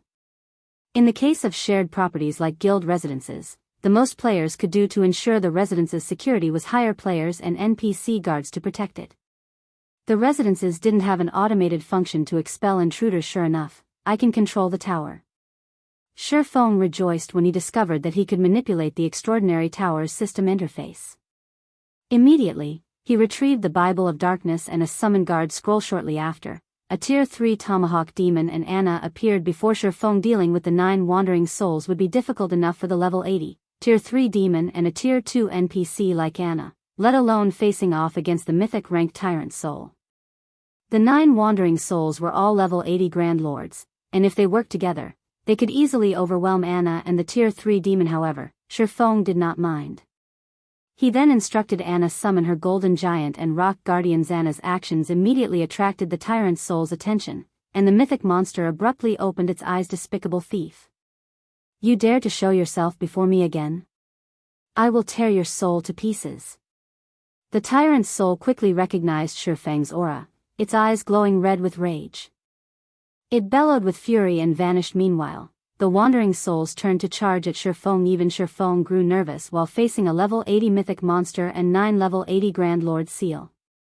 Not daring to be careless, Shifeng immediately utilized his special privilege as the tower's owner. Suddenly, countless chains appeared around the tyrant's soul and wandering souls. Following which, the 10 monsters' basic attributes plummeted, falling to 50% of their original values in the blink of an eye. They couldn't use their skills or spells, either suppressed. The tyrant's soul was forcefully revealed. The Tier 3 Tomahawk Demon then charged at the tyrant's soul. Seeing this, the tyrant's soul wielded its blue lightning blade and swung it at the Tomahawk Demon's battle axe. When the two weapons clashed, a storm began to brew in the hall. The impact also forced the Tomahawk Demon to retreat by 3 steps, its battle axe slightly vibrating. Surprisingly, the tyrant's soul had also slid back 4 steps, the lightning blade in its hands instantly shattering. Although the two monsters had only clashed once, the difference in their strengths was obvious. The demon ruler-enhanced Tomahawk Demon definitely triumphed over the tyrant's soul. Fortunately, the 10 rock giants were able to hold back the 10 Grand Lord-ranked wandering souls by themselves. This allowed the Golden Giant to join the Tomahawk Demon against the tyrant's soul. Meanwhile, Anna continuously bombarded the tyrant's soul with Tier 2 spells. Naturally, Shifeng didn't hold back either as he charged into the fight with the Tomahawk Demon and Golden Giant serving as MTs. Fighting the tyrant's soul became very easy. Shifeng was able to deal around -6,000 damage with his normal attacks, while his skills dealt damage in the tens of thousands. Although his damage couldn't compare to Anna and the 2 Tier 3 summoned creatures, who dealt hundreds of thousands of damage, he still helped to shave away the tyrant's soul's HP, following which, the tyrant's soul received a one-sided beating as its HP continued to drop. 98%. 95%. 90%. Eventually, the tyrant's soul became thoroughly enraged and tried to summon its saint weapon, but despite chanting the incantation, the saint weapon was nowhere to be seen. As a result, it could only watch helplessly as its HP decreased with its basic attributes heavily suppressed and unable to use its spells and skills. The tyrant's soul was likely the most miserable mythic monster in the game right now. Not even the system had expected Shifeng to accomplish the near-impossible feat of collecting 100 darkness stones and acquire the lost town before dealing with the extraordinary tower's boss. However, as a result of Shifeng's unconventional way of acquiring the lost town, the tyrant's soul couldn't use its abilities. This was especially true for its saint weapon. If the tyrant's soul were at its peak and had the aid of a Tier 5 mana weapon, not even the Tier 4 Valkyrie would be its match. One could just imagine how powerful the tyrant's soul truly was. It was definitely invincible among those of the same level. Unfortunately, the tyrant's soul couldn't use its skills or spells, let alone summon its saint weapon. Although the tyrant's soul had a maximum HP of 210 million even after the suppression, its HP fell steadily under Shifeng and his minions' assault. 80%. 50%. 20%. Time passed quickly, and eventually, the tyrant's soul's HP fell to 20%. Due to the rough battle, the monster's armor was now in tatters. However, despite losing most of its HP, the tyrant's soul could only use normal attacks. It couldn't even go berserk like normal monsters did after their HP reached a certain point. Finally, after over 30 minutes, the tyrant's soul's HP fell below the 1%. Shifeng then activated Divine Providence and arrived beside the mythic monster.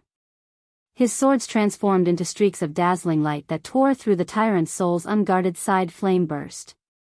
Damages exceeding -60,000 appeared above the tyrant's soul's head, one after another. By the time Shifeng had exhausted all of Flame Burst's 16 attacks, the tyrant's soul's HP had reached 0. The mythic monster released an agonizing scream before transforming into particles of light and disappearing. To Shifeng's disappointment, the tyrant's soul had only dropped its dilapidated armor pieces and 2 items. However, Shifeng heard the sound of a system notification after the tyrant's soul had died, and when he heard its message, he was stunned. System, congratulations. You have slain the tyrant's soul. Rewarding a town building order. Chapter 1705, Mana Equipment Set. Chapter 1705, Mana Equipment Set. A town building order?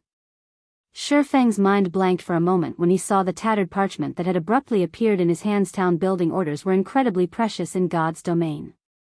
Normally, the item could only be obtained from securing the first kill of a special field boss or epic ranked or higher group quest. A town building order was far more valuable than a captured town. This was because the town building order granted players the freedom to build a town in almost any location they desired. They could even construct the town in a neutral map. This was where the town building order truly shined. Neutral maps didn't have teleportation points, and players had to rely on their own feet to reach these maps. Moreover, very few neutral maps contain towns or cities. In the case of the Orc Empire, capturable towns and cities had only appeared due to an expansion pack. Trying to find a pre-made town to capture in other neutral maps was a dream, of course. The Orc Empire's natural towns and cities had their flaws. They lacked some of the functions that normal guild towns and cities possessed. For example, they couldn't be promoted. Regardless of how well guilds managed these towns and cities, they would remain at the same rank they started with. Meanwhile, the town constructed with a town building order didn't have such restrictions. It could be promoted into a city without issues, however. One had to pay a considerably higher price to use a town building order in a neutral map. It would cost, at the very least, several, possibly dozens of times more than building a town within a kingdom or empire.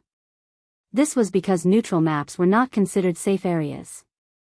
In fact, they were home to many races that were hostile to humans. Naturally, setting up a town in enemy land would be more costly. The higher level the neutral map was, the more it would cost to construct a town there. Most importantly, guild towns and cities in neutral maps would face frequent monster attacks. Surviving in these neutral maps would also be much harder than within a kingdom or empire's borders, hence, not all guilds that had been lucky enough to find a town building order had chosen to construct their towns in neutral maps.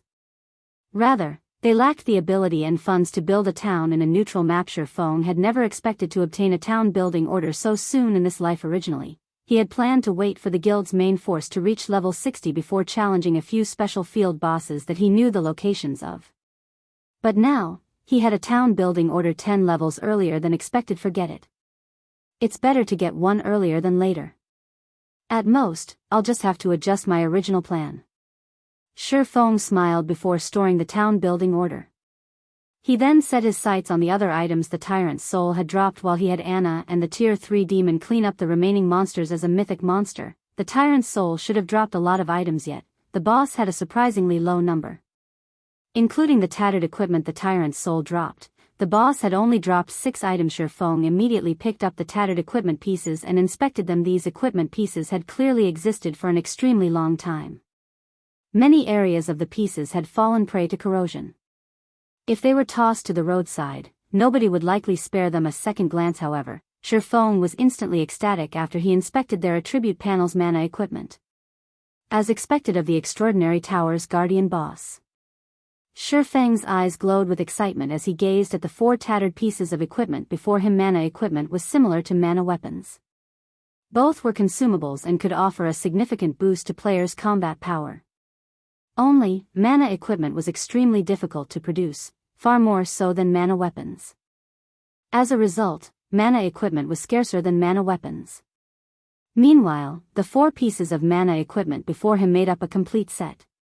They were the hands, chest, legs, and boots of the Judgment set, a Tier 2 mana equipment set individually. These 4 pieces had the basic attributes to rival epic equipment.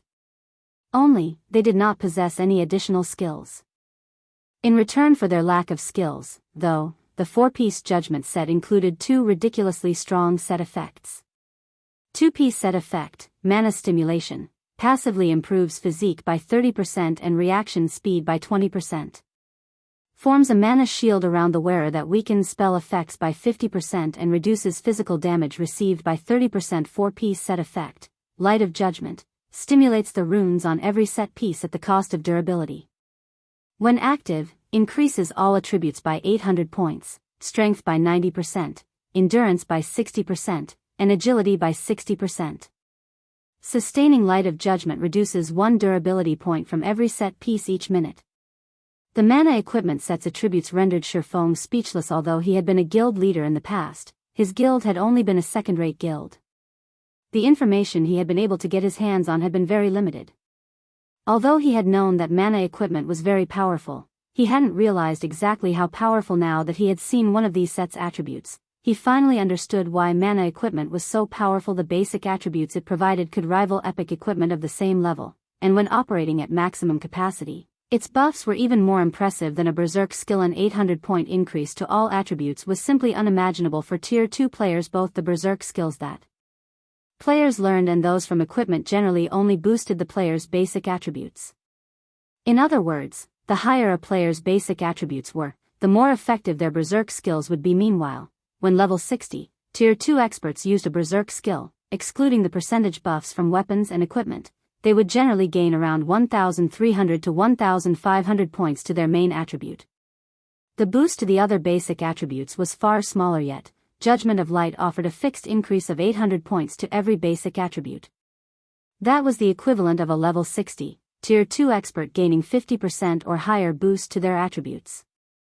After including the percentage buffs Judgment of Light provided, the player's overall improvement would be terrifying. Shifeng even suspected that he could gain as much strength with Judgment of Light as he did from Heavenly Dragon's power, which was above average compared to other berserk skills. It was a pity that the Judgment set was a class-specific set equipment and could only be used by Guardian Knights. If Kola equipped this set, he should even be able to tank mythic monsters of the same level.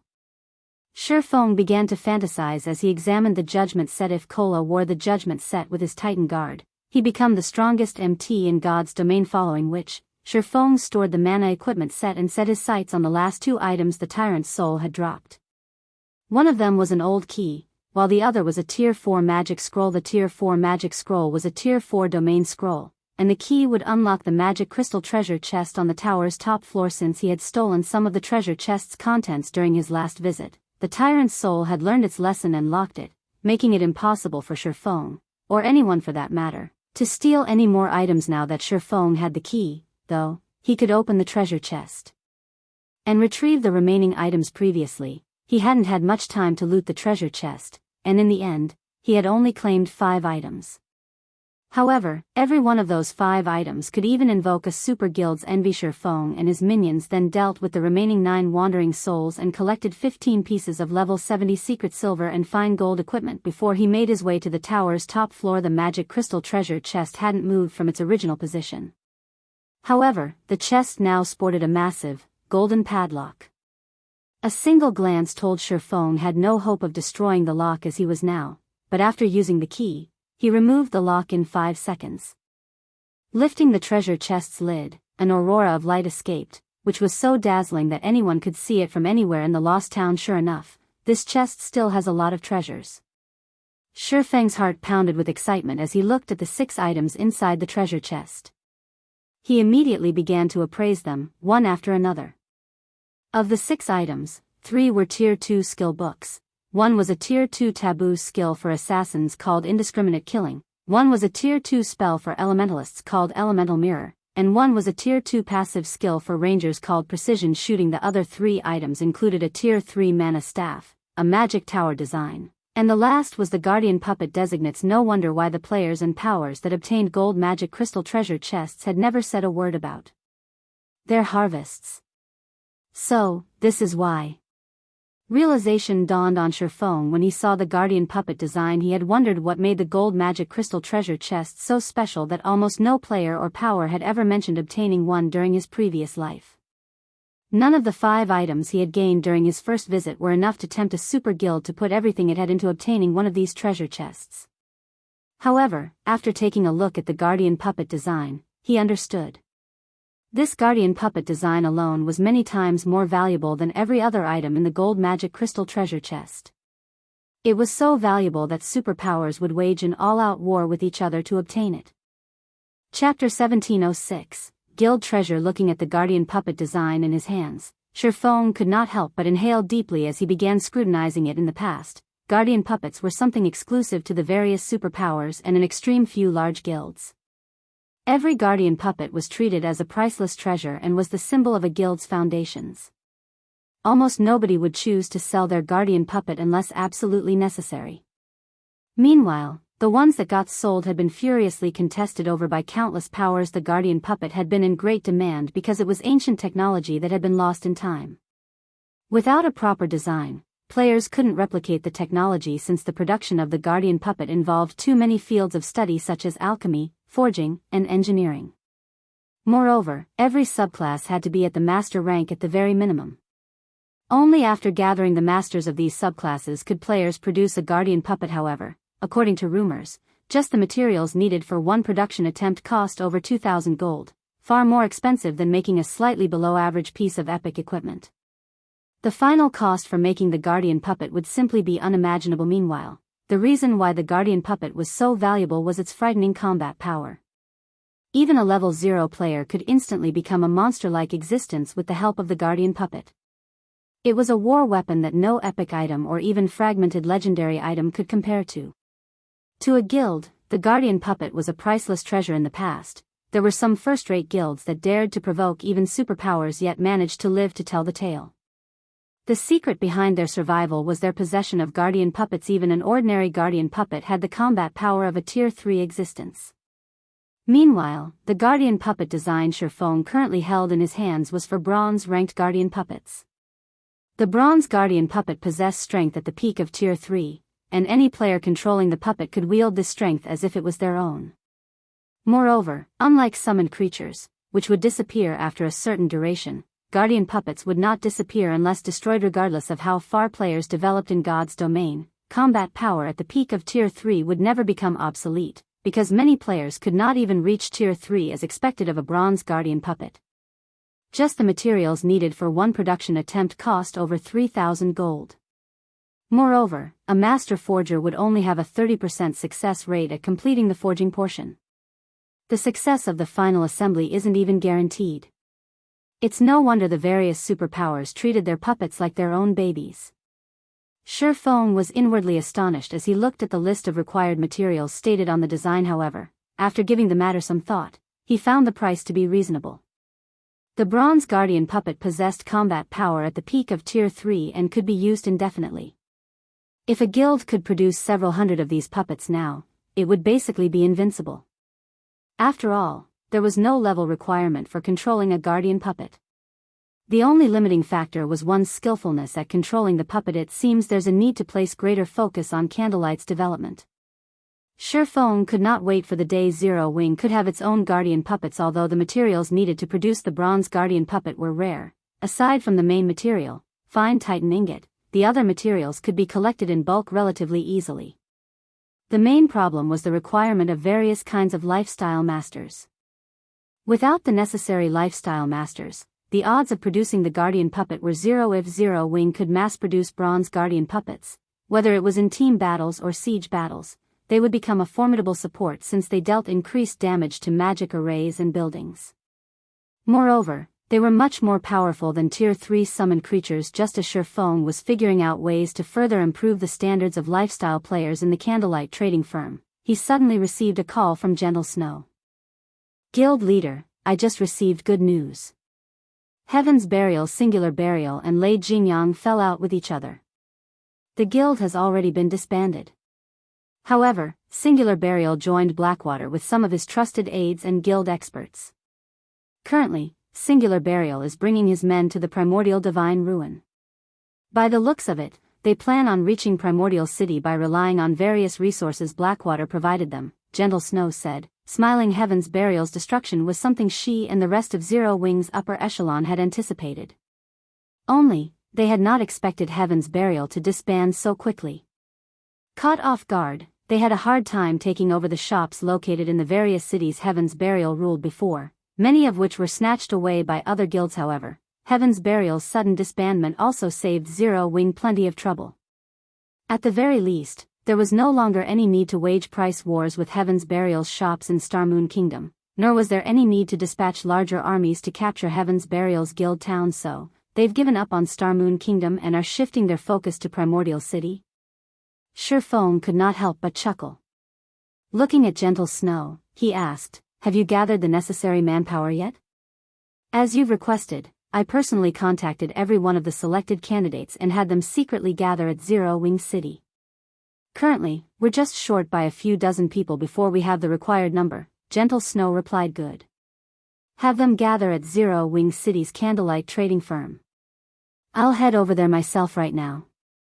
It's about time we gave Beast Emperor and Singular Burial a little surprise, Shifeng said with a nod before disconnecting the call. Even now, Gentle Snow still had no idea what Shifeng intended to do by summoning 1,500 experts. However, she continued notifying the selected experts to gather at Zero Wing City's Candlelight trading firm. Meanwhile, after ending the call, Shifeng spent 3,000 gold to have the NPCs in the Lost Town construct a guild residence. At the same time, he hired 100 level 150, Tier 2 NPC guards and 1000 level 150, Tier 1 NPC guards for town defense. With this, the town should have no problems fending off monster attacks in the short term. Once that was done, he took out a guild transfer scroll and teleported to Zero Wing City's residence. After the heaven-defying battle at Stone Forest Town, the number of players visiting Zero Wing City each day had skyrocketed. Now, the city's player population had already shot past the 4 million mark. Just the entrance fees collected each day totaled roughly 22,000 gold. Not to mention, there was still the income from Stone Forest Town, the candlelight trading firm, and many other enterprises. Now that there was no longer any need to continue placing bounties on Heaven's Burial's members, all that income could be invested into the guild's development. Meanwhile, even after including the guild's various expenses such as providing guild benefits and the guild's expansion, Zero Wing still saved up around 15,000 gold per day. This income could make any first-rate guild crazy with jealousy. For first-rate guilds, just being able to get their guild to operate normally was already a challenging task. Moreover, the guild benefits they offered their members weren't even comparable to Zero Wing's. It would not be an exaggeration to say that no first-rate guild in God's domain could compete with Zero Wing in terms of wealth. After returning to Zero Wing's residence, Shifeng first went to the guild warehouse to retrieve some materials obtained from team dungeons and through trading with the various first-rate guilds. Then, he started producing magic array scrolls for the Divine Beast's Descent magic array. Once he completed 2 sets, he took out the 2 remaining elemental sources from his bag and combined them with the magic array scrolls. Suddenly, the 2 sets of magic array scrolls started evolving. Originally, Divine Beast's Descent was an intermediate magic array, but after the fusion was completed, the magic arrays exuded an aura that was even more powerful than advanced magic arrays. Following which, Shifeng stored the 2 sets of magic array scrolls and left for the candlelight trading firm. By the time he arrived at Zero Wing City's candlelight trading firm, Gentle Snow and the others were already waiting for him. Currently, the lounge on the 2nd floor was filled with players, every one of whom was curiously wondering why their vice guild leaders had gathered them here today. However, when they saw Shifeng, who was currently disguised as Black Flame, enter the lounge, the entire room suddenly fell silent. Guild leader? Why is the guild leader here? Were we gathered here today under the guild leader's orders? Everyone in the lounge could not help but discuss Shifeng's sudden appearance, excited expressions on their faces. I believe you all must have heard that our brothers stationed over at the Primordial Divine Ruin have been surrounded and killed by evil demons and evil beasts. In fact, Beast Emperor, the person controlling those monsters, has even announced that Zero Wing's members are forbidden from setting foot into the Primordial Divine Ruin, and any who dare do so will be killed without question. Although that place isn't our guild's territory, I feel that we should still make a response. Hence, I have gathered you all here today so that we can prepare a surprise for Beast Emperor and his allies. We are going to destroy every evil beast and evil demon present near the Primordial Divine Ruin. We will let the various major powers know that Zero Wing is not a pushover. When Shifeng was done speaking, gasps filled the entire venue. Even Gentle Snow and Aqua Rose, who stood beside Shifeng, could not help but turn to look at their guild leader, both of them thinking that Shifeng had lost his mind. Destroy every evil beast and evil demon present near the Primordial Divine Ruin? How can such a feat possibly be accomplished? Chapter 1707, Tier 2 Legion. Chapter 1707, Tier 2 Legion. The silence persisted for a short moment before a commotion erupted inside the lounge. Everyone felt that Shifeng's intentions were too crazy. Setting aside how many evil beasts and evil demons were present around the Primordial Divine Ruin, just the mythic evil beasts and mythic evil demons, there would be more than enough to annihilate their team of 1,500 players. Not to mention, they were attacking in enemy territory, which meant plenty of enemy reinforcements. I'm sure you all are worried and afraid. If you feel that you are not up to it, you may leave. I won't force any of you to take part in this operation. After all, the operation this time is indeed very dangerous. If you wish to take part in it, though, come to me to register. Note that you will also have to sign a confidentiality contract to take part in this operation, Shifeng said in a calm tone after carefully observing everyone present. The reason why Zero Wing was contesting with other guilds over various resources was to provide its members with better benefits. Meanwhile, the majority of the resources obtained would go to elite and core members of the guild. If the guild's core members were not even willing to put themselves at risk for the guild, then when the guild faced greater pressure in the future, nobody would know what kind of actions these core members would take. Thus, there was naturally no need for the guild to continue nurturing such ungrateful core members. Previously, when Zero Wing was still in its infancy, he could tolerate feeding the guild's elite and expert members without asking much in return. However, now that Zero Wing was no longer in its infancy and had already stepped onto the path of becoming a superpower, the guild would need much more resources than before to continue developing. His latest acquisition, the Lost Town, only made the guild even more desperate for resources. Now, he could neither afford nor tolerate having freeloaders in his guild. Hence, there was a serious need to adjust the way the guild operated. The first thing he was going to change was how benefits were offered to guild members. A guild member's contribution would now also be an important criterion in deciding what kind of benefits they would receive. Strength was no longer the only determining factor. The more a person contributed to the guild, the more returns they would receive. In the past, many large guilds had failed to pay attention to this aspect and simply focused on recruiting strong players without bothering with whether those players were truly loyal to the guild or not. As a result, when the guild faced an insurmountable foe, it crumbled even before the battle had begun. In contrast, some small guilds with average strength were able to unite their members to fight against first-rate guilds and maintain a considerably large territory for themselves. Shi Feng planned to institute the changes starting with this operation. After he was done speaking, everyone present fell into a daze for a while. At this time, Gentle Snow, Aqua Rose, and the other core members in the upper echelon of the guild quickly realized what Shi Feng was trying to do. Hence, they kept their mouths shut and quietly watched from the sides. We'll definitely get ourselves killed by going over there. Wonderful. I've been itching to let those bastards know Zero Wing's amazingness. Guild leader, just give us our orders. For a time, everyone present discussed among themselves. The members of the guild's main force then went up to Shi Feng to register. Only a small number of players that were recently promoted into Dark Gods members hesitated over their decision. After the registration process continued for around a dozen minutes, Gentle Snow and Aqua Rose could not help but breathe out a sigh of relief. Of the 1,500 players they gathered, over 1,400 had registered to join the operation, with only several dozen players declining. However, this situation also served as a stern reminder to the two of them. The players they had gathered here today were all experts who they believed were trustworthy, yet there were still some people that had betrayed their expectations. If they were to conduct such a test for the other expert and elite members, the percentage of those who would abandon the guild during its time of need would most likely be much higher. Meanwhile, many more expert and elite players would be joining the guild in the future. There are over 1,400 people remaining. Shi Feng was quite satisfied with this outcome, which could also be considered the result of the past few selections Zero Wing had conducted.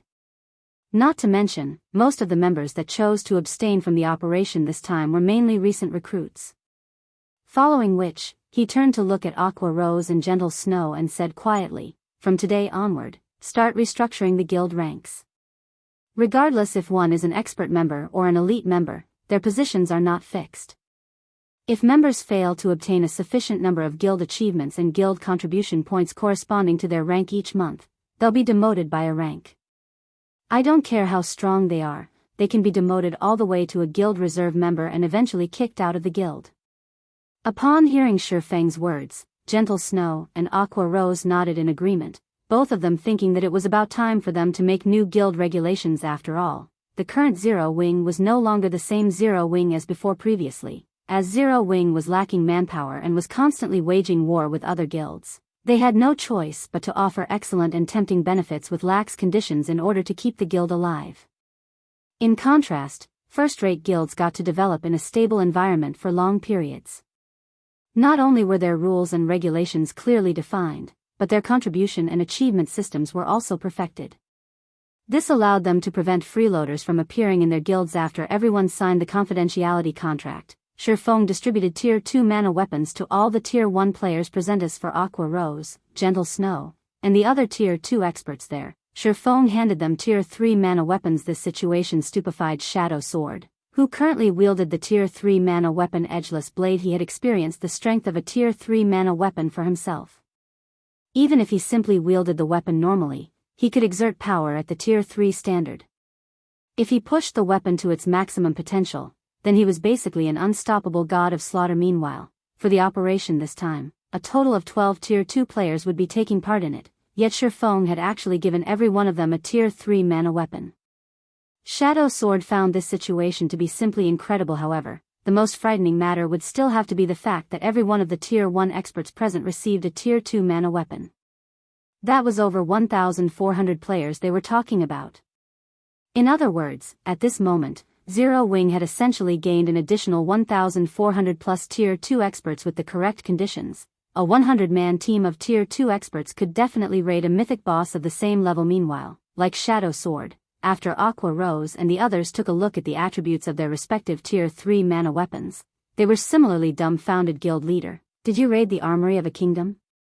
We won't get hunted by some kingdom's army, right? Blackie could not help but gulp nervously as he looked at the Tier 3 mana staff he held, which completely surpassed his epic rank staff in terms of raw power. The other Tier 2 experts nodded their heads, seconding Blackie's words. They never thought that their guild actually possessed such a hidden hand. Even those in the upper echelon like themselves were utterly clueless about this. Just by holding the Tier 3 mana weapons, they could feel that their combat power had increased drastically. At the very least, the raw power of their attacks should be at the Tier 3 standard already. Although they did not possess the physique and skills of a Tier 3 player, they were still confident that, unless their opponent was fully geared in epic equipment, they could easily stomp on any Tier 2 expert right now. At this moment, Aqua Rose and Gentle Snow finally understood why Shifeng would try to annihilate the evil beasts and evil demons around the primordial divine ruin with such a small number of players. With so many experts boasting Tier 2 and Tier 3 combat power, they indeed possessed the qualifications to go up against the evil demons and evil beasts near the primordial divine ruin. While everyone was reeling from receiving the mana weapons, Shifeng took out 4 pieces of equipment and handed them to Cola. Originally, Cola wanted to say that his equipment was plenty excellent already and that there was no need for a replacement. However, once he inspected what Shifeng gave him, his eyes nearly fell out of their sockets. Without hesitation, he removed the level 50 fine gold set equipment he was wearing and replaced them with the mana equipment set from Shifeng. The moment Cola equipped the mana equipment set, the feeling he gave off transformed abruptly. Right now, Cola's aura gave even Aqua Rose and Gentle Snow intense pressure. Not to mention, the mana in the room was also surging toward him. Just standing beside the Guardian Knight felt stifling. Guild leader, what kind of equipment did you give Cola? Did you give him 4 pieces of epic equipment? Gentle Snow asked curiously. At this moment, she could clearly feel that her attributes were inferior to Cola's. However, she currently had a piece of fragmented legendary equipment equipped, so it was simply unbelievable that Cola's basic attributes would be superior to hers. The only explanation she could think of for such a difference was that Cola had just equipped 4 pieces of epic equipment. No. It's Tier 2 mana equipment set. It's something similar to the mana weapons you all are using, Shifeng replied, shaking his head. He then turned to Cola and asked, how does it feel after you've equipped it? Guild leader, this set is simply insane. I feel that I can tank even a mythic boss right now. Cola's eyes glowed with excitement as he looked at the 4 silvery pieces of equipment on him. When the surrounding crowd heard Cola's words, they could not help but gasp. From Cola's expression, they could tell that the Guardian Knight was not joking at all.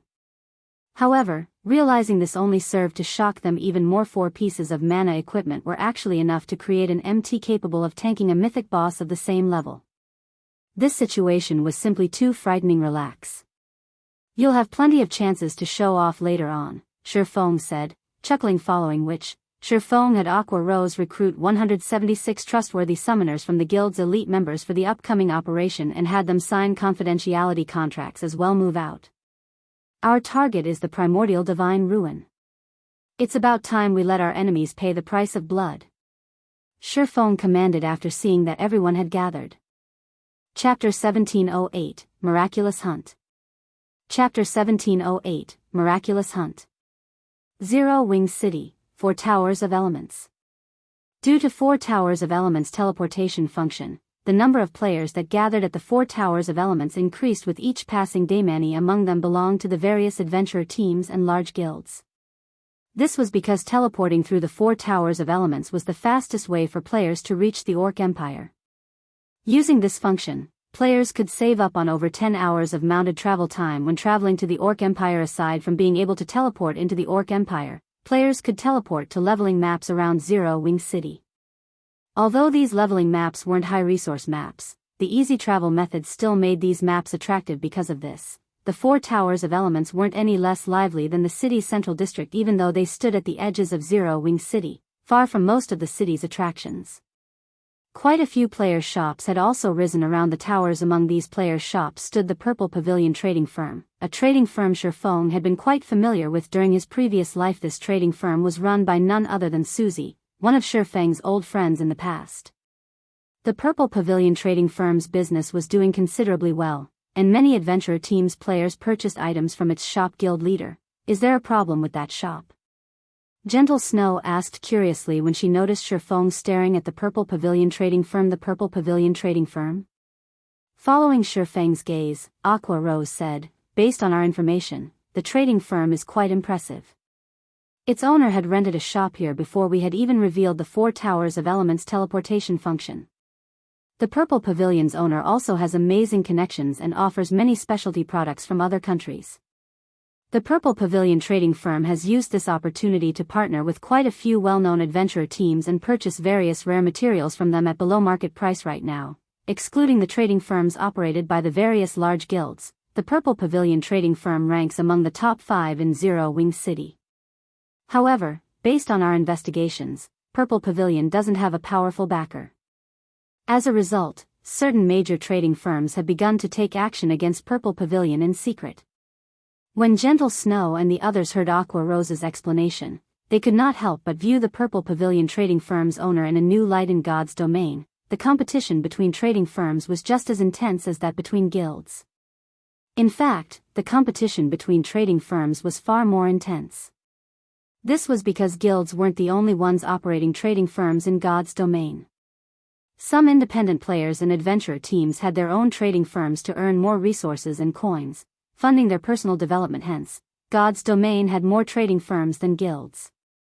Thriving in such a competitive environment without a powerful backer was extremely difficult. The fact that the Purple Pavilion trading firm's shop ranked among the top 5 shops operated by non-guild entities in Zero Wing City proved how amazing it was. Aqua, have someone give the various shops in Zero Wing City a warning.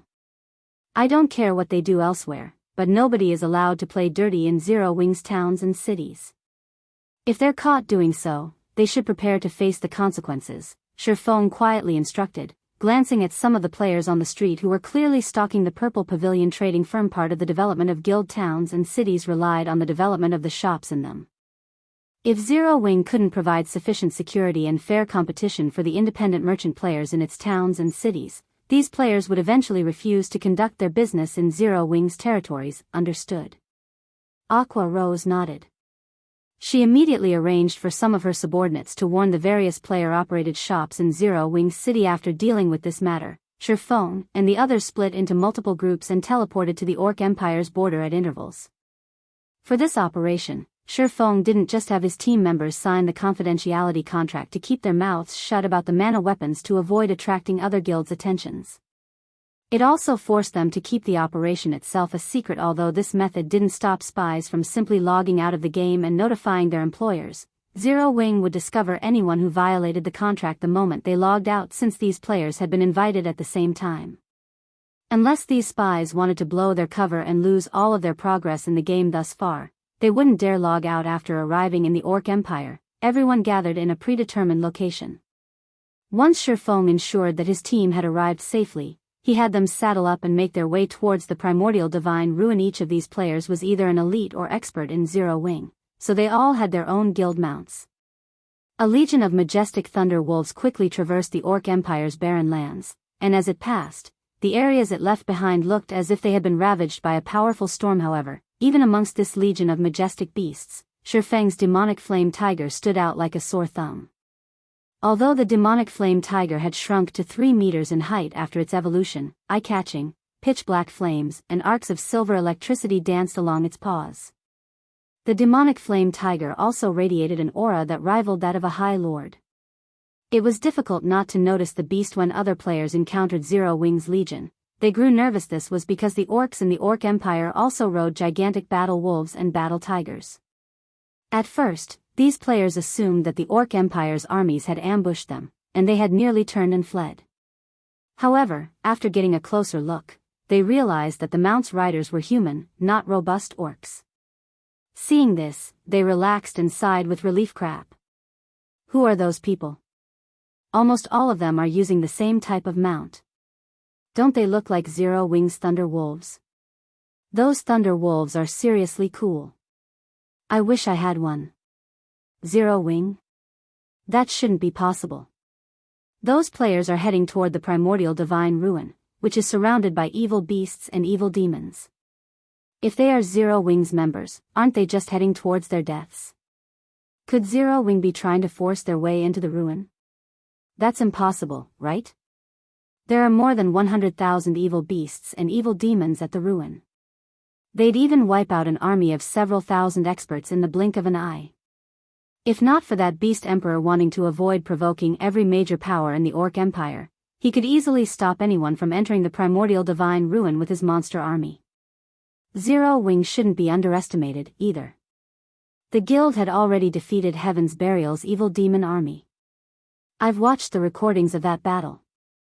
Zero Wing had even faced down mythic-ranked evil beast and demons. Didn't you see Zero Wing summon those mythic monsters? There's no way Zero Wing can summon such powerful monsters again easily. The players that noticed Zero Wing's force discussed the guild's actions heatedly. News that Zero Wing had dispatched a force to the primordial divine ruin quickly spread. After all, it would be difficult for such a powerful army to avoid notice for long. Soon, the various major powers waiting to enter the primordial divine ruin began to discuss the matter as well. Zero Wing is taking action so soon? Is Zero Wing insane? Don't they know that there are over 100,000 evil demons and evil beasts guarding the primordial divine ruin? Zero Wing's actions confused all of the various large guilds' upper echelons. Brother Singular, like Beast Emperor has said, Zero Wing really couldn't hold back and has come running to us on its own. This is a good opportunity for us to take our revenge, Falling Fire said, a cold glint flashing in his eyes as he read the report his subordinate just sent him. We only lost because we didn't fully understand Zero Wing and fought them on their home turf. However, our battlefield will be set in the Orc Empire this time. We also have 8 mythic monsters under our command. Even if Zero Wing can summon more of those high demons to suppress our mythic monsters, we'll have plenty of Grand Lords and Great Lords to spare. We can annihilate this Zero Wing forces. Zero Wing. Singular Burial gnashed his teeth in anger when he heard the mention of the guild. His eyes turned bloodshot, and he growled, I won't let any of your members return alive this time. Zero Wing had thoroughly destroyed Heaven's Burial in their last battle. All of the time and effort he had invested in his guild's development had gone to waste, just like that. Now, hatred for Zero Wing consumed his thoughts. The evil demons and evil beasts encircling the primordial divine ruin were a suggestion he had made to Beast Emperor. He had done so to cause as much trouble for Zero Wing as possible, impeding the guild's development. As soon as Singular Burial finished speaking, a spatial gate opened above him. Once the spatial gate opened fully, cloaked figures atop mounts jumped out, one after another. When these cloaked figures landed, everyone recognized the mounts as Zero Wing's Thunder Wolves. What's going on? Zero Wing's members actually dare to charge straight into the evil demons and evil beasts' encirclement? Are they seeking death? Everyone gaped at Zero Wing's members when they realized who had emerged from the spatial gate. They had assumed that Zero Wing was simply putting up a strong front by marching into the Orc Empire. Even if Zero Wing truly intended to take action, the guild would employ hit-and-run tactics and target small groups of evil beasts and evil demons at most. However, the fact that Zero Wing's members had jumped straight into their enemies' ranks via a spatial gate left them utterly baffled. Before anyone could react, Shifeng's gaze shifted toward the nearby Blackwater members. Kill them. Chapter 1709. Might of one hit. Zero Wing's sudden appearance had shocked the players at the primordial divine ruin. Shifeng's command to attack Blackwater's members only intensified their surprise. This is crazy. Zero Wing must be insane. They've actually barged into the evil demons and evil beasts' encirclement to attack Blackwater? The members from the various major powers and adventurer teams were stupefied as they watched Zero Wing's members charge into Blackwater's on their mounts. At a glance, it was clear that Zero Wing had dispatched less than 2,000 members to the primordial divine ruin. Even if all of them were experts, Blackwater's forces weren't to be trifled with. Although Blackwater had recently suffered a major loss, it had recruited many of Heaven's Burial's expert and elite members. The guild had sent 4,000 experts and 6,000 elites to the ruin this time, and the lowest leveled among them was level 49. Every one of these 10,000 players also wore top-tier equipment. An army of fewer than 2,000 experts stood no chance against Blackwater's forces. Moreover, the evil demons and evil beasts currently surrounded the primordial divine ruin. It wouldn't be long before these monsters arrived to support Blackwater's army. Zero Wing would have more opponents than just Blackwater's army. They would have to face 100,000 plus monsters as well. While the various large guilds wondered why Zero Wing had enacted such a ludicrous plan, the guild's mounted forces had almost reached Blackwater's members. Bastards. Falling Fire cursed as he commanded his players to fall into formation. Fortunately, the players Blackwater had dispatched to raid the primordial divine ruin were all well trained, and the 10,000-man army quickly took up arms. The 500-plus shield warriors and guardian knights formed two rows at the front, raising their shields as they prepared to stop their enemies' advance. Meanwhile, the clerics, oracles, and druids at the rear of the army began to cast their buffs on the army's MTs. Now, the two human walls formed between the army and Zero Wing's members could even stop dozens of great lords of the same level, not to mention charging players. Meanwhile, the ranged forces between the shield warriors and guardian knights began to cast their offensive spells. Blackwater's army had far better reaction speed, combat standards, and far more combat experience than the various adventurer teams who fought others in the fields. The entire army moved as one, utterly organized. However, the berserkers leading Zero Wing's charge paid the blockade before them little heed. They didn't even bother to wait for their own shield warriors and guardian knights to catch up as they plowed into Blackwater's formation. The moment before Zero Wing's 100-plus berserkers clashed with Blackwater's MTs, a hint of excitement could be seen flashing in their eyes as they tightened their grips on their weapons. Suddenly, silver runes began to form on their weapons, and the ambient mana gathered around the berserkers' weapons. Without hesitation, the berserkers swung their weapons at the massive shields before them. Boom. Boom. Boom. A series of loud explosions echoed throughout the area as the berserkers struck the enemy shields. Impossible. When Blackwater's MTs received the berserkers' attacks, they felt as if they had been hit by a truck.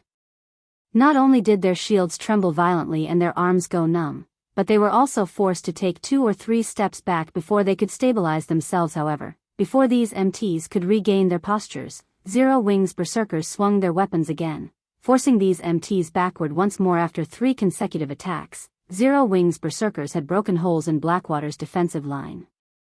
The berserkers then dashed toward the ranged players like frenzied beasts. Zero Wing broke through. The various major powers watching from a distance could not help but gape at the scene. Just 100-plus berserkers had torn apart 2 defensive lines formed by over 500 level 49-plus shield warriors and guardian knights. The clash between these melee players had lasted less than 2 seconds. It was as if Blackwater's shield warriors and guardian knights were made of paper and could barely take a hit. However, the players from these major powers knew that Blackwater's MTs all wore excellent equipment. The weakest piece they'd have on them would be level 45 fine gold rank. MTs of such caliber could easily join the various large guilds' main forces. As for their combat standards, they were all elite and expert players. A blockade of such powerful MTs shouldn't have a problem fending off a charge of dozens of great lords of the same level, yet it had shattered when assaulted by Zero Wing's 100-plus berserkers.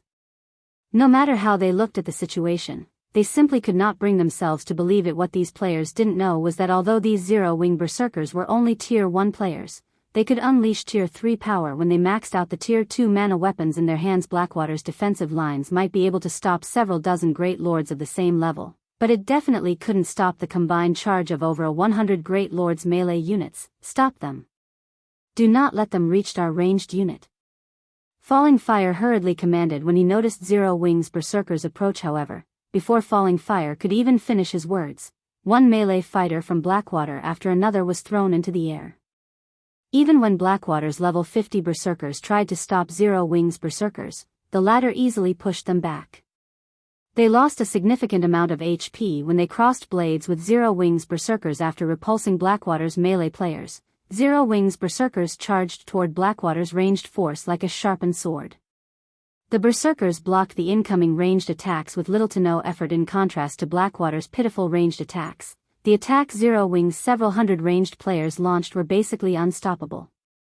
When Blackwater's MTs tried to block these incoming attacks with their shields, their defensive postures shattered under a single blow, rendering them helpless against the following ranged attacks.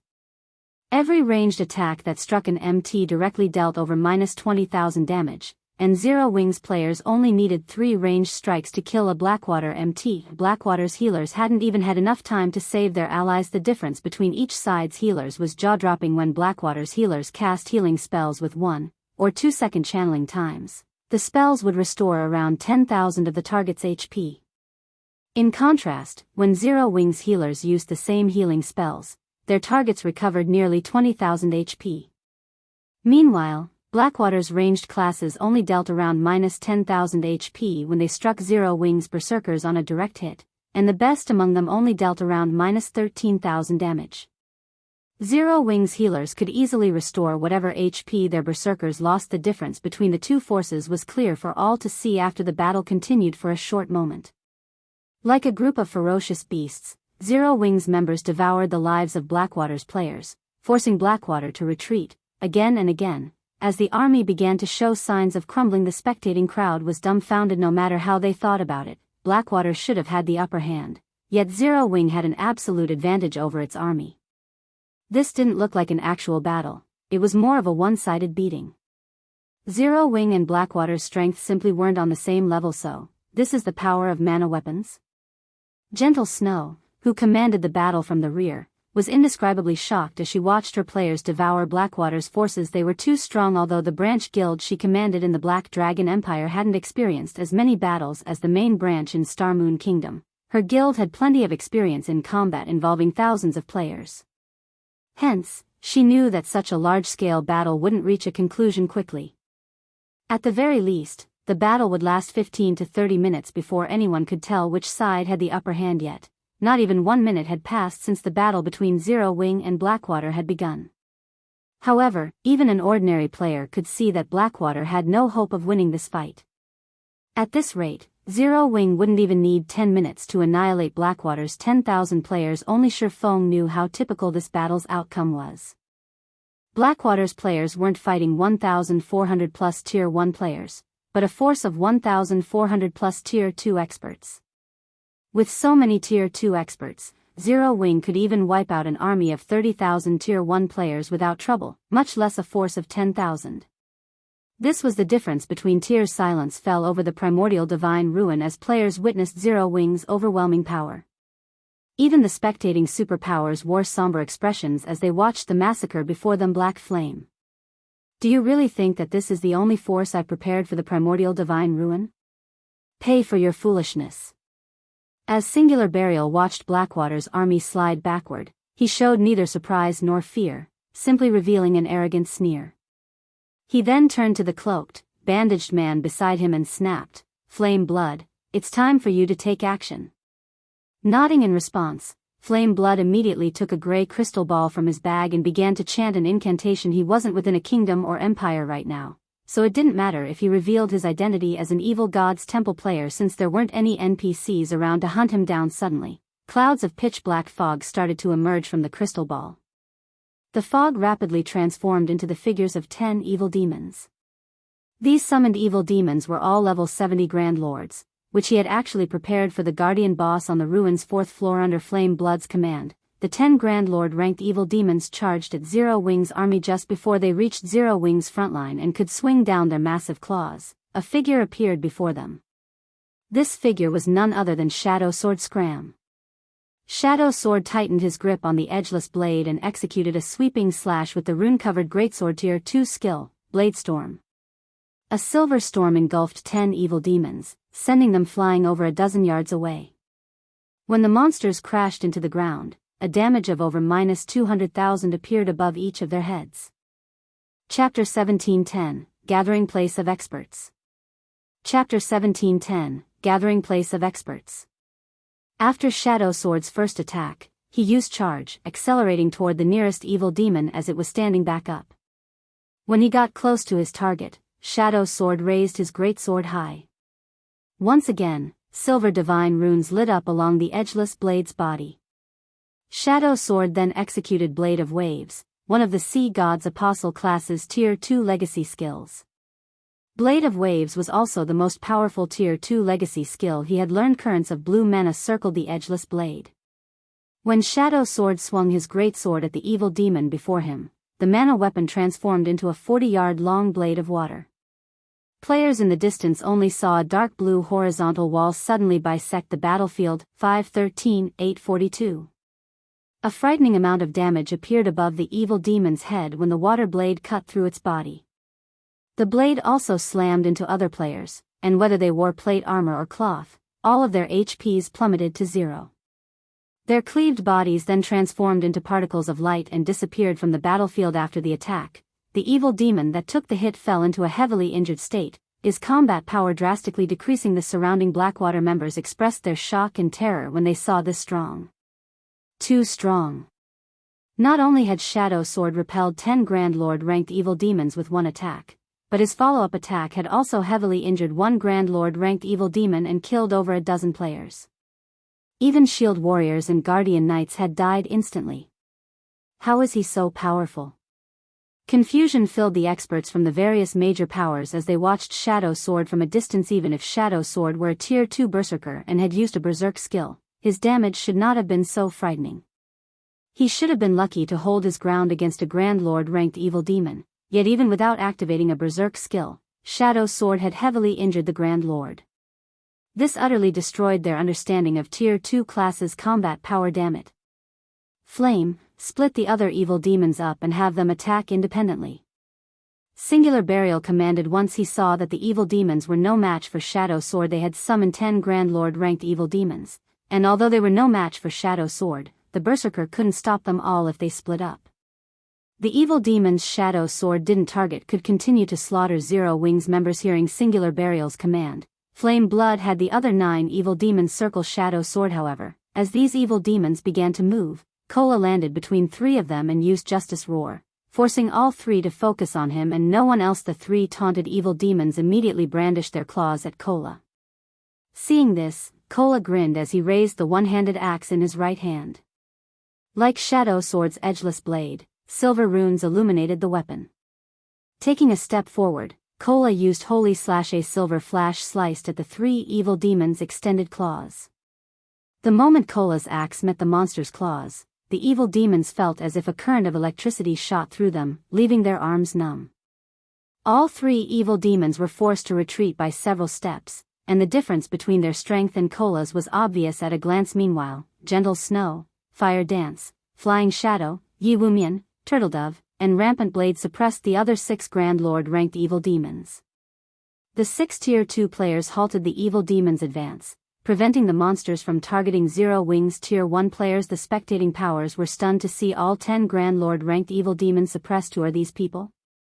The various major powers and adventurer teams members were curious and awed as they watched Shadow Sword and his companions. They immediately began to look into the identities of these Tier 2 players from Zero Wing. The various large guilds and adventurer teams present were no strangers to Grand Lord-ranked monsters, but they usually needed 100-man teams to raid such monsters. Yet, Shadow Sword and the others actually soloed the evil demons. Moreover, they had the upper hand in the battle. This was simply unbelievable. The moment these various powers received their investigations results, they were flabbergasted. Aside from Gentle Snow, the other Tier 2 players were practically unknown in God's domain. Although these players had shown up in Zero Wing's past battles, none of them had ever displayed such frightening power. Because of this, the players from these major powers and adventurer teams began to wonder if Shadow Sword and the others had deliberately hidden their strength all this time. But after today, there was no doubt that these players would become famous in God's domain. Their performance today was simply too shocking. While Shadow Sword and the other Tier 2 players suppressed the Grand Lord-ranked evil demons, Zero Wing's other members were free to slaughter Blackwater's players without worry. Aqua Rose, Blackie, Violet Cloud, and Alluring Summer, in particular, struck like humanoid defense turrets. All 4 of them wielded Tier 3 mana staffs, which allowed their spells' power to rival Tier 3 spells. Against Tier 1 players, these spells were one-shot, one-kill attacks. Not even blocking these spells could save the targeted players when the 4 used AoE spells. Each of their attacks could slay dozens of players of those present. Only Blackwater's Tier 2 experts barely survived Aqua Rose and the others' attacks.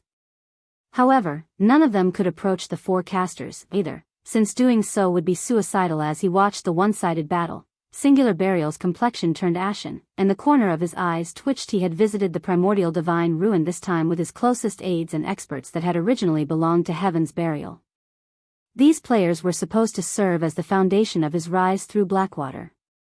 Now that Zero Wing's members had massacred his subordinates, his chances of rising in his new guild had significantly decreased. Although he wanted to do something to stop the massacre, he had enough trouble with the level 50 youth before him. No matter how he struggled, he couldn't get past the youth's defense. To make matters worse, his opponent was only a Tier 1 Berserker, while he was a bona fide Tier 2 Ranger. Yet, the Berserker's Tier 1 skills had actually repelled his Tier 2 skills. This maddened Singular Burial. On the other hand, Zipping, also known as Silent Blade, grew increasingly excited as he fought Singular Burial. He had never felt this wonderful before. The combination of a Tier 2 mana weapon and the level 50 magic light set had granted him an absolute advantage in basic attributes over his opponent. From time to time, he even caught Singular Burial by surprise when he used his mana weapon's ability. In addition, through his battle with Singular Burial, someone who had entered the refinement realm long ago, Zipping was able to recognize many of his flaws. If not for his advantage in basic attributes and Tier 2 mana weapon, the enemy ranger would have likely killed him already. Guild leader, these people from Zero Wing are too powerful.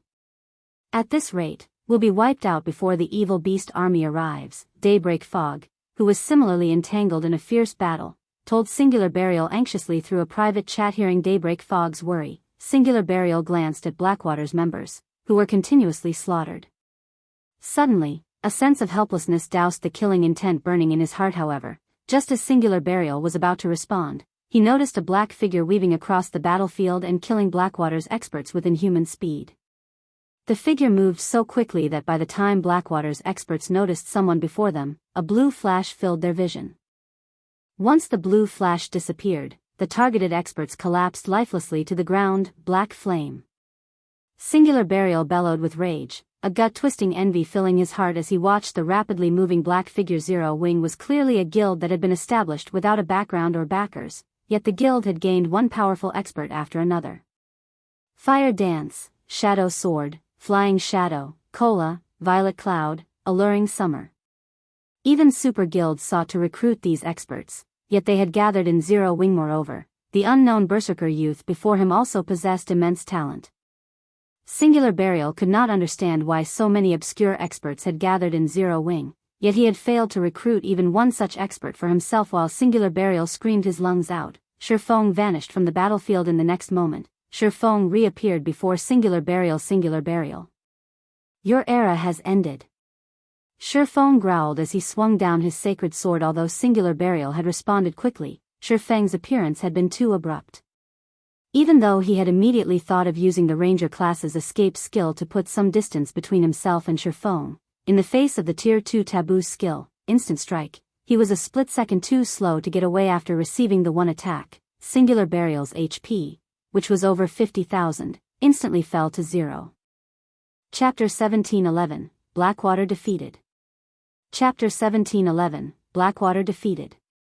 When Singular Burial reluctantly collapsed and dropped an icy blue longbow on the battlefield, the surrounding Blackwater members were dumbfounded and turned to stare at Shifeng. A moment ago, Singular Burial had 100% of his HP, yet after one of Shifeng's attacks, the Ranger had lost it all suddenly. A chilling sensation assaulted Blackwater's members. If even a Tier 2 player like Singular Burial could not withstand a single hit from Shifeng, it went without saying Shifeng could kill Tier 1 players like them with a casual swing of his blade. To Black Flame.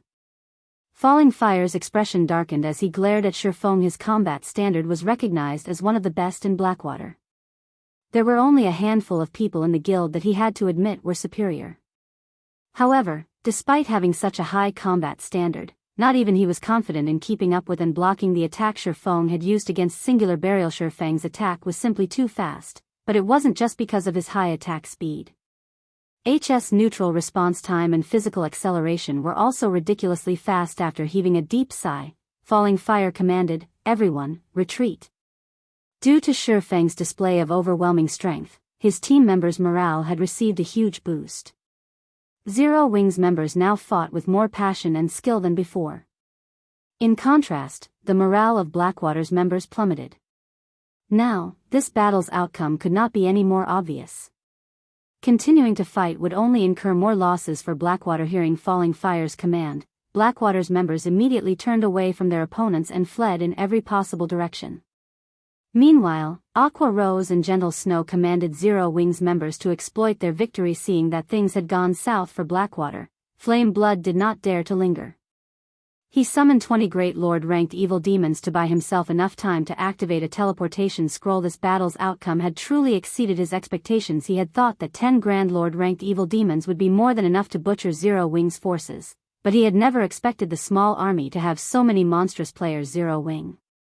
Just you wait. Sooner or later, I will make you pay for this defeat. Flame Blood revealed a sneer as he watched Zero Wing's members charge towards him. He was an evil god's apostle, not a guild member. As long as he escaped capture, he'd always have a chance of making a comeback. Flame Blood sent his 20 Great Lords to stop Zero Wing's members as he activated his teleportation scroll. The teleportation scroll to teleport to the evil god's temple had a 15-second activation process, which was slightly shorter than a normal return scroll. With the power of 20 Great Lords at his side, he could easily buy enough time to get away. However, when the 7th second ticked by, Flame Blood noticed a slowly approaching figure out of the corner of his eye. This figure was none other than Shifeng. Flame Blood couldn't help his growing anxiety as he watched Shifeng approach. Although over 200 yards separated the two, Flame Blood felt as if the Grim Reaper itself had set its sights on him faster. I have to get out of here as quickly as possible. For the first time ever, Flame Blood felt that the teleportation scroll's activation time was too long. Although Shifeng's approach appeared slow, in reality, he was extremely fast. In just 3 seconds, he had halved the distance between him and Flame Blood. Seeing this, Flame Blood had no choice but to split 6 of the Great Lord-ranked evil demons from the group, ordering them to hinder Shifeng's advance. However, no matter what kind of attacks the Great Lord-ranked evil demons used, Shifeng avoided them easily. The evil demons couldn't slow Shifeng down in the slightest. When only 2 seconds remained before Flame Blood's teleportation scroll activated, Shifeng was still over 30 yards away from the cleric. Seeing this, Flame Blood breathed a sigh of relief. Black Flame. I'll get even with you sooner or later. There was no way Shifeng could cross the distance between them unless he could use the same move he had employed to take out Singular Burial earlier. However, the area around Flame Blood abruptly darkened, and the mana that fed the teleportation array beneath his feet froze instantly. A moment later, the teleportation array began to disappear. No. How is this possible? Shock and despair flashed in Flame Blood's eyes when he realized that his teleportation scroll was no longer an option. Before Flame Blood could react, Shifeng shook off the 6 Great Lords chasing him and appeared before the cleric. Get even with me?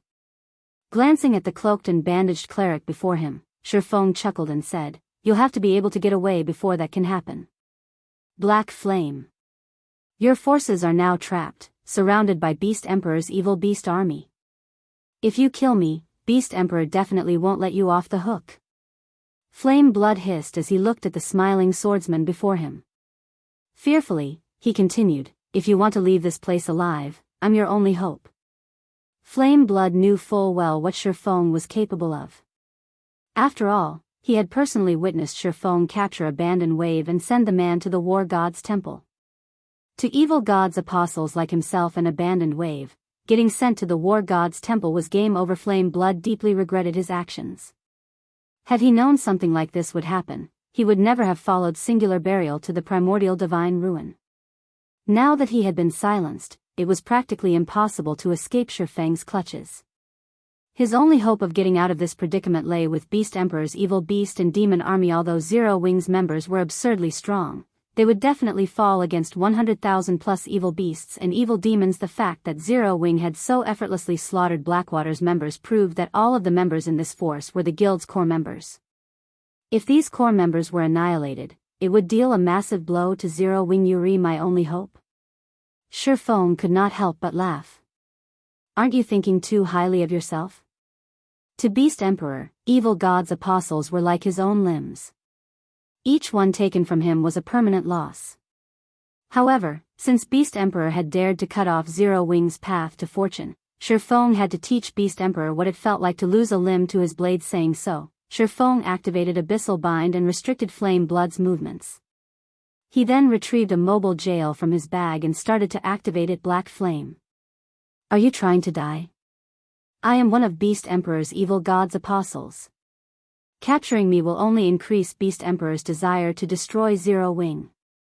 Flame Blood began to panic when he saw Shifeng activate the mobile jail. He had never thought that Shifeng would be so daring. If he were to be sent to the War God's temple, he truly would be finished. Just as Shifeng was about to entrap Flame Blood in the mobile jail, a phantom appeared beside the cleric. This phantom took the form of an indifferent, middle-aged man in luxurious, dark gray robes.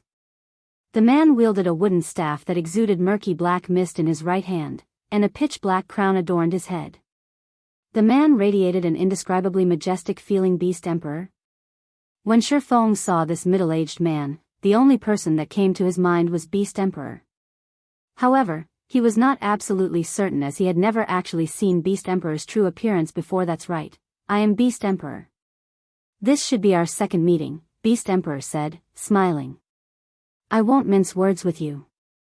Release Flame Blood and hand over the evil god's eye in your possession.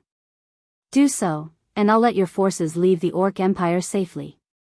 Refuse, and neither you nor your subordinates will leave the Empire. Your souls will become nourishment for my evil demons.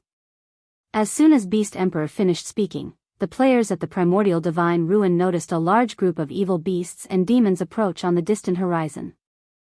An NPC elder stood above a gigantic evil beast, radiating intense evil energy. Even though the old man was thousands of yards away, everyone outside of the Primordial Divine Ruin could feel his horrific aura. I admit that you are quite powerful, but even if you lock Flame Blood away in the mobile jail, you won't necessarily be able to leave the Orc Empire with him. As long as I kill you, I can free Flame Blood. I will only give you 10 seconds to consider my offer. Beast Emperor said, his expression calm as he looked at Shifeng. A mythic NPC? Shifeng guessed after glancing at the NPC in the distant sky. Revealing a faint smile, he said, like your subordinate, you think too highly of yourself. I will send Flame Blood to the War God's temple. Chapter 1712, The Man Closest to Attaining a Domain. Chapter 1712, The Man Closest to Attaining a Domain. Although Shifeng's tone had been dull, the nearby players could all feel the unyielding determination in his voice. Crazy bastard. How can a guild leader like you exist? As Flame Blood glared at Shifeng, he felt his mental state crumble. Just how much did Shifeng hate him? Shifeng was actually willing to sacrifice over 1,000 Zero Wing experts just to finish him off. Black Flame. This is your final chance. You can't take on a mythic NPC. Do you really think that you can escape with your life? If you die at his hands, do you think that the penalty will be as simple as losing a level? Beast Emperor's expression darkened when he heard Shifeng's reply. Do not challenge my patience. Otherwise, I'll bury you here, even if I have to waste my contribution points. If the evil god's apostle slots weren't so incredibly precious to his future and the fact that Shifeng had a small chance of getting away, he wouldn't have wasted so many words on the swordsman. He simply would have sent his evil beasts and evil demons to slaughter Zero Wing's members and devour them. Challenge your patience? Shifeng could not help but laugh at Beast Emperor. How many times has your evil god's temple targeted Zero Wing's territories? You've even gone as far as to hunt down my guild members. Have you ever considered Zero Wing's patience? Saying so, Shifeng swung his sword at Flame Blood, lowering the cleric's HP to a critical level. He then activated the mobile jail and entrapped the bound cleric. Beast Emperor gnashed his teeth in rage as he watched Flame Blood disappear into the mobile jail. Suddenly, the evil beasts and evil demons standing on the distant horizon released deafening roars. They then charged toward the Primordial Divine Ruin. The various powers' upper echelons wore somber expressions as they watched the 100,000 plus evil beasts and evil demons surge towards them. These evil beasts and evil demons were far from just random monsters. Every one of them was level 60 or higher, and the majority of them were chieftain rank and above. Only a small number were elites and special elites. Moreover, 8 of them were mythic rank. Such a force was more than enough to destroy a town, not to mention an army of fewer than 2,000 experts. When the evil beasts and evil demons began their charge, the NPC elder flew into the sky and waved his staff. Suddenly, a beam of gray light shot out of the staff and toward the clouds above the old man. When the beam of light was roughly 100 yards above the NPC, it burst. Ripples of gray light spread across the sky, turning the once blue view a dull gray. It looked as if evil energy had enveloped the entire world. What's going on? Why can't I use my return scroll? Wait, that's not right. I can't use my instantaneous teleportation scroll either. Isn't that NPC too powerful? He's actually sealed off this entire region. Zero Wing is definitely dead now. Utter shock filled the spectating powers at the primordial divine ruin as they watched the NPC elder fly towards the ruin with their ability to teleport stolen from them. Zero Wing's only way of escaping this location was to rely on their own 2 feet. However, trying to break through the blockade of 100,000 plus evil beasts and evil demons was practically impossible. The players from the various major powers also began to worry for their own safety. Like Zero Wing's members, they were now trapped here, and their fate was no longer in their own hands. If Beast Emperor wanted to, he could definitely have every player at the primordial divine ruin killed. Big Sis Melody, what is going through Black Flame's mind? He's actually willing to trade Zero Wing's 1,000 plus experts to capture a single player. Does he hate Beast Emperor that much? A girl standing amidst the Sacred Temple's team asked curiously as she watched Shifeng, who was arranging Zero Wing's army into a defensive formation. The girl had long, curly, light blue hair and a lithe but curvy body. She wielded an emerald staff and was clad in white, silken robes. Although this girl looked quite weak and delicate, she had actually reached level 51. Even in the Sacred Temple, her level put her at the very top of the guild. Though, her aura was far more frightening than the girl's level. However, the intensity of her aura was not just a result of her powerful basic attributes. Her tier and life rating also contributed. When the Sacred Temple surrounding experts looked at this girl, awe and reverence filled their gaze. This girl was the Sacred Temple's new prodigy, Blue Jade, and she had even received high praise from the guild leader, stating that she even had the potential to command a domain in the future precisely because of her talents. Blue Jade had been dispatched to the primordial divine ruin so that she could improve further in Primordial City. I don't know what Black Flame is thinking, but you should pay close attention to his fights. The Secret Pavilion has recognized Black Flame as the person closest to grasping a domain. Watching him should help you quite a bit, Quiet Melody said as she looked at Shifeng. Ascent Miracle Dragon, the person closest to reaching the domain realm? Blue Jade asked in astonishment. Miracle Dragon is old news. The various superpowers have already recognized Black Flame as the person closest to reaching the domain realm, Quiet Melody patiently explained. The techniques Black Flame has displayed thus far are simply amazing. He has even defeated domain realm experts. The various superpowers have even wondered whether or not he has already obtained a domain, but after a detailed investigation, they concluded that he's only as strong as domain realm experts. He doesn't actually have a domain yet, though he is extremely close to obtaining one. He can actually rival domain realm experts without a domain? He's actually that powerful? Blue Jade was skeptical about Quiet Melody's claim. If Shifeng were so impressive, he should recognize his situation for what it was. Yet, Shifeng had made the most unbelievable decision, provoking Beast Emperor instead of saving his companions' lives. While Quiet Melody and Blue Jade discussed Shifeng, the other powers' upper echelons grew nervous. Beast Emperor's monster army was getting closer, and now, it was less than 1,000 yards away. 2 level 80 mythic evil demons and 6 level 80 mythic ranked evil beasts led the monster army. Just looking at these monsters, even from so far away, made these players shudder. Against such a powerful army of monsters, Zero Wing's forces would likely face annihilation even if the guild had tens of thousands of experts and hundreds of thousands of elite players present. Even if Zero Wing could summon 3 more high demons, there was no escaping its fate. Although the Baphomet Zero Wing had summoned were indeed incredibly strong, the army of evil beasts and evil demons the guild faced this time was much stronger. There were plenty of great lords and grand lords in this force. By the time the High Demons defeated the Mythic Evil Demons and Mythic Evil Beasts, the Great Lords and Grand Lords would have devoured Zero Wings members already. Black Flame. Pay for your foolishness. Beast Emperor, who followed the situation at the primordial divine ruin from ancient Rock City's Evil God's Temple, sneered he had spent 7,000 Evil God's Temple contribution points for the Mythic NPC to seal the primordial divine ruins map. This seal prevented players from both teleporting out and physically crossing the map's borders. The Evil God's Temple contribution points were no less precious than the War God's Temple merit points. With 7,000 merit points, players could purchase a high-quality epic item from the War God's Temple, yet he had spent so many points just to prevent Shifeng's escape. Although the sealing barrier was not particularly strong, it would not be easy to break out of either. During the time it took for Zero Wing to destroy the barrier, his evil beasts and evil demons could annihilate the guild's army several times over. The 100,000 plus evil demons and evil beasts grew closer to Zero Wing's army, and seeing this, the guild's members couldn't help but grow nervous.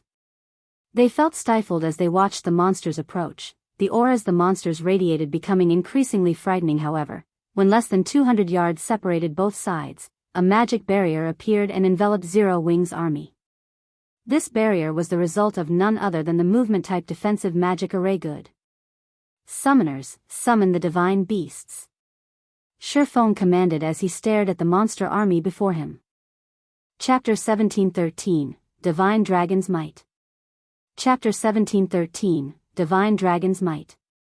When the divine beasts' descent magic arrays activated, 2 pillars of golden light rose from inside the movement-type defensive magic array. The 2 light pillars pierced the sky and cast a dazzling glow over the primordial divine ruin.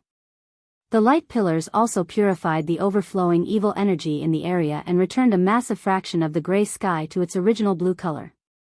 2 gigantic magic arrays then appeared and swallowed Zero Wing's defensive magic array, draining the mana around the ruin. Everyone at the ruin gaped at the grand, magnificent scene. What are those? Isn't the amount of mana those magic arrays are absorbing a little too terrifying? Even though we're so far away, I can still feel the mana around me drying up. Wait. I can't even use my spells anymore. The members of the various major powers and adventure teams stared at the 2 golden magic arrays in the sky in utter disbelief. This was definitely the first time they had witnessed or experienced such a phenomenon. The 2 golden magic arrays had actually sucked away all mana in at least a 5,000-yard radius, even preventing them from using any of their skills and spells. Even Aqua Rose and Zero Wing's other upper echelons, who recognized the 2 golden magic arrays, were shocked and confused right now. This certainly wasn't their first time activating the Divine Beast's Descent magic array. At most, the magic array would stir the mana in a 500-yard radius in the past. Even when they had activated several Divine Beasts' Descent magic arrays simultaneously, the arrays hadn't absorbed so much mana that players in the affected area hadn't been able to use their skills or spells yet. Not only did the 2 Divine Beasts' Descent magic arrays affect 5,000-yard radius, but they had also devoured almost all of the mana in the affected area. Amazing. Using elemental sources as the magic array's cores can actually improve them to such a degree? Shifeng couldn't help his astonishment over the spectacular scene before him. Based on his knowledge, even advanced summoning magic arrays couldn't cause such a huge mana drain. Unfortunately, he had never seen a master summoning magic array, so he couldn't make a good judgment. As mana continued to flood into the 2 gigantic magic arrays, the figures of 2 divine beasts gradually emerged. Shortly, 2 golden dragons with wingspans of up to 600 meters appeared above the defensive magic array. Both golden dragons were covered in dark purple runes, which gave the dragons a sacred and majestic feeling roar. Once the golden dragons fully manifested, they released roars that echoed throughout the primordial divine ruin. Following their bestial announcement, they released powerful shockwaves, which repeatedly shoved back the rapidly approaching evil demons and beasts. Even the defensive magic array beneath the 2 golden dragons trembled violently, looking as if they would shatter at any moment. The 2 golden dragons had also fully unleashed their auras, freezing the space around them. Even Zero Wing's members, who were protected by a defensive magic array, felt their movements grow stiff. Dragons. Are they really dragons? Are you kidding me? Zero Wing can actually summon dragons? The players from the various major powers who watched from a distance stared at the 2 golden dragons with bulging eyes. The various major powers knew what kind of monsters dragons were in God's domain. They were the personification of destruction. Their life ratings were only second to ancient gods, and a single dragon was more than enough to destroy an entire kingdom. Yet, two of these great monsters floated in the sky before them. Under the pressure the two dragons emitted, they didn't even dare to think of resisting. It felt as if these two dragons were this land's absolute overlords. The pressure the two golden dragons exuded was no longer a matter of basic attributes. This was the difference in life ratings. However, after using advanced identification skills, some players soon discovered that these monsters weren't real dragons. Rather, they were merely creatures that contained a small trace of a dragon's soul. Divine Magic Dragon, Elemental Creature, Archaic Species, Mythic. Level 80. HP 600, 000/600, 000. Although the Divine Magic Dragons weren't real dragons, they still surprised Shifeng. These two Divine Magic Dragons actually possessed domains, which was also why their mere presence affected the space around them so drastically. Go. It's time for the slaughter. Shifeng commanded Flying Shadow and Shadow Sword, who controlled the Divine Magic Dragons. A level 80 Mythic ranked archaic species was already a nightmare for current players, let alone a Mythic ranked archaic species that could use a domain. The reason that Tier 4 NPCs could go toe-to-toe with a Mythic monster of the same level was their control of a domain. While inside their own domain, Tier 4 NPCs could enhance their abilities and suppress their enemies at the same time. However, it would be a different story if the targeted Mythic monster had its own domain. Such an existence would be practically invincible among those of the same rank in tier. Even the High Demon, Baphomet, would receive a one-sided beating if it tried to face the Divine Magic Dragon in a one-on-one fight. Hearing Shifeng's command, Shadow Sword and Flying Shadow, who stood in the center of two magic arrays on the ground, nodded. They then controlled the Divine Magic Dragons to charge at the approaching evil demons and evil beasts. In response, the Divine Magic Dragons flapped their massive wings once and disappeared. By the time the spectators had reacted to the Divine Magic Dragons' disappearance, the two dragons had already crossed over 100 yards. After 2 seconds, one of the two dragons arrived before a Mythic evil demon. Before the 150-meter-tall Divine Magic Dragon, the 5-meter-tall level 80 Mythic evil demon looked like an ant. The dragon then swiped its claw at the evil demon before it, and as its claw passed, numerous tears ripped apart space. Although the Mythic evil demon tried to dodge the attack, its movements were sluggish due to the pressure from the dragon's claw. The dragon's domain also suppressed the Mythic evil demon in every aspect. Not only did the domain decrease the evil demon's basic attributes, but the evil demon's reaction speed had also slowed. In addition, the Divine Magic Dragon's claw was frighteningly fast. In the end, the mountain-like claw struck the Mythic-ranked evil demon before it could even begin to move out of the way. Boom. The Mythic evil demon's body immediately sank into the ground under the immense force, 30-meter-long crack splitting the ground around it. All nearby chieftain-ranked evil demons and evil beasts died instantly, and only those at the Lord rank and above managed to survive. However, the surviving monsters sustained a heavily injured state. In the meantime, the other Divine Magic Dragon had stomped on a level 80 evil Earth Dragon, crushing the Mythic evil beast's 40-meter-tall body into the ground. The Divine Magic Dragon then swiped its tail, flattening the ground around it and sweeping away a large number of low-ranked evil beasts and evil demons. Seeing this, the watching players from the various major powers and adventurer teams were dumbfounded. Too strong. The difference in strength between the Divine Magic Dragons and Beast Emperor's monster army was past the point where the latter could compensate with numbers. The Mythic-ranked evil demons and evil beasts couldn't pin down the Divine Magic Dragons for even a moment. As a result, the Divine Magic Dragons were free to attack the Grand Lord and Great Lord-ranked evil demons and evil beasts, who were trying to attack Zero Wing's defensive magic array. When the Divine Magic Dragon struck, even the Grand Lords instantly became heavily injured, drastically decreasing their combat powers. Even if these heavily injured Grand Lords and Great Lords reached Zero Wing's defensive barrier, Zero Wing's experts, who wielded mana weapons, could repel and kill them easily, following which, the two Divine Magic Dragons wreaked havoc across the battlefield. Although the Mythic-ranked evil demons and evil beasts tried to pin the two dragons down, the Divine Magic Dragons didn't bother with their Mythic opponents. Instead, the two dragons sent their Mythic opponents flying and focused on the lower-ranked evil demons and evil beasts. Even when these Mythic-ranked evil beasts and demons targeted Zero Wing's defensive magic array, the Divine Magic Dragons got ahead of them and sent them flying again. With their massive frames, the two divine earth dragons could protect Zero Wing's members almost perfectly. At the very least, none of the enemy's mythic monsters could touch Zero Wing's defensive magic array before even 1 minute had passed. Nearly 2,000 evil demons and evil beasts had been killed. The two divine magic dragons were like colossal killing machines that continuously earned EXP for Zero Wing's members. So, this is why Zero Wing was so confident. Watching Zero Wing's forces rapidly wear down the evil demon and beast army, the various major powers finally understood why Zero Wing had dared to dive into enemy territory with so few members. Black Flame.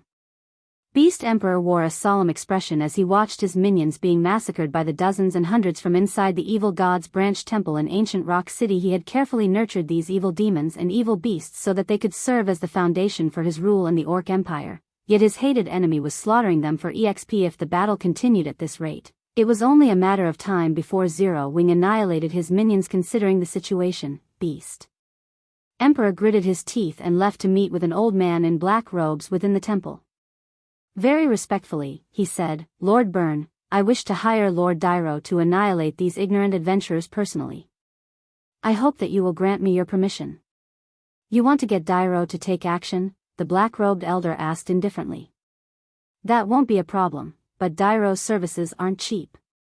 It'll cost you 12,000 contribution points per hour." "So expensive?" Beast Emperor could not help his frown upon hearing this price.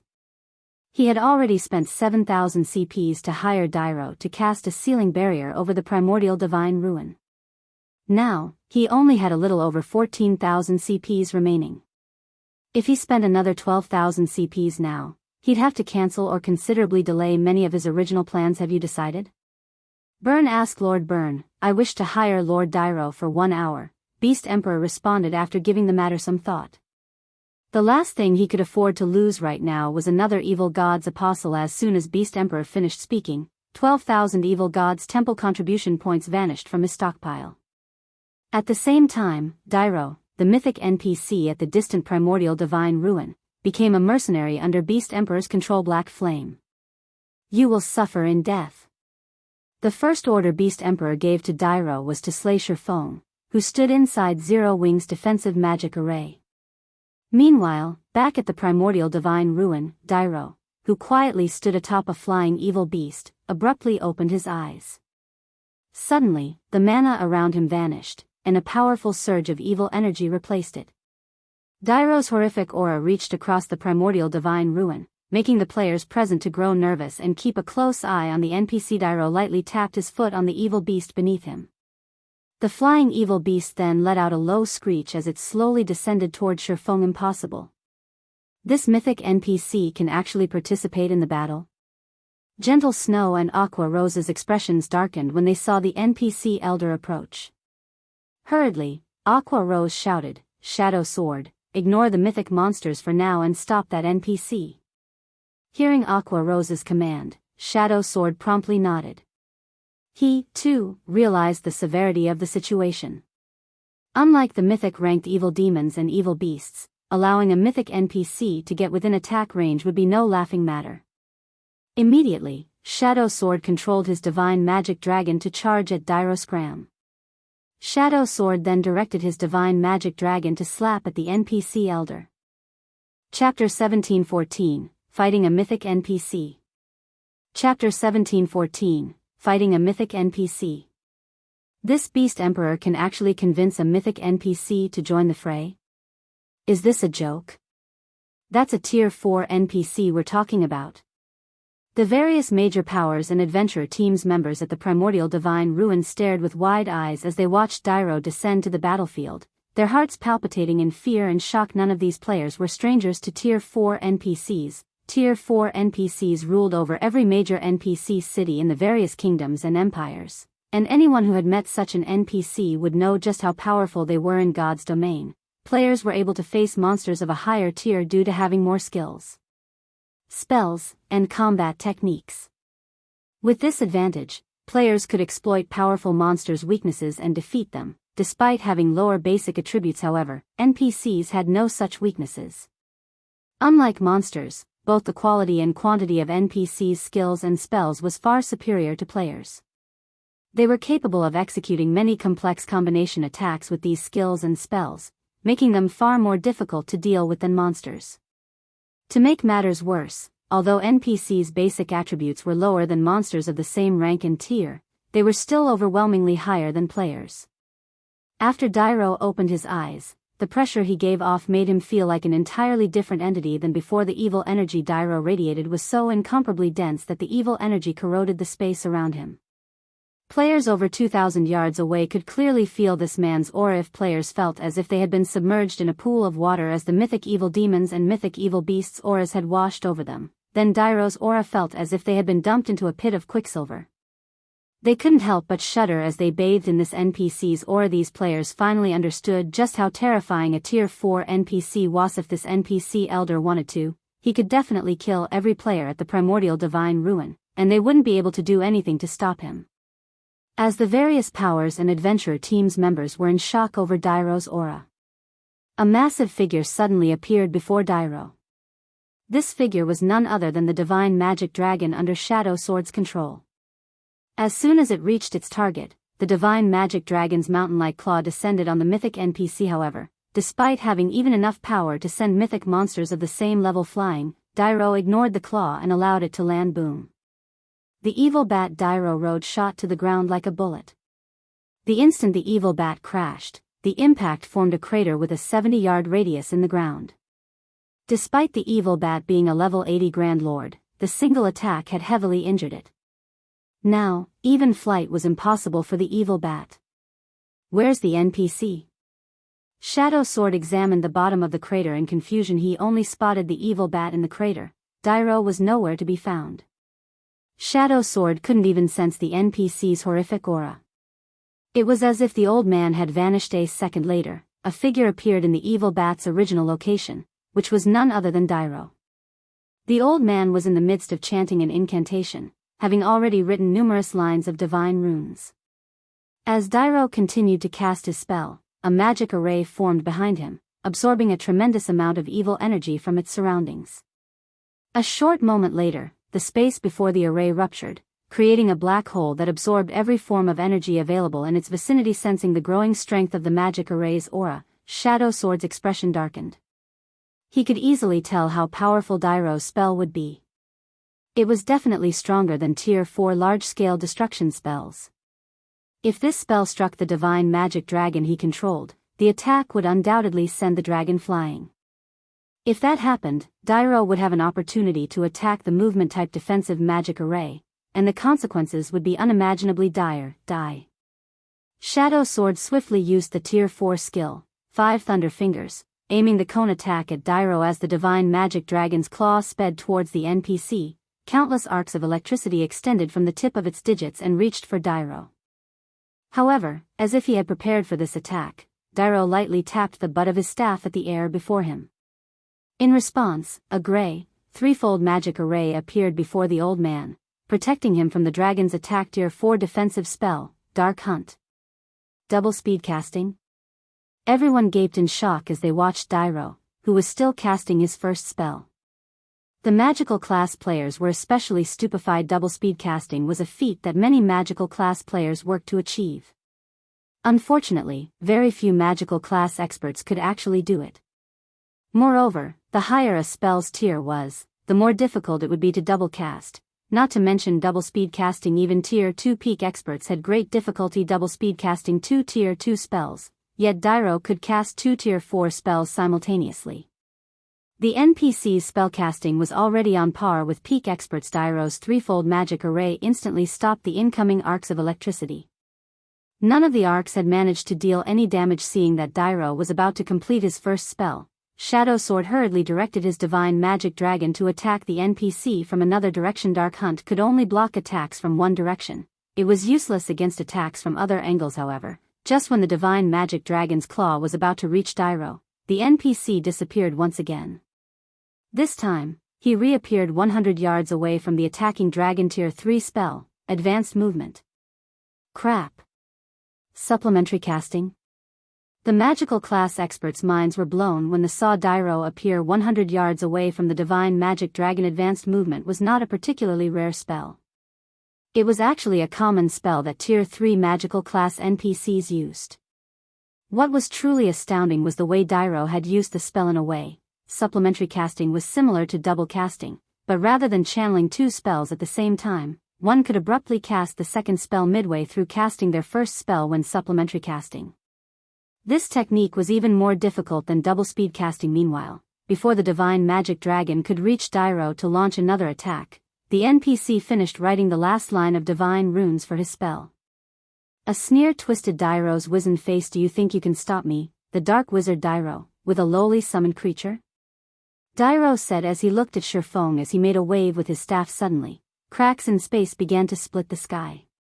Boundless evil energy then flooded out of these cracks and gathered at the tip of Dairo's staff. After gathering enough evil energy, Dairo created 21 pitch-black spears around him with another wave of his staff.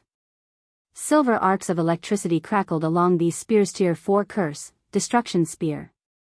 Go! Dairo waved his hand. The 21 pitch-black spears flew towards the divine magic dragon as the product of a Tier 4 curse. Each pitch-black spear carried a frightening amount of power. When Shadow Sword tried to attack the spears with the divine magic dragon, repelling one spear actually pushed the dragon back slightly. The strength within the pitch-black spears was actually on par with the dragoness. Although both sides had equal strength, there were 21 pitch-black spears. Meanwhile, when players controlled a summoned creature, they couldn't control it as easily as their own body, which ultimately decreased their combat standards when controlling the creature. Hence, even though Shadow Sword had reached the refinement realm, he was only able to block 5 or 6 spears at a time, while the remaining weapons struck the divine magic dragon. For a time, the divine magic dragon was at a complete disadvantage as the spears pushed it back towards Zero Wing's defensive magic array. Time to finish this. Dairo waved his staff again, joining 2 of the pitch-black spears into one weapon and striking at the divine magic dragon, the attack carrying far more strength than the individual summoned weapons. However, just before the combination attack reached the divine magic dragon, suddenly, a flash of black light bloomed before the divine magic dragon.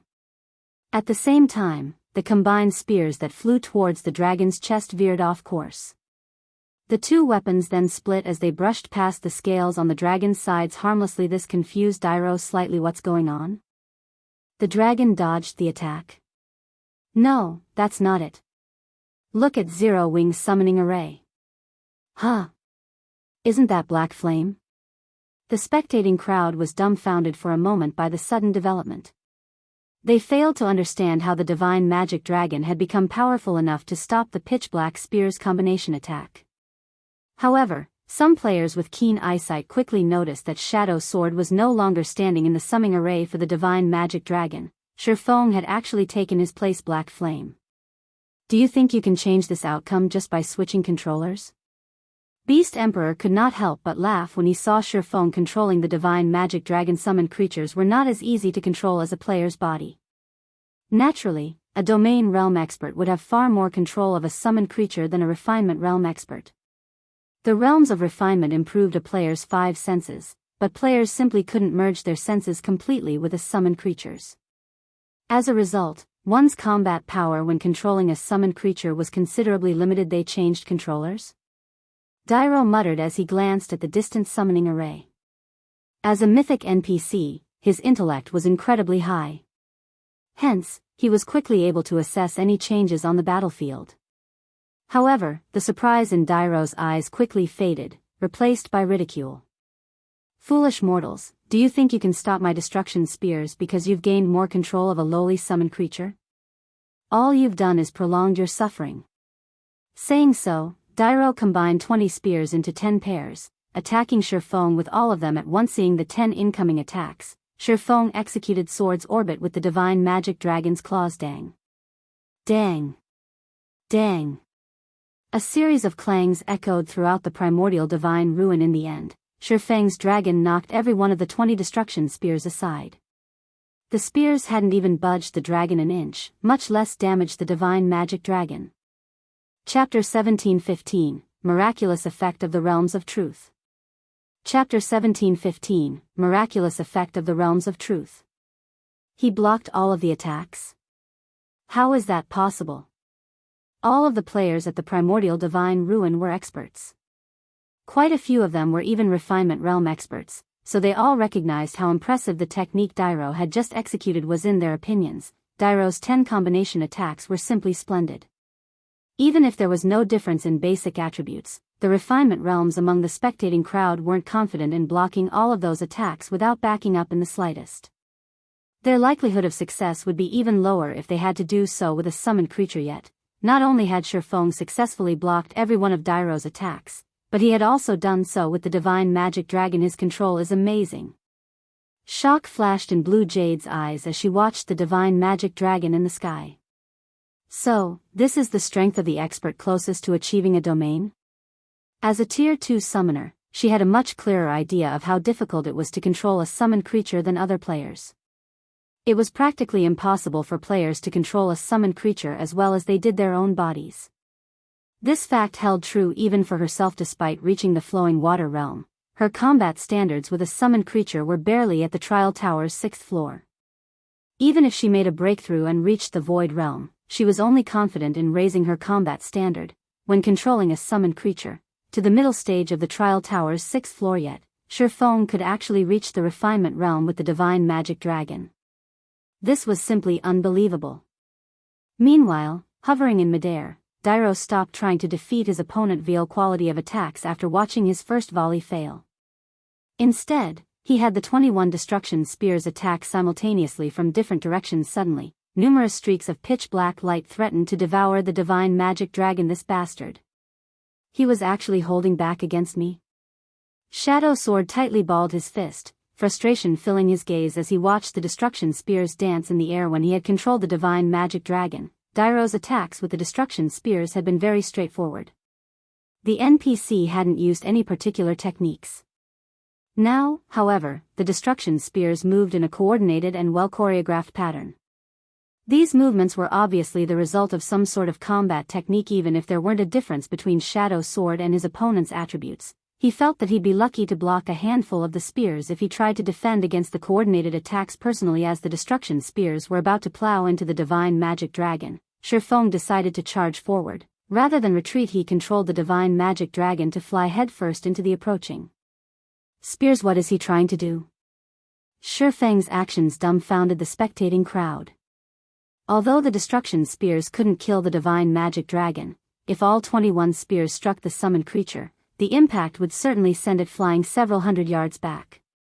If that happened, Dairo would have plenty of opportunities to destroy Zero Wing's defensive magic array. However, as everyone assumed that Shifeng was trying to force his way through the attacks, the divine magic dragon began to maneuver agilely around the spears and rapidly closed the distance between it and Dairo.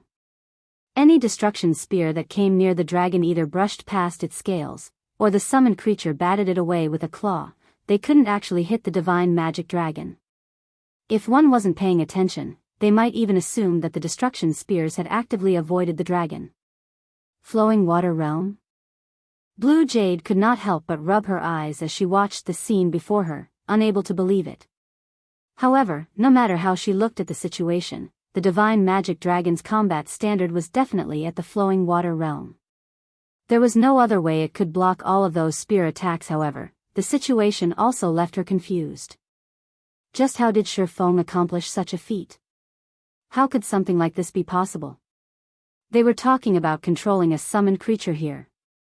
Blue Jade wasn't the only one who was shocked. The many experts at the Primordial Divine Ruin were similarly stupefied. Leaving aside Shifeng's personal combat standard, his control of summoned creatures could definitely rank at the very top of God's domain. So, this is the true benefit of the Realms of Truth. Shifeng, who evaded the relentless destruction spears, felt the true power of the Realms of Truth for the first time. Unlike the Realms of Refinement, the Realms of Truth focused on exerting the maximum potential of one's body, rather than the 5 senses. Hence, even when controlling the divine magic dragon, his performance in the Realms of Truth had reached the Ascension Realm. After deflecting the endless spear attacks for a short moment, the divine magic dragon Shifeng controlled arrived before Dairo. Shifeng then had the summoned creature slap at the NPC. However, Dairo was still a mythic NPC, and his reaction speed was extremely fast. Before the massive claw could reach him, he used advanced instantaneous movement and appeared 100 yards away from his original location. However, not wanting to give the NPC time to breathe, Shifeng charged forward once again suddenly. Dairo was at a disadvantage and had no choice but to evade Shifeng's attacks physically. While evading, Dairo continued to chant incantations and write divine runes. Although Shifeng realized what the NPC was doing, he couldn't do anything about it. 5 seconds. 10 seconds. 20 seconds. After chanting for a total of 24 seconds, Dairo abruptly stopped and sneered at the divine magic dragon before him fall into eternal darkness. Dairo shouted before twirling the staff in his right hand. Suddenly, the sky darkened, and 36 gigantic magic arrays appeared around the divine magic dragon. Pitch-black chains then emerged from the magic arrays, binding the dragon. The chains then bound the divine magic dragon in a gigantic, pitch-black ball Tier 4 curse, dark prison. Although the divine magic dragon was powerful, not even a monster of its caliber would be able to struggle free from a Tier 4 curse's restrictions. After all, a Tier 4 curse had the power to rival Tier 5 spells. Crap. The divine magic dragon has been tied up. Shadow Sword's expression darkened when he saw Dairo fly towards Zero Wing's defensive magic array after casting the Tier 4 curse. Although the movement-type defensive magic array was strong, it would only last a few hits from a Tier 4 NPC. Moreover, unlike monsters, a magical class NPC like Dairo would have an acute understanding of magic arrays. Breaking through a defensive magic array would be child's play for Dairo. Once the defensive magic array was gone, the remaining evil demons and evil beasts would be more than enough to annihilate Zero Wing's army several times over. Even if Dairo didn't get involved. Black Flame, your time is up. Beast Emperor revealed a victorious grin as he watched Dairo move closer to Zero Wing's defensive magic array. He had been slightly concerned that the divine magic dragon would be too much for Dairo to handle, but at the end of the day, a Tier 4 NPC was still a Tier 4 NPC. Although Dairo was no match for the divine magic dragon in a direct confrontation, he would have no trouble binding it for a short time, just long enough for Dairo to wipe out a bunch of Tier 2 players. This made Zero Wing's members in the defensive magic array nervous. Elsewhere, 2 mythic evil beasts had managed to force their way past Flying Shadow's divine magic dragon. The 2 mythic evil beasts then coordinated with Dairo. It was obvious that they planned to break through the defensive magic array with a single attack. The watching players could already picture the defensive magic array shattering under the 3 Tier 4 existences combined assault when Dairo and the 2 mythic evil beasts were less than 100 yards away from the barrier around Zero Wing's members. It seems Zero Wing is doomed this time, Quiet Melody said, sighing. Although this battle had been a close one, Zero Wing still wasn't strong enough. She had never imagined that not only would Beast Emperor convince a Tier 4 NPC to take action for him, but that the NPC would also wield so many Tier 4 curses. So, this is the true strength of a Tier 4 NPC? Despite watching Dairo and the 2 evil earth dragons approach, Shifeng didn't reveal any signs of fear or despair. Instead, he quickly gave Shadow Sword control of the divine magic dragon as he took out the Tier 4 domain scroll that he had obtained after killing the tyrant's soul. When he activated the Tier 4 domain scroll, a blue light rippled away from him, extending to a 1,000-yard radius. Suddenly, all enemies within range of the domain skill were suppressed. Because of this, Dairo, who had already been suppressed by the divine magic dragon's domain skill, lost even more attributes and reaction speed. Now, he only had 80% of his original basic attributes. Against a Tier 4 NPC like Dairo, the effects of the Tier 4 domain scroll were quite astonishing. Unfortunately, Dairo was still unstoppable for players. After activating the domain scroll, Shifeng took a summon guard scroll from his bag and summoned Anna. Why is the guild leader summoning his personal guard? Aqua Rose, Gentle Snow, and the Zero Wing's other members were confused to see Anna join the battlefield. They were no strangers to Anna. She, without a doubt, had the most frightening growth potential of any personal guard they had seen in the game. In one-on-one combat, she could even defeat opponents of a higher tier. However, Anna was only a Tier 2 NPC. Even if Dairo's attributes and reaction speed were suppressed, Anna still had no hope of taking him down. However, as Zero Wing's members doubted Shifeng's sanity, Shifeng retrieved a crimson potion from his bag and handed it to Anna. After receiving the potion, Anna removed the lid on the bottle and drank it without hesitation. Players weren't the only ones who could use potions in God's domain. NPCs could as well. The Crimson Potion was none other than the Grandmaster ranked growth potion Shifeng had obtained after killing Baphomet. When consumed, the potion would forcefully elevate the user by 1 tier. After consuming the potion, Anna's physique began to transform. The surrounding ambient mana flooded into her, and as it did, golden divine runes began to decorate Anna's body, adding a hint of holiness and beauty to her appearance. Anna's aura had also undergone a heaven-defying transformation. If her previous aura was like flowing water, her new aura felt like the endless ocean. If one paid close attention, they would notice that Anna was no longer a Tier 2 NPC, but a bona fide Tier 3 NPC. How is this possible? Even the various major powers and Beast Emperor had noticed Anna's transformation, let alone Zero Wings members. After all, her rise from a Tier 2 NPC to Tier 3 had caused quite the commotion. Alright, let's begin the second round. Shifeng smiled at the approaching Dairo. Chapter 1716, Tier 3 Anna. Chapter 1716, Tier 3 Anna. A Tier 3 personal guard?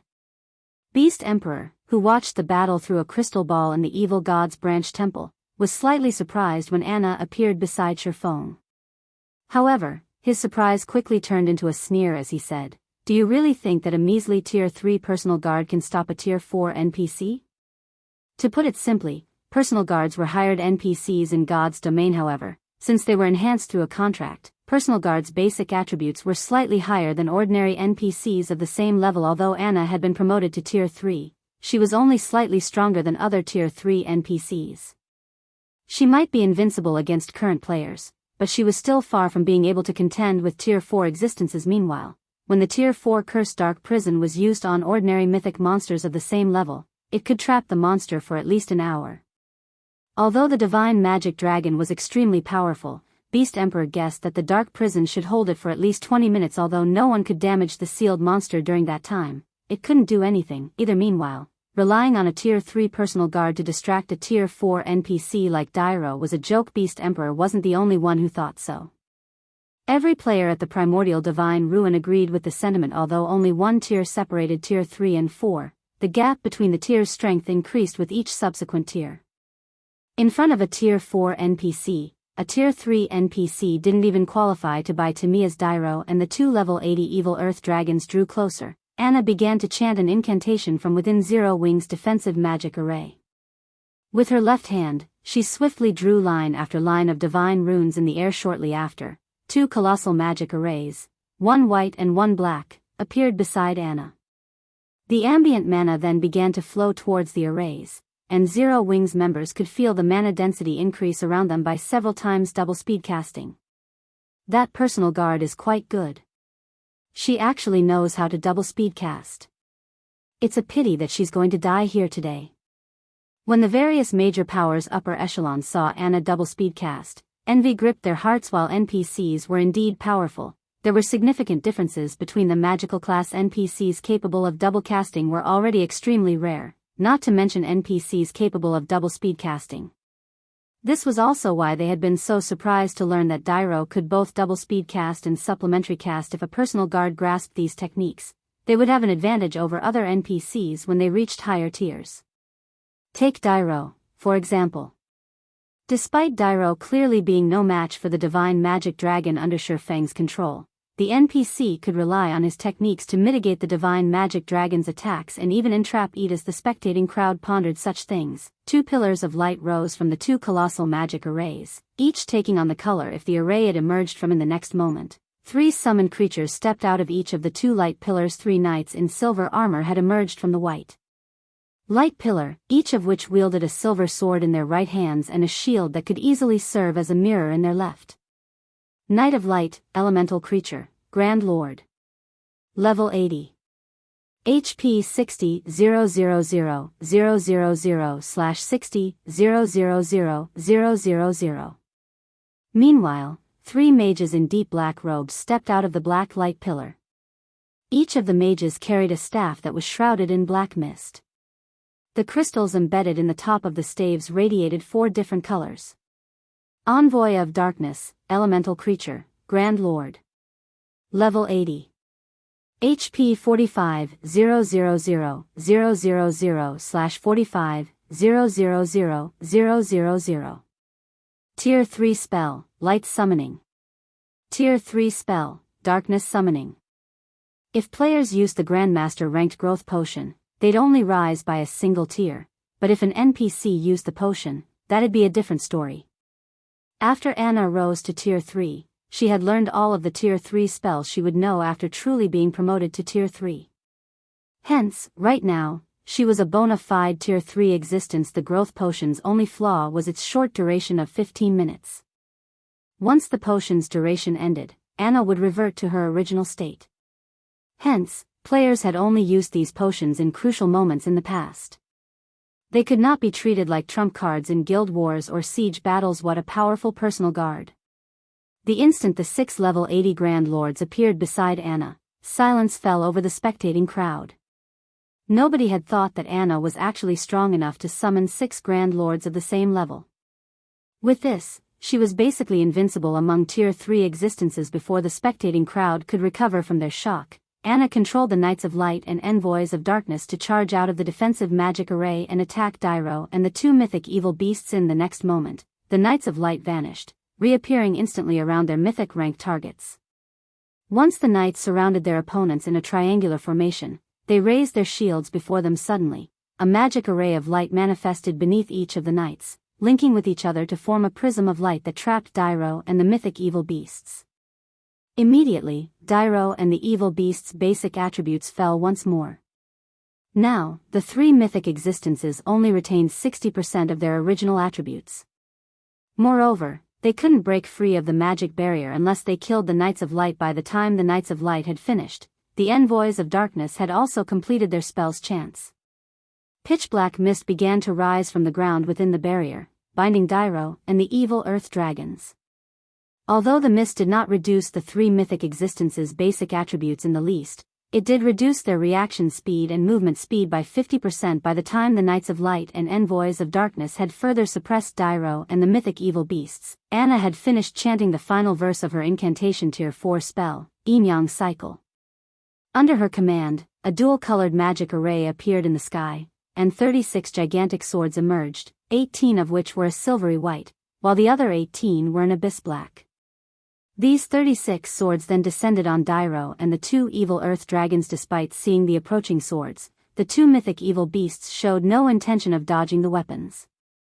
Instead, they swiped their claws at the incoming attacks. However, the moment one of evil beast's claws met one of the silver swords, the impact flung its claw backward, bending its arm at an awkward angle. When the other evil beast touched a black sword, the sword passed through its claw and struck the evil earth dragon, dealing over -1 million damage. As the 36 swords fell, one after another, the 2 mythic evil beasts screamed in pain and their HPs plummeted. Although the 2 evil beasts wanted to escape, the falling swords pinned them in place naturally. Dairo didn't dare to block any of these swords. Rather, he used spells to help him evade the attacks. He didn't have any spare energy to strike at the Knights of Light, much less attack Zero Wing's defensive magic array. Even after another 10 seconds of this bombardment, Dairo and the 2 evil earth dragons still couldn't free themselves from Anna's assault. Not only had they failed to land a single hit on Zero Wing's defensive magic array, but the 2 evil earth dragons' HP also continued to decrease. Are my eyes playing tricks on me? Is that woman really a Tier 3 personal guard?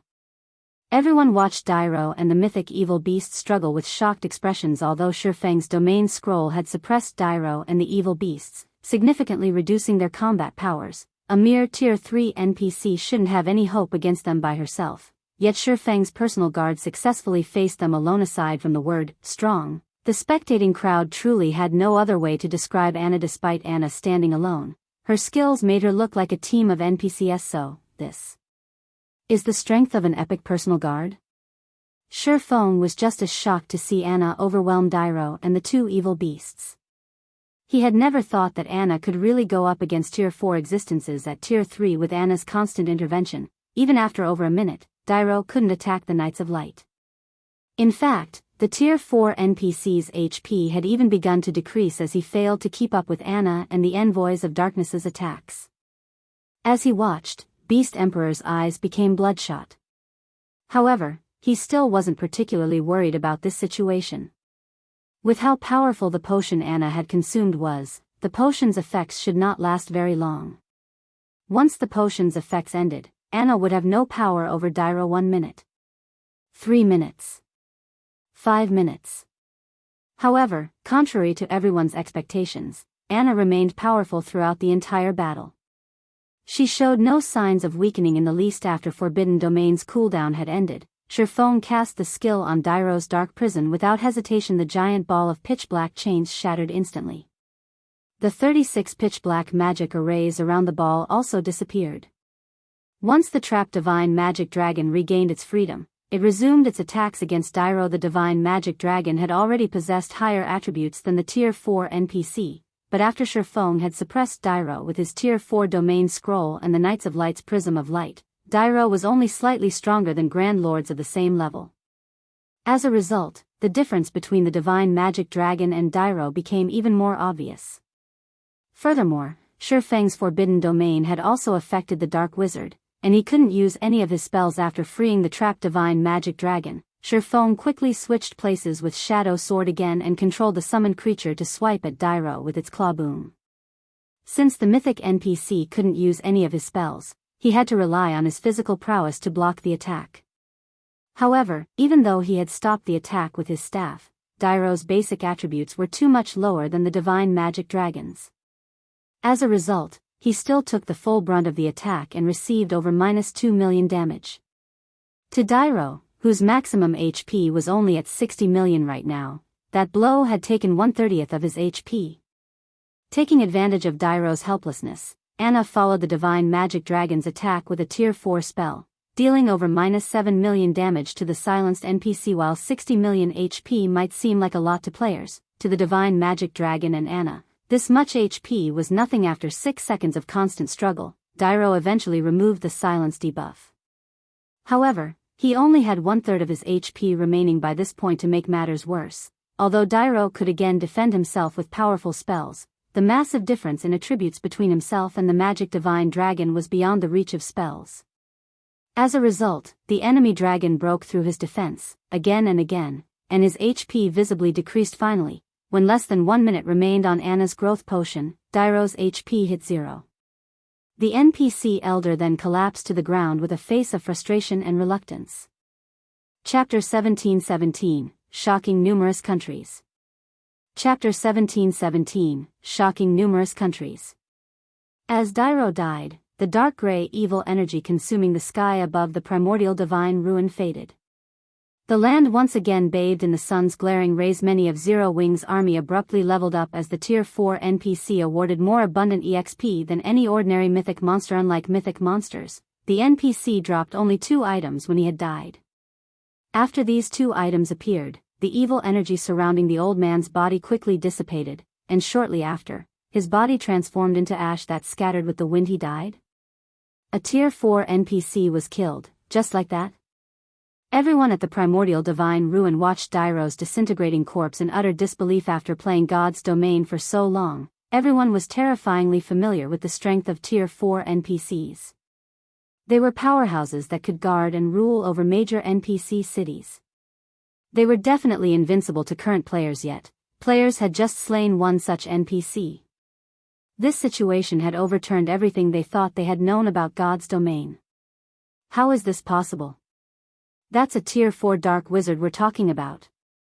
Beast Emperor's countenance twisted as he stared at Dairo's corpse through the gigantic crystal ball in the Evil God's Branch Temple. He had spent nearly all of his Evil God's Temple contribution points to get Dairo to participate in the battle. Aside from getting rid of Zero Wing, he also wanted to give the various superpowers a warning. He wanted everyone to know that the Orc Empire was his territory, yet both his main and side objectives had failed. Back on the battlefield, the players from the various major powers and adventurer teams weren't the only ones shocked by Dairo's death.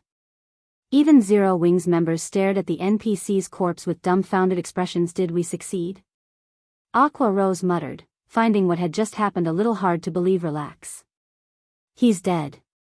Although Tier 4 NPCs are powerful, they're not invincible. Everyone, continue killing the evil demons and evil beasts. The battle is not over yet, Shifeng said, chuckling. Shadow Sword, come take back control over the dragon. While Tier 4 NPCs were very powerful, they were not insurmountable. As players reached higher levels and gained more strength, some would even take out the level 200, Tier 4 NPCs that protected major NPC cities, let alone a lowly level 80, Tier 4 NPC understood. Shadow Sword snapped out of his daze and nodded once Shadow Sword took control back. Shifeng activated Gale Domain, transforming into a blur as he dashed towards Dairo's ashes. NPCs like Dairo rarely dropped loot, which was why players weren't usually interested in killing God's Domain's NPCs. Not only were NPCs built to counter players, but they also didn't drop much loot even after they died. Normally, players wouldn't bother with such a thankless task unless they had no other choice. As for the Tier 4 NPCs that protected cities, they almost never dropped loot. And due to the city's magic arrays, these NPCs would command even more combat power. To make matters worse, if players killed a city's protector, the city's kingdom or empire would post a bounty on their head. If players had a working brain, they wouldn't provoke an NPC city's Tier 4 NPCs without a very good reason. However, in the rare event such NPCs dropped loot, the items would definitely be top tier. Although Shifeng didn't need to worry about anyone stealing Dairo's loot due to the evil beasts and demons on the battlefield, he thought it would be best to be safe, rather than sorry. On the off chance that some suicidal players decided to give it a go, reclaiming the loot would be troublesome. The two evil earth dragons were still trapped in the Knights of Light's Prism of Light, and Anna and the divine magic dragon had them thoroughly pinned down. This allowed Shifeng to reach Dairo's partly disintegrated corpse easily. After retrieving the two items the NPC had dropped, he immediately turned and fled back to the defensive magic array. When the major powers players saw this, their eyes became bloodshot with envy. That was a Tier 4 NPC's loot.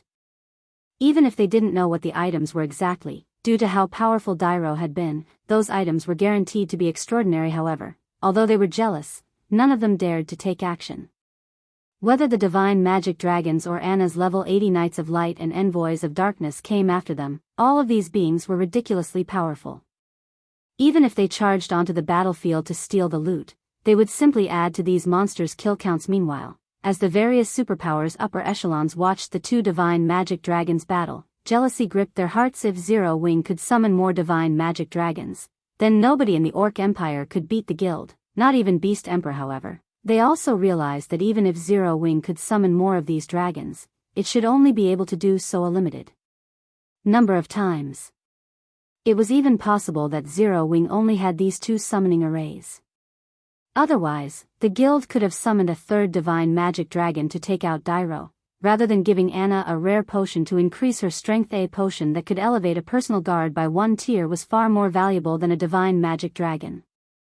Each of these dragons required 88 summoners, which had to be protected at all times. On the other hand, the potion Anna had consumed could be carried and used without such challenging restrictions. Of course, that was just an assumption. They'd have to investigate the situation slowly through their spies in Zero Wing to learn the exact truth of the matter, but it was safe to say that from today on, no one would dare to provoke Zero Wing at the primordial divine ruin. When Shifeng returned to the defensive magic array, he continued to command Zero Wing's army as they slaughtered the evil beasts and demons. After they killed 2 mythic evil beasts and 30,000 plus lower-ranked evil beasts and evil demons, Beast Emperor finally gave up and recalled his minions from the primordial divine ruin. Even Beast Emperor is helpless against Zero Wing? Falling Fire, who watched the battle from a safe distance with a magic mirror, frowned as he watched this outcome. He had planned to send Blackwater's army back to the ruin after Beast Emperor had severely wounded Zero Wing's forces, but it seemed that his plan was no longer viable. Sure enough, Zero Wing still won. Amazing. This is simply amazing. Zero Wing actually forced back an army of 100,000 plus evil demons and evil beasts with a little over 1,000 players. With this, Beast Emperor has lost his position as the Orc Empire's overlord. The spectating crowd at the primordial divine ruin could not help but shudder with excitement as they watched the evil demons and evil beasts frantically flee. Zero Wing had come to the primordial divine ruin with fewer than 2,000 players, yet not only had it defeated Blackwater's 10,000 strong army, but it had also pushed back a force of 100,000 plus monsters. In the midst of the battle, Zero Wing had even killed a Tier 4 NPC and 2 Tier 4 evil beasts. The watching players finally understood just how powerful Zero Wing was. The various superpowers, in particular, felt a sliver of fear as they watched the guild. At the very least, they didn't want to make an enemy of Zero Wing within the Orc Empire's boundaries after all. Nobody could say for certain that Zero Wing couldn't summon more divine magic dragons as the battle ended. News of Zero Wing's shocking victory at the primordial divine ruin quickly spread to the kingdoms and empires neighboring the Orc Empire. Meanwhile, this news didn't only reach the ears of the various large guilds as even ordinary players learned of the battle. The news had reached so many players because many of the players at the primordial divine ruin were from adventurer teams. As well, many of these adventurer teams' members began to upload the videos they had recorded of the battle to their respective countries' forums. Crap. Is this really a battle between players? Why does it feel more like a battle between NPCs? Quick, look. Isn't that a tier 4 NPC? What? Zero Wing even managed to kill a tier 4 NPC? Due to this masterpiece of a battle, Zero Wing's fame in the various kingdoms and empires rose significantly. Many players even began to consider joining Zero Wing for a time. Countless players swarmed towards White River City and Zero Wing City. Black Flame. Don't think that you've won the war just because you've won this battle. A cold glint flashed in Beast Emperor's eyes as he read the forum posts. Since you've severed one of my limbs, I'll make sure that Zero Wing never sets foot in the Orc Empire again. He admitted that his evil demon and evil beast army had been defeated, and the loss had been significant. However, he knew very well that the divine magic dragons were summoned creatures. They could only exist for a limited amount of time. Once that duration ended, he could simply send his minions back to the primordial divine ruin and slaughter Zero Wing's army. Even if Zero Wing could summon the divine magic dragons again, he could just order another retreat and attack at a later time. He had more than enough evil demons and evil beasts to bleed Zero Wing dry. Star Moon Kingdom, White River City. After seeing that the battle was over, Shifeng used a return scroll to return to White River City. However, Shifeng did not head directly to the War God's Temple. Instead, he visited White River City's Adventurers Association. In a VIP room on the Adventurers Association's second floor. When one of the association's senior administrators entered the room, he greeted Shifeng, who rested on a sofa, and asked, "Lord Protector, how may I be of service today? I wish to build a town in a neutral map outside of the kingdom, and I need the Adventurers Association's help," Shifeng said, nodding. He then revealed the town building order he had acquired from the Lost Town. Chapter 1718, Building a Neutral Town. Chapter 1718, Building a Neutral Town. Inside the luxurious VIP room, the NPC senior adopted a more respectful attitude toward Shifeng upon watching the swordsman pull a tattered piece of parchment from his bag and place it on the table. Following which, the NPC inspected the parchment carefully. Although the town building order was nowhere near as valuable as a Star Moon Kingdom city building order on its own, it could rival, even surpass, the value of the Kingdom city building order depending on how it was used. This was because the town building order didn't have location restrictions.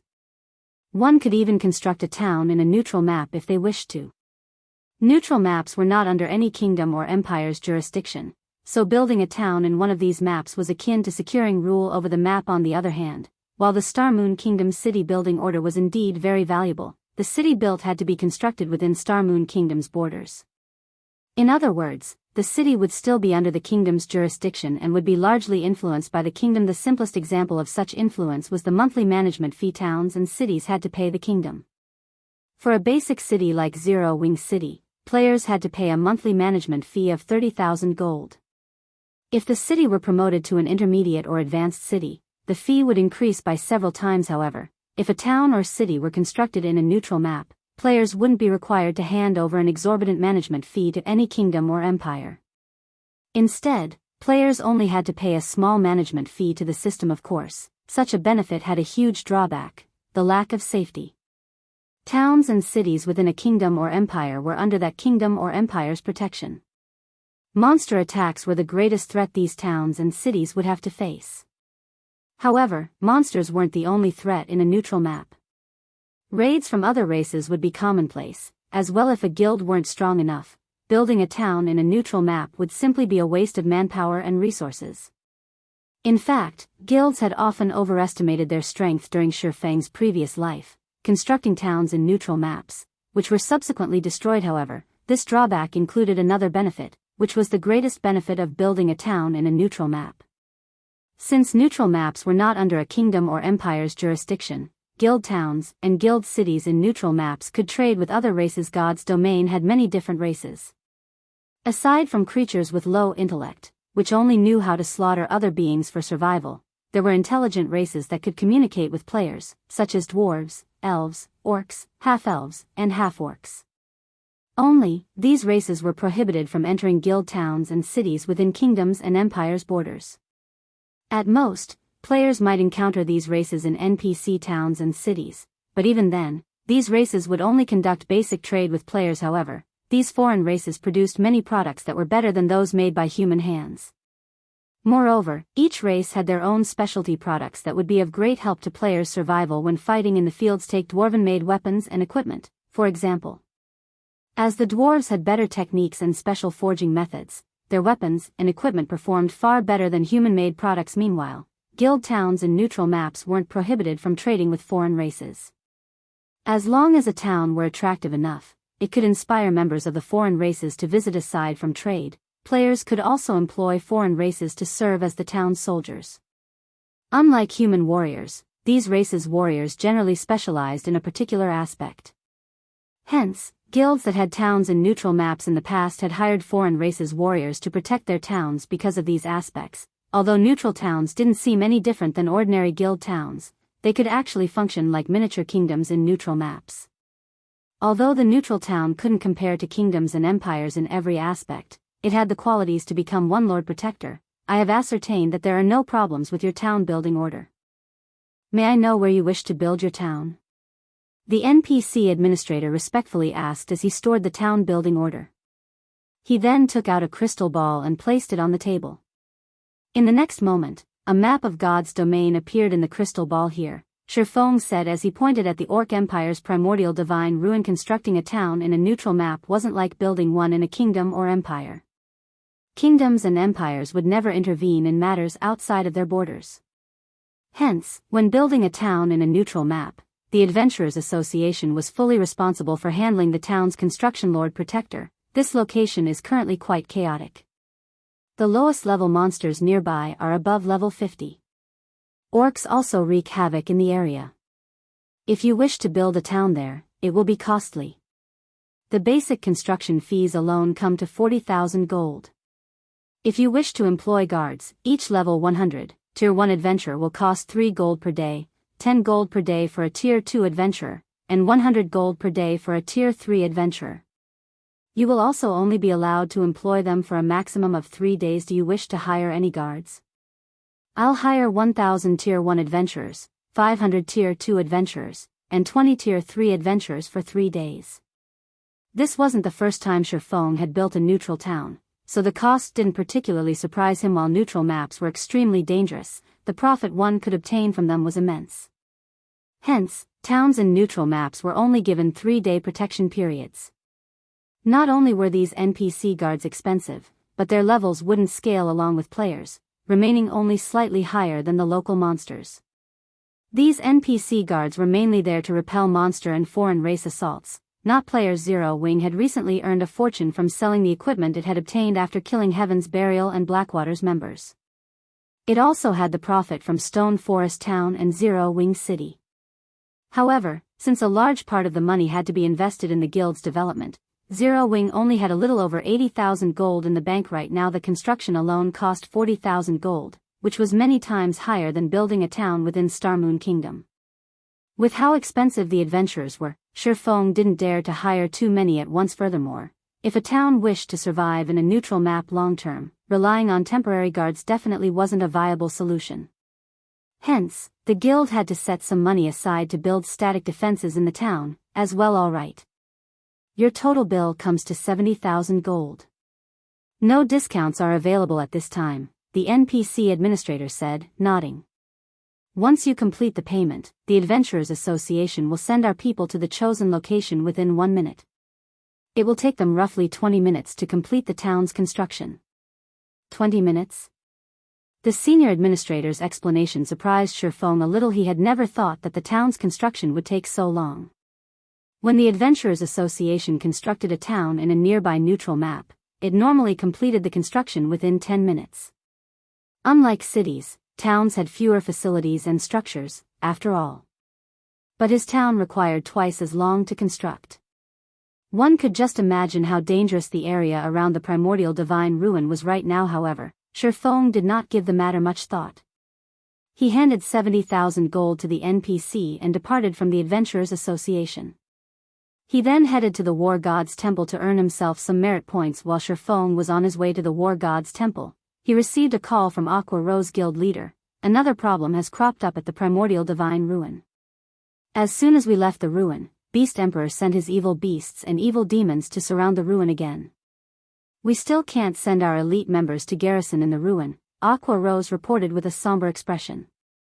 She hadn't expected Beast Emperor to be so shameless, making such a move. One of Beast Emperor's subordinates has also contacted us, informing us that he won't stop harassing us at the primordial divine ruin unless we release flame blood. Although Beast Emperor's actions were shameless, Zero Wing couldn't do anything about it. Zero Wing only had 2 magic arrays that could summon divine magic dragons, and both had been used during the previous battle. Now that Zero Wing had nothing to counter the evil beast and demon armies, sending in a player army would be suicidals prepared to fight to the bitter end? Shifeng could not help but chuckle. Since that is the case, let him have his fun. We'll see how long he can continue his struggle.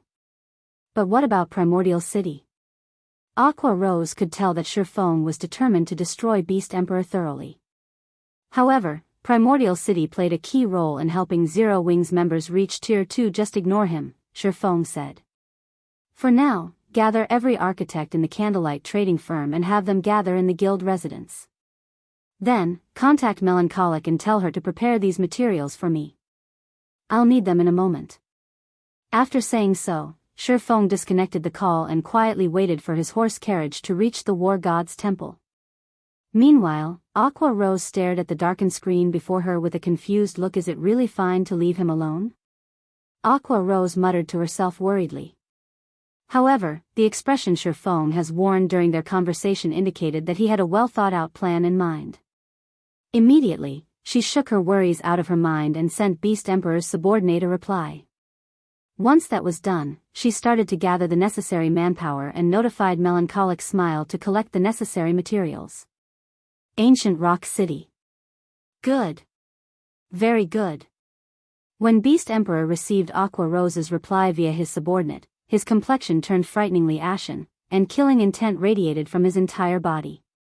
He had never thought that Shifeng would be mad enough to fight him to the bitter end. Just as Beast Emperor was about to declare a war of annihilation on Zero Wing, the sound of a system notification reached his ears. System announcement: congratulations to Zero Wing for being the first guild to construct a town in a neutral map. Rewarding 30,000 guild popularity and 10,000 popularity to the new town. Chapter 1719, Zero Wing's Town. Chapter 1719, Zero Wing's Town. A town in a neutral map? Beast Emperor stared at the system announcement, stunned. He wasn't unfamiliar with the town's construction. After all, many guilds had constructed towns within the various kingdoms and empires before. However, the building a town in a neutral map held an entirely different meaning. Neutral maps lacked teleportation points. Players could only rely on their own power to travel to neutral maps. If a guild constructed a guild town in a neutral map, its guild members could guild transfer scrolls to teleport to said town once it had a guild residence, saving plenty of travel time. Moreover, unlike a captured town, which had a fixed location, the owner could construct their town wherever they wished. Neutral maps were rich in resources, but the various major powers had only captured pre-made towns thus far. Nobody had successfully built a town in a neutral map yet. Even so, these powers had reaped plenty of benefits from their captured towns. If they could build a town in a strategic location and occupy it, they could definitely secure more resources. Meanwhile, at the Orc Empire's primordial divine ruin, the players from the various major powers and adventurer teams, who were preparing to fight for the ruin's entry slots, were watching towards the southwest, an indescribable shock filling their gazes. Suddenly, a town had popped up in the highlands southwest of the primordial divine ruin. Combined with the previous system announcement, any fool would realize that this constructed town belonged to Zero Wing. Am I dreaming? How is this possible? Zero Wing is so awesome. The guild even had the means to construct a town here? Looking at the fully formed town, the various large guilds at the primordial divine ruin looked on with envy. Meanwhile, the eyes of the various adventurers glowed with excitement. Having a town so close to the primordial divine ruin was a dream. The primordial divine ruin was an important resource, which the various major powers competed for. These powers had even expended endless manpower and resources just to get more members into the ruin. Now that Zero Wing had built a town beside the primordial divine ruin, the guild would have a massive advantage over the other powers when competing for entry slots. First, Zero Wing could easily mobilize a large number of guild members to the primordial divine ruin. Zero Wing's members would not have to face hours of travel. Second, the players that Zero Wing garrisoned in the ruin wouldn't have to worry about repairing gear and replenishing supplies. The primordial divine ruin wasn't a town, and even though it offered hotels for players to rest in, there were a limited number available. Moreover, the cost was beyond exorbitant. Not even large guilds could necessarily afford for thousands of their members to rent rooms from the hotels, yet if players set up camp outside of the ruin, their stamina and concentration recovery would be incredibly slow. This prevented them from grinding the surrounding monsters and leveling up efficiently. However, towns were a different story. A town could accommodate more players, and most importantly, players could repair their weapons and equipment in a town. Although the primordial divine ruin had restaurants and hotels, it didn't have any smithies. Hence, players would have to return to their respective towns and cities to repair their gear after grinding around the ruin for some time. With these two advantages, Zero Wing could secure a powerful position in the competition over the primordial divine ruin's resources. While the various large guilds were furious over Zero Wing building a guild town next to the ruin, the various adventurer teams were elated. The participating adventurer teams were still far weaker than the various large guilds in the competition for entry slots. After all, unlike adventurer teams, the various large guilds had many members under their command and could afford to garrison their members in the primordial divine ruin in shifts without affecting their total combat power within the ruin. However, now that a town had been built next to the primordial divine ruin, the various adventurer teams could use it as a temporary base, staying close to the ruin long-term.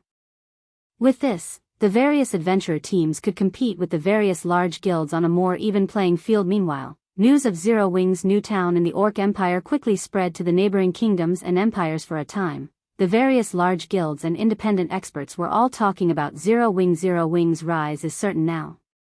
Not only does the guild have the advanced combat rooms and a guild city, but it also has built a town right beside the Orc Empire's primordial divine ruin.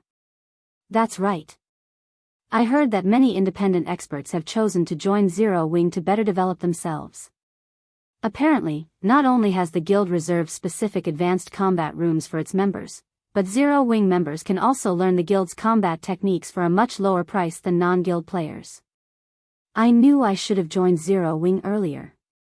Many independent experts from the various kingdoms and empires neighboring the Orc Empire were tempted to join Zero Wing after learning about the guild's latest achievement. They hadn't known much about Zero Wing previously, and those that had known hadn't had a particularly optimistic view of the guild.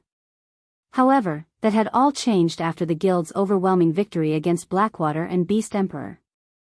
Now that Zero Wing had constructed a guild town beside the primordial divine ruin, even a fool could tell that the guild had a very high chance of becoming a super first-rate guild in the future. Many expert players targeted super first-rate guilds.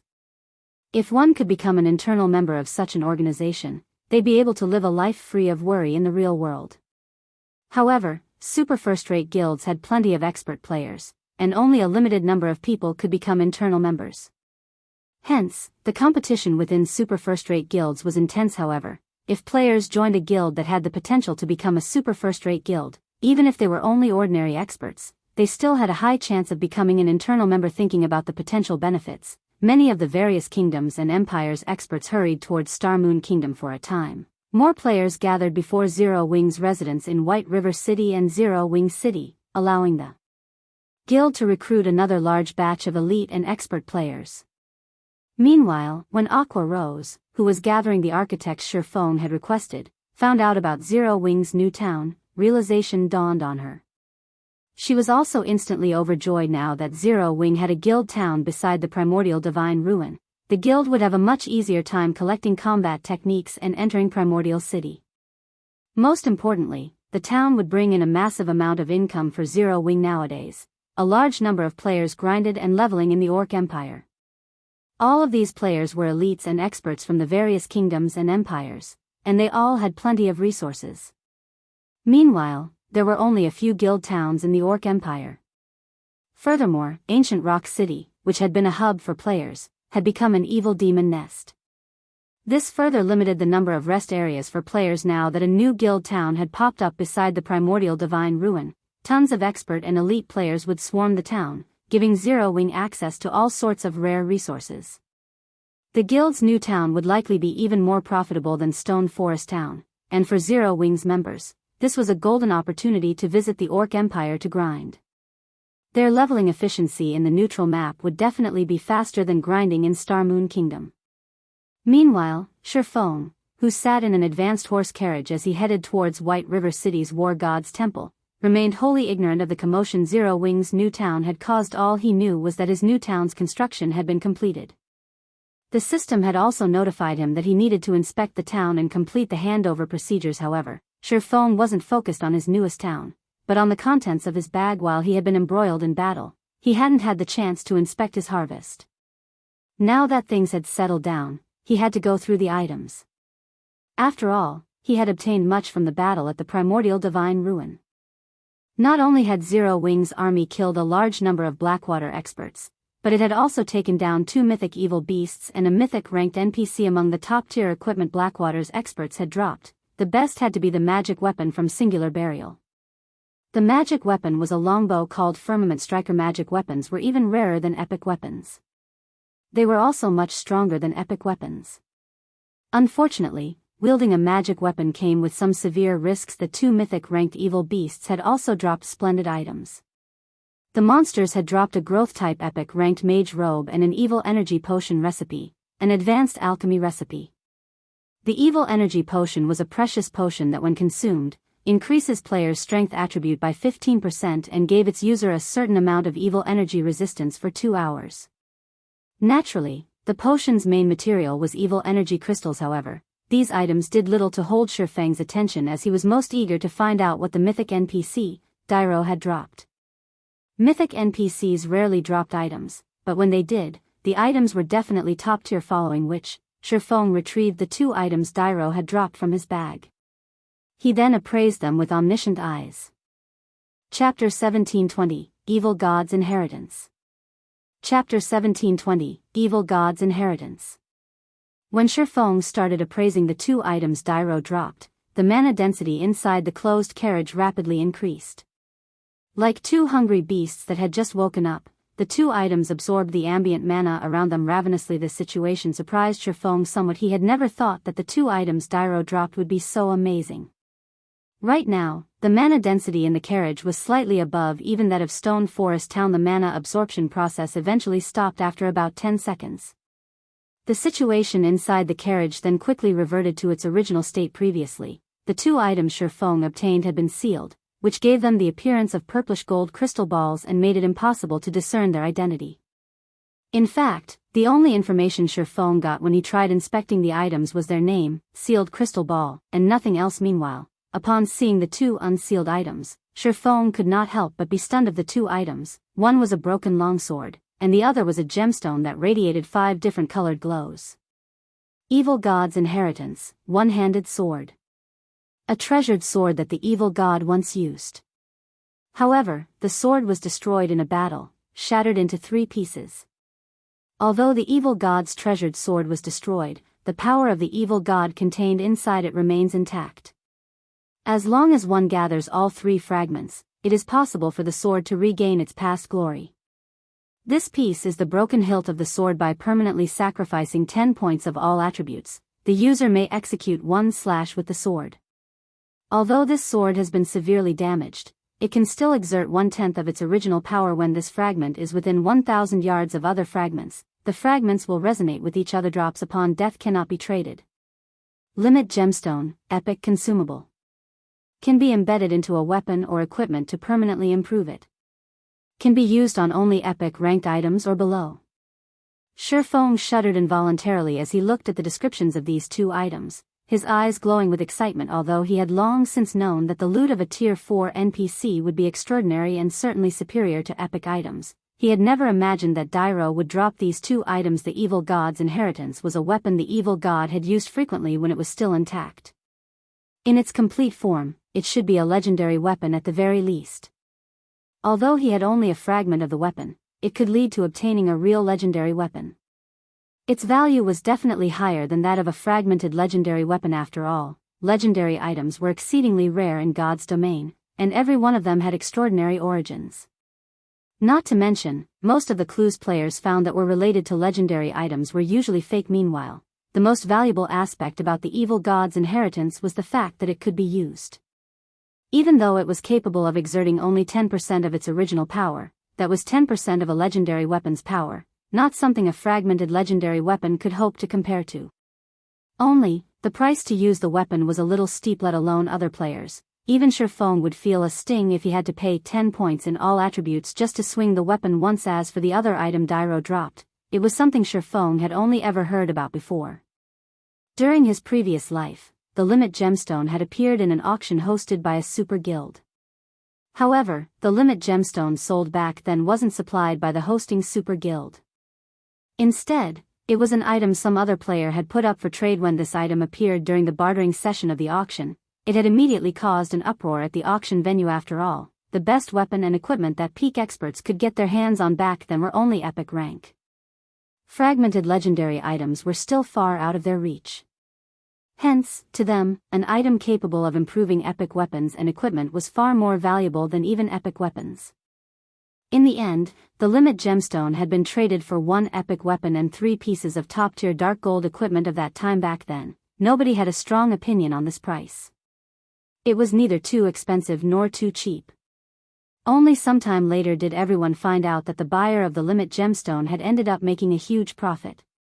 The Limit Gemstone turned out to be even more amazing than everyone thought it to be. Just like its name implied, it improved a weapon or equipment to its maximum limit, not just slightly. From then onward, whenever a Limit Gemstone appeared, it would sell for astronomical prices, even as much as 3 epic items back then. However, Shifeng was only qualified to use the Limit Gemstone as a topic of conversation. Actually owning one had been far beyond him. He never dreamed that he would obtain one himself in this life. It can upgrade only weapons and equipment at the epic rank or below. As Shifeng looked at the resplendent gemstone in his hand, he could not help but think of the sacred sword Killing Ray. As one of the 36 famed swords of God's domain, Killing Ray was much stronger than any ordinary epic weapon. Moreover, it also had immense growth potential, as it was one of the fragments of Solomon's sword, one of God's domain's 10 great legendary weapons.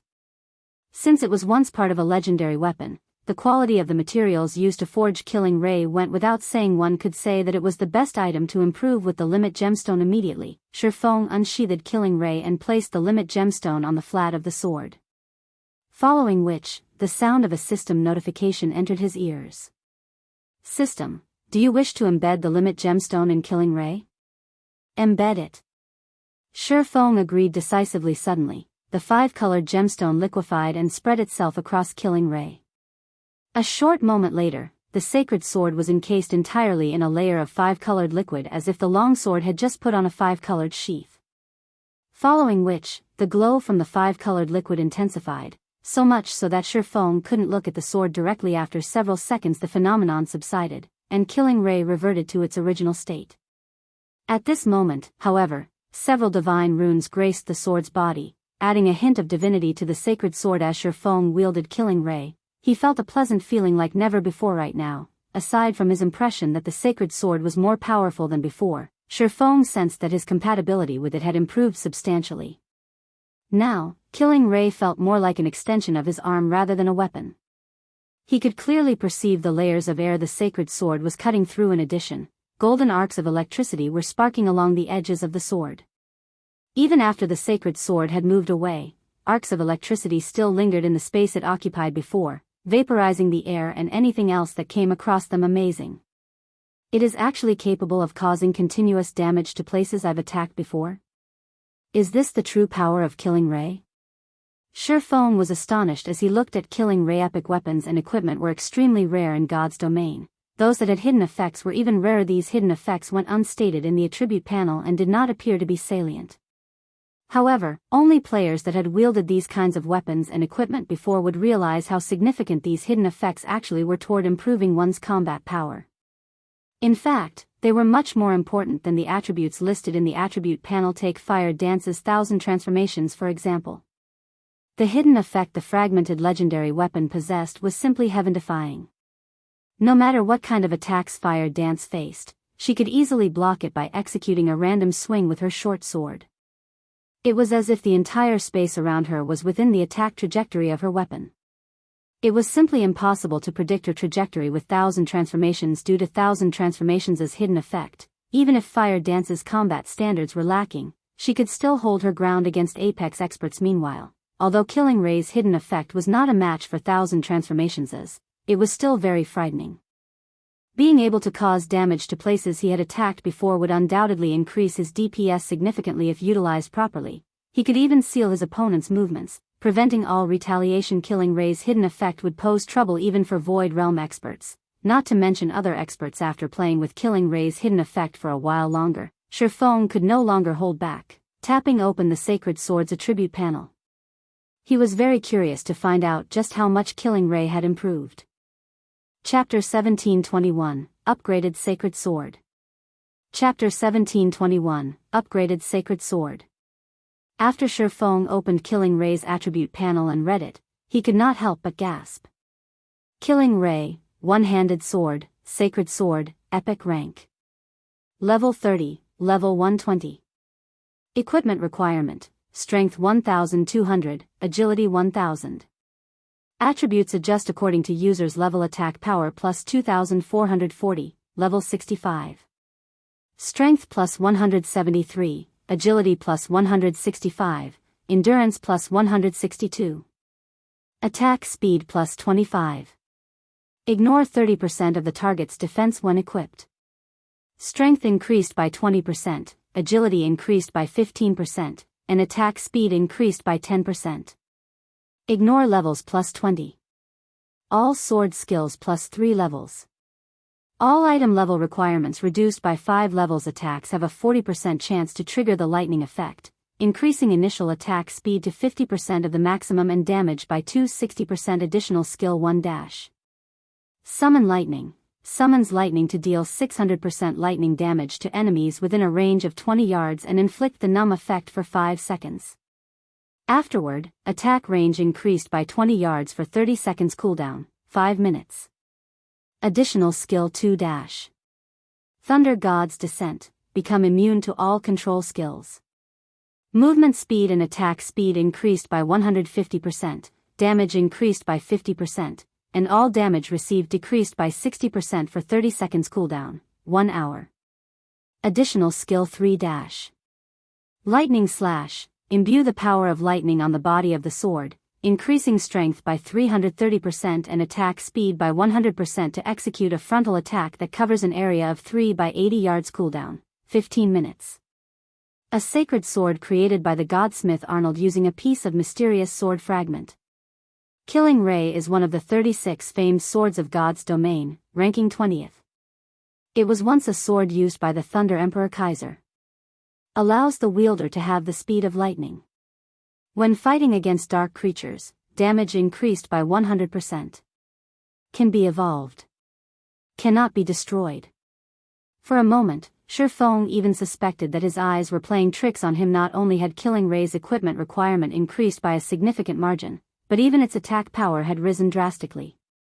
At level 65, its attack power already exceeded 2400. Close to rivaling the attack power of an epic two-handed weapon of the same level originally. Killing Ray was already a top-tier epic weapon. After being upgraded by the Limit Gemstone, its basic attributes had improved by 20%. Even the other effects were 5% better. The weapon's skills had also been strengthened to a certain degree, and there was even the addition of a new skill, Lightning Slash. Although Lightning Slash did not deal a lot of damage, the increase in strength it provided was crucial to expert players because higher strength allowed players to suppress their opponent and create gaps to land a fatal blow. With my current attack power, I can most likely break through even a tier 2 MT's defense. Shifeng was startled as he looked at his own statistics in God's domain. even if players landed a direct hit on another player's body, their target's defense would weaken their attacks, preventing 100% damage dealing. To deal 100% damage with an attack, a player would have to overcome their opponent's defense limit, which was determined by a player's defense value and armor type. Even at the same defense value, different armor types would grant different defense limits. For example, at the same defense value, the defense limit of plate armor would greatly exceed that of cloth armor. However, once a player's strength and attack power reached a certain measure, they could break through even an MT's defense limit and deal 100% damage with their attacks after achieving such a measure of strength and attack power. What kind of armor one's opponent wore would no longer matter, just as Shifeng was getting a feel for killing Rei's newfound power. The advanced horse carriage he was riding finally arrived at the entrance of the War God's Temple. Currently, the War God's Temple was as lively as ever. The number of players visiting the temple was not the slightest bit lower than that of the city's auction house and of the Adventurers Association. However, in Shifeng's opinion, the traffic at the War God's Temple was still relatively low. The War God's Temple was the protector of the entire continent of God's domain. As players reached higher levels, they would come across the dark forces, such as demons, evil demons, and abyssal creatures, more frequently. Moreover, after players got promoted to Tier 2, so long as their War God's Temple reputation points reached 300, they could receive special quests to deal with these dark forces. These quests generally awarded plenty of merit points, in addition to some special resources. Meanwhile, after players accumulated 500 reputation points with the temple, they could start accepting large-scale crusade quests, which required players to target the gathering points for the dark forces. In the past, this was the type of quest that the various large guilds enjoyed accepting the most, because at least half of the town building orders they obtained originated from these crusade quests. If a large guild wished to have a better time developing in neutral maps, they would shift their focus to the War God's Temple. Currently, most of the players visiting the War God's Temple were independent players. Only a small minority were guild players. In the future, however, the situation would be reversed, with a large majority of the players visiting the War God's Temple being members of large guilds. As soon as Shifeng arrived at the main entrance of the War God's Temple, he attracted the attention of the nearby players. Crap. That's a 6-winged bronze-ranked guild emblem. That person must be a member of Zero Wing's main force. It would be great if I could get acquainted with such a big shot. That way, I'll have an easier time joining Zero Wing. Keep on dreaming. How could people like us possibly come into contact with a big shot from Zero Wing? He belongs to an entirely different world. Not to mention, everyone trying to join Zero Wing has to go through the same entrance test. I heard that even players personally introduced by Zero Wing's guild leader, Black Flame, have to pass the test to join the guild. The eyes of the players standing outside the War God's Temple's main entrance were filled with awe and envy as they looked at the guild emblem pinned on Shifeng's black cloak from the recent battle at the Primordial Divine Ruin. Both the various large guilds and independent players could already tell that the odds of Zero Wing becoming a super first-rate guild in the future were excellent. Super first-rate guilds were powers that stood at the apex of God's domain. Even a first-rate guild backed by multiple major corporations would have to treat super first-rate guilds with great respect lest it provoke them. Meanwhile, who wouldn't want to join a guild with such great potential?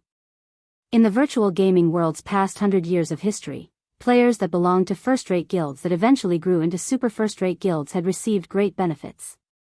Particularly, expert players that originally belonged to the first-rate guild had been able to live the rest of their lives without worry.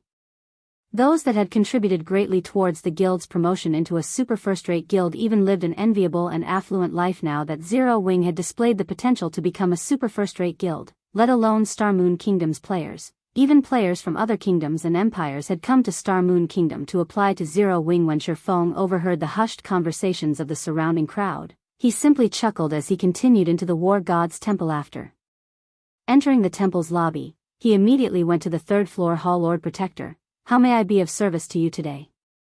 Senior Administrator Roland asked as he approached Shifeng. I have caught an evil god apostle and wish to hand him over to Vice Temple Lord Capra. Shifeng said. Another evil god apostle? Roland's eyes twitched slightly as he looked at Shifeng in surprise. Every evil god apostle was incomparably cunning and extremely difficult to catch. Since Shifeng had already caught an apostle before, logically, other evil god apostles should operate with even greater care, increasing the difficulty of capturing them. Yet, now, Feng had actually managed to capture another one shortly after he captured the last one. Lord Protector, please follow me. This time, Roland did not bother verifying the truth of Feng's words. Instead, he directly brought Feng to the 4th floor's triumphant hall. Afterward, Feng entered the same astrology room he had gone to during his last visit to the triumphant hall. Currently, Vice Temple Lord Capra was carrying out research through the gigantic magic water ball at the center of the room. Lord Capra, I caught another evil god apostle.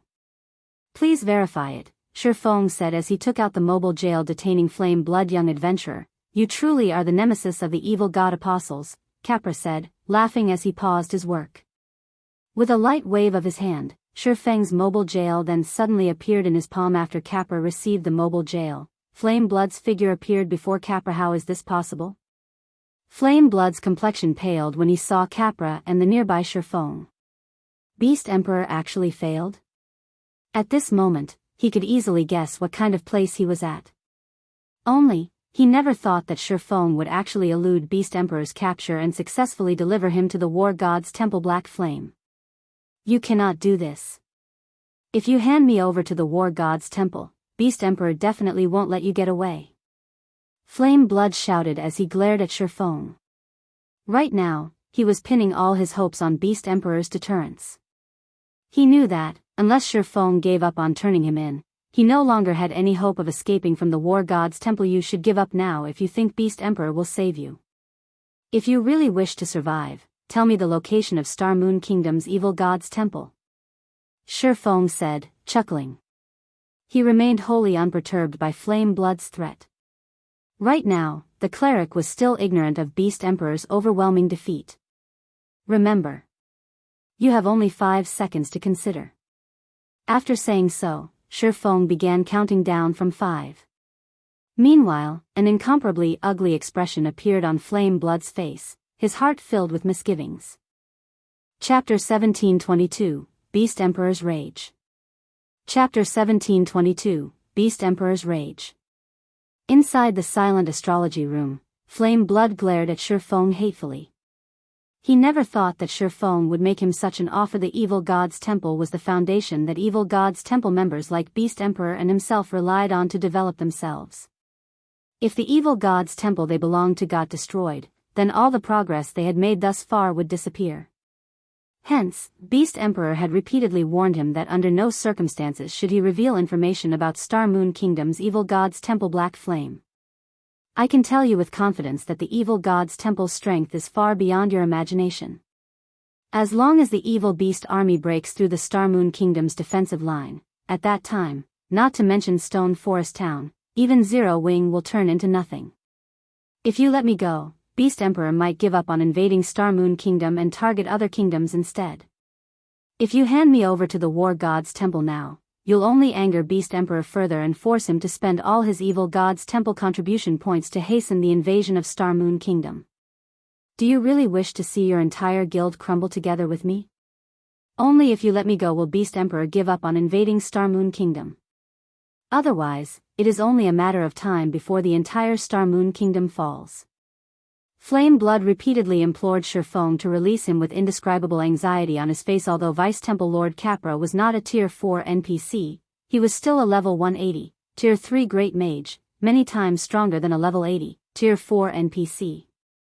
Meanwhile, the intense pressure he gave off was enough to evoke deep despair in Flame Blood at this moment. Flame Blood could only rely on the invasion of the evil god's temple to threaten Feng. NPCs led the invasion. The quantity and quality of evil beasts and evil demons participating in it were also far beyond what any single evil god's temple player could control. Current players simply had no chance of stopping the invasion. At this time, there were only 2 viable methods to do so. The first was to have Beast Emperor put a halt to the invasion of Star Moon Kingdom. The second was to destroy Star Moon Kingdom's evil god's temple. The location of the evil god's temple was of utmost importance to evil god's temple members. Before Flame Blood was officially made into an evil god apostle, Beast Emperor had made him sign a contract preventing him from revealing any details about the temple. If he violated the terms of the contract, he would suffer a fate even worse than getting sent to the War God's Temple. Meanwhile, if he refused to reveal the location of Star Moon Kingdom's evil god's temple, then he had only one other method to stop Shifeng from turning him into the War God's Temple, and that was to have Beast Emperor stop the invasion of Star Moon Kingdom. As the guild leader of Zero Wing, Shifeng should know which decision was better for his guild. Flame Blood refused to believe that Shifeng would abandon the entire Zero Wing just to get rid of him. Are these your last words? Shifeng chuckled as he looked at the desperation on Flame Blood's face. You should think things through clearly. As long as you are killed by the War God's Temple, all the progress you've made in this account will be lost.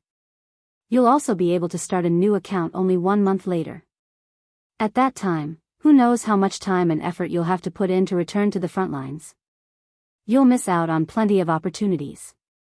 Currently, the elite members of the various large guilds were close to reaching level 50. In another month, many elite players would most likely have completed their Tier 2 promotion already, not to mention expert players.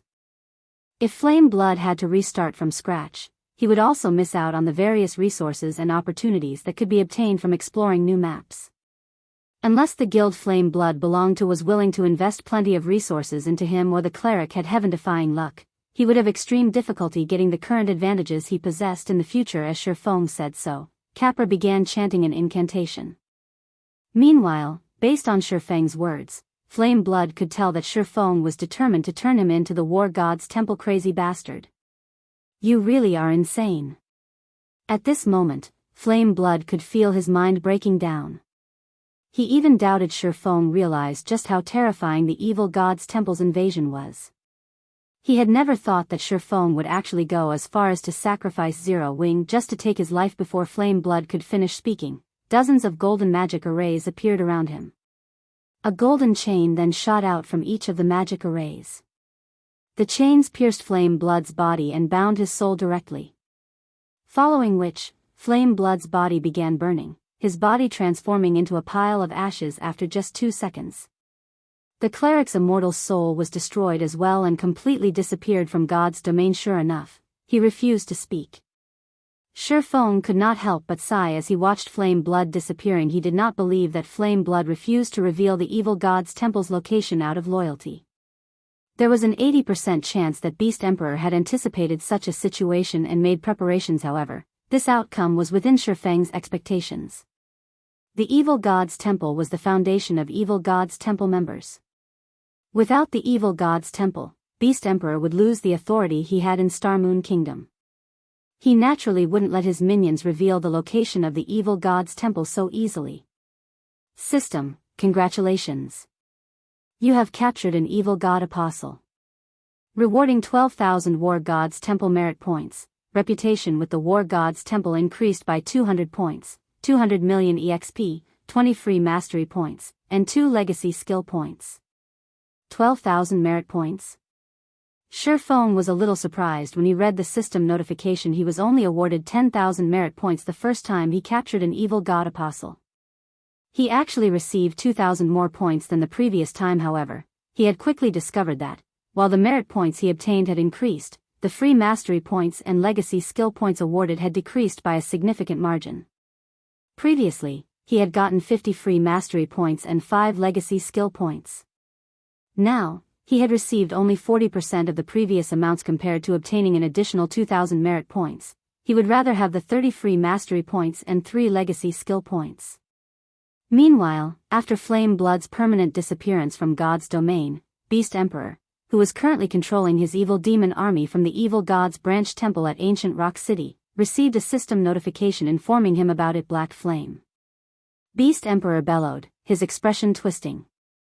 Since you dare destroy my path to promotion, I'll have your Zero Wing go down with me as well. He was granted only 5 evil God Apostle slots. Now that he had permanently lost 2 of them, he would have a much more difficult time developing himself further. At this moment, the man standing beside Beast Emperor spoke up. Boss, Black Flame is simply too arrogant. Why don't I mobilize my evil beast and evil demon armies in the Purple Thorns Kingdom and have them destroy Zero Wing's town at the Primordial Divine Ruin? That'll teach Black Flame a good lesson. This man had a tough appearance and was clad in silver scale armor. Unlike other evil God Apostles, this man did not wrap himself in bandages. Instead, like Beast Emperor, he did nothing to hide his skin tone. Meanwhile, if one were to use an advanced identification skill on this man, one would discover that not only was he a level 52 berserker, but he was even in possession of the tier 2 hidden class savage warrior. No. That town is still in its protection period right now. Although the NPC guards there aren't as high leveled as the NPC guards available inside a kingdom, they are still level 100 NPCs. There are also 20 tier 3 NPCs. Even 10 level 80 mythic ranked evil beasts wouldn't be enough to break the town, Beast Emperor said, shaking his head. What we need to do for now is wait. Based on the information Blackwater sent me, the town's protection period is only 3 days. During these 3 days, properly prepare yourself, Wind. Once the town's protection period is over, we'll attack. Boss, rest assured. I guarantee that Zero Wings Town will be flattened as soon as its protection period is over. The silver-armored man named Windhunter said with a confident smile on his face. Beast Emperor nodded in response to Windhunter's words. He had a lot of confidence in the man before him. Windhunter was not only his closest confidant but also the first person he had turned into an evil god apostle. Contrary to everyone's expectations, Star Moon Kingdom wasn't Beast Emperor's main headquarters, which was actually the Purple Thorns Kingdom. Windhunter had been operating in the Purple Thorns Kingdom for a very long time already, building up a foundation for himself that simply wasn't something newly minted evil god apostles like Abandoned Wave and Flame Blood could hope to compare to. Meanwhile, back inside the astrology room in the War God's Temple, Shifeng had realigned his thoughts. Although he had failed to obtain the location of Star Moon Kingdom's Evil God's Temple, he still managed to garner some information regarding the invasion of Star Moon Kingdom, which was the fact that Beast Emperor first needed to have enough Evil God's Temple contribution points to advance the invasion. Without sufficient contribution points, the invasion would have no way of breaking through the kingdom's defensive line. To Shifeng, this was undoubtedly good news. At the very least, he would not have to worry about the invasion progressing into the kingdom anytime soon. After all, Beast Emperor should have spent a lot of his contribution points on the previous battle at the Primordial Divine Ruin. Shifeng refused to believe that Beast Emperor had managed to get a tier 4 NPC to take action for free. With this knowledge in mind, what he needed to do now was strengthen himself as quickly as possible and find the location of the Evil God's Temple, following which, Shifeng approached Capra and asked, Lord Capra, I have an evil god's eye here. May I know if the War God's Temple is able to repair it for me?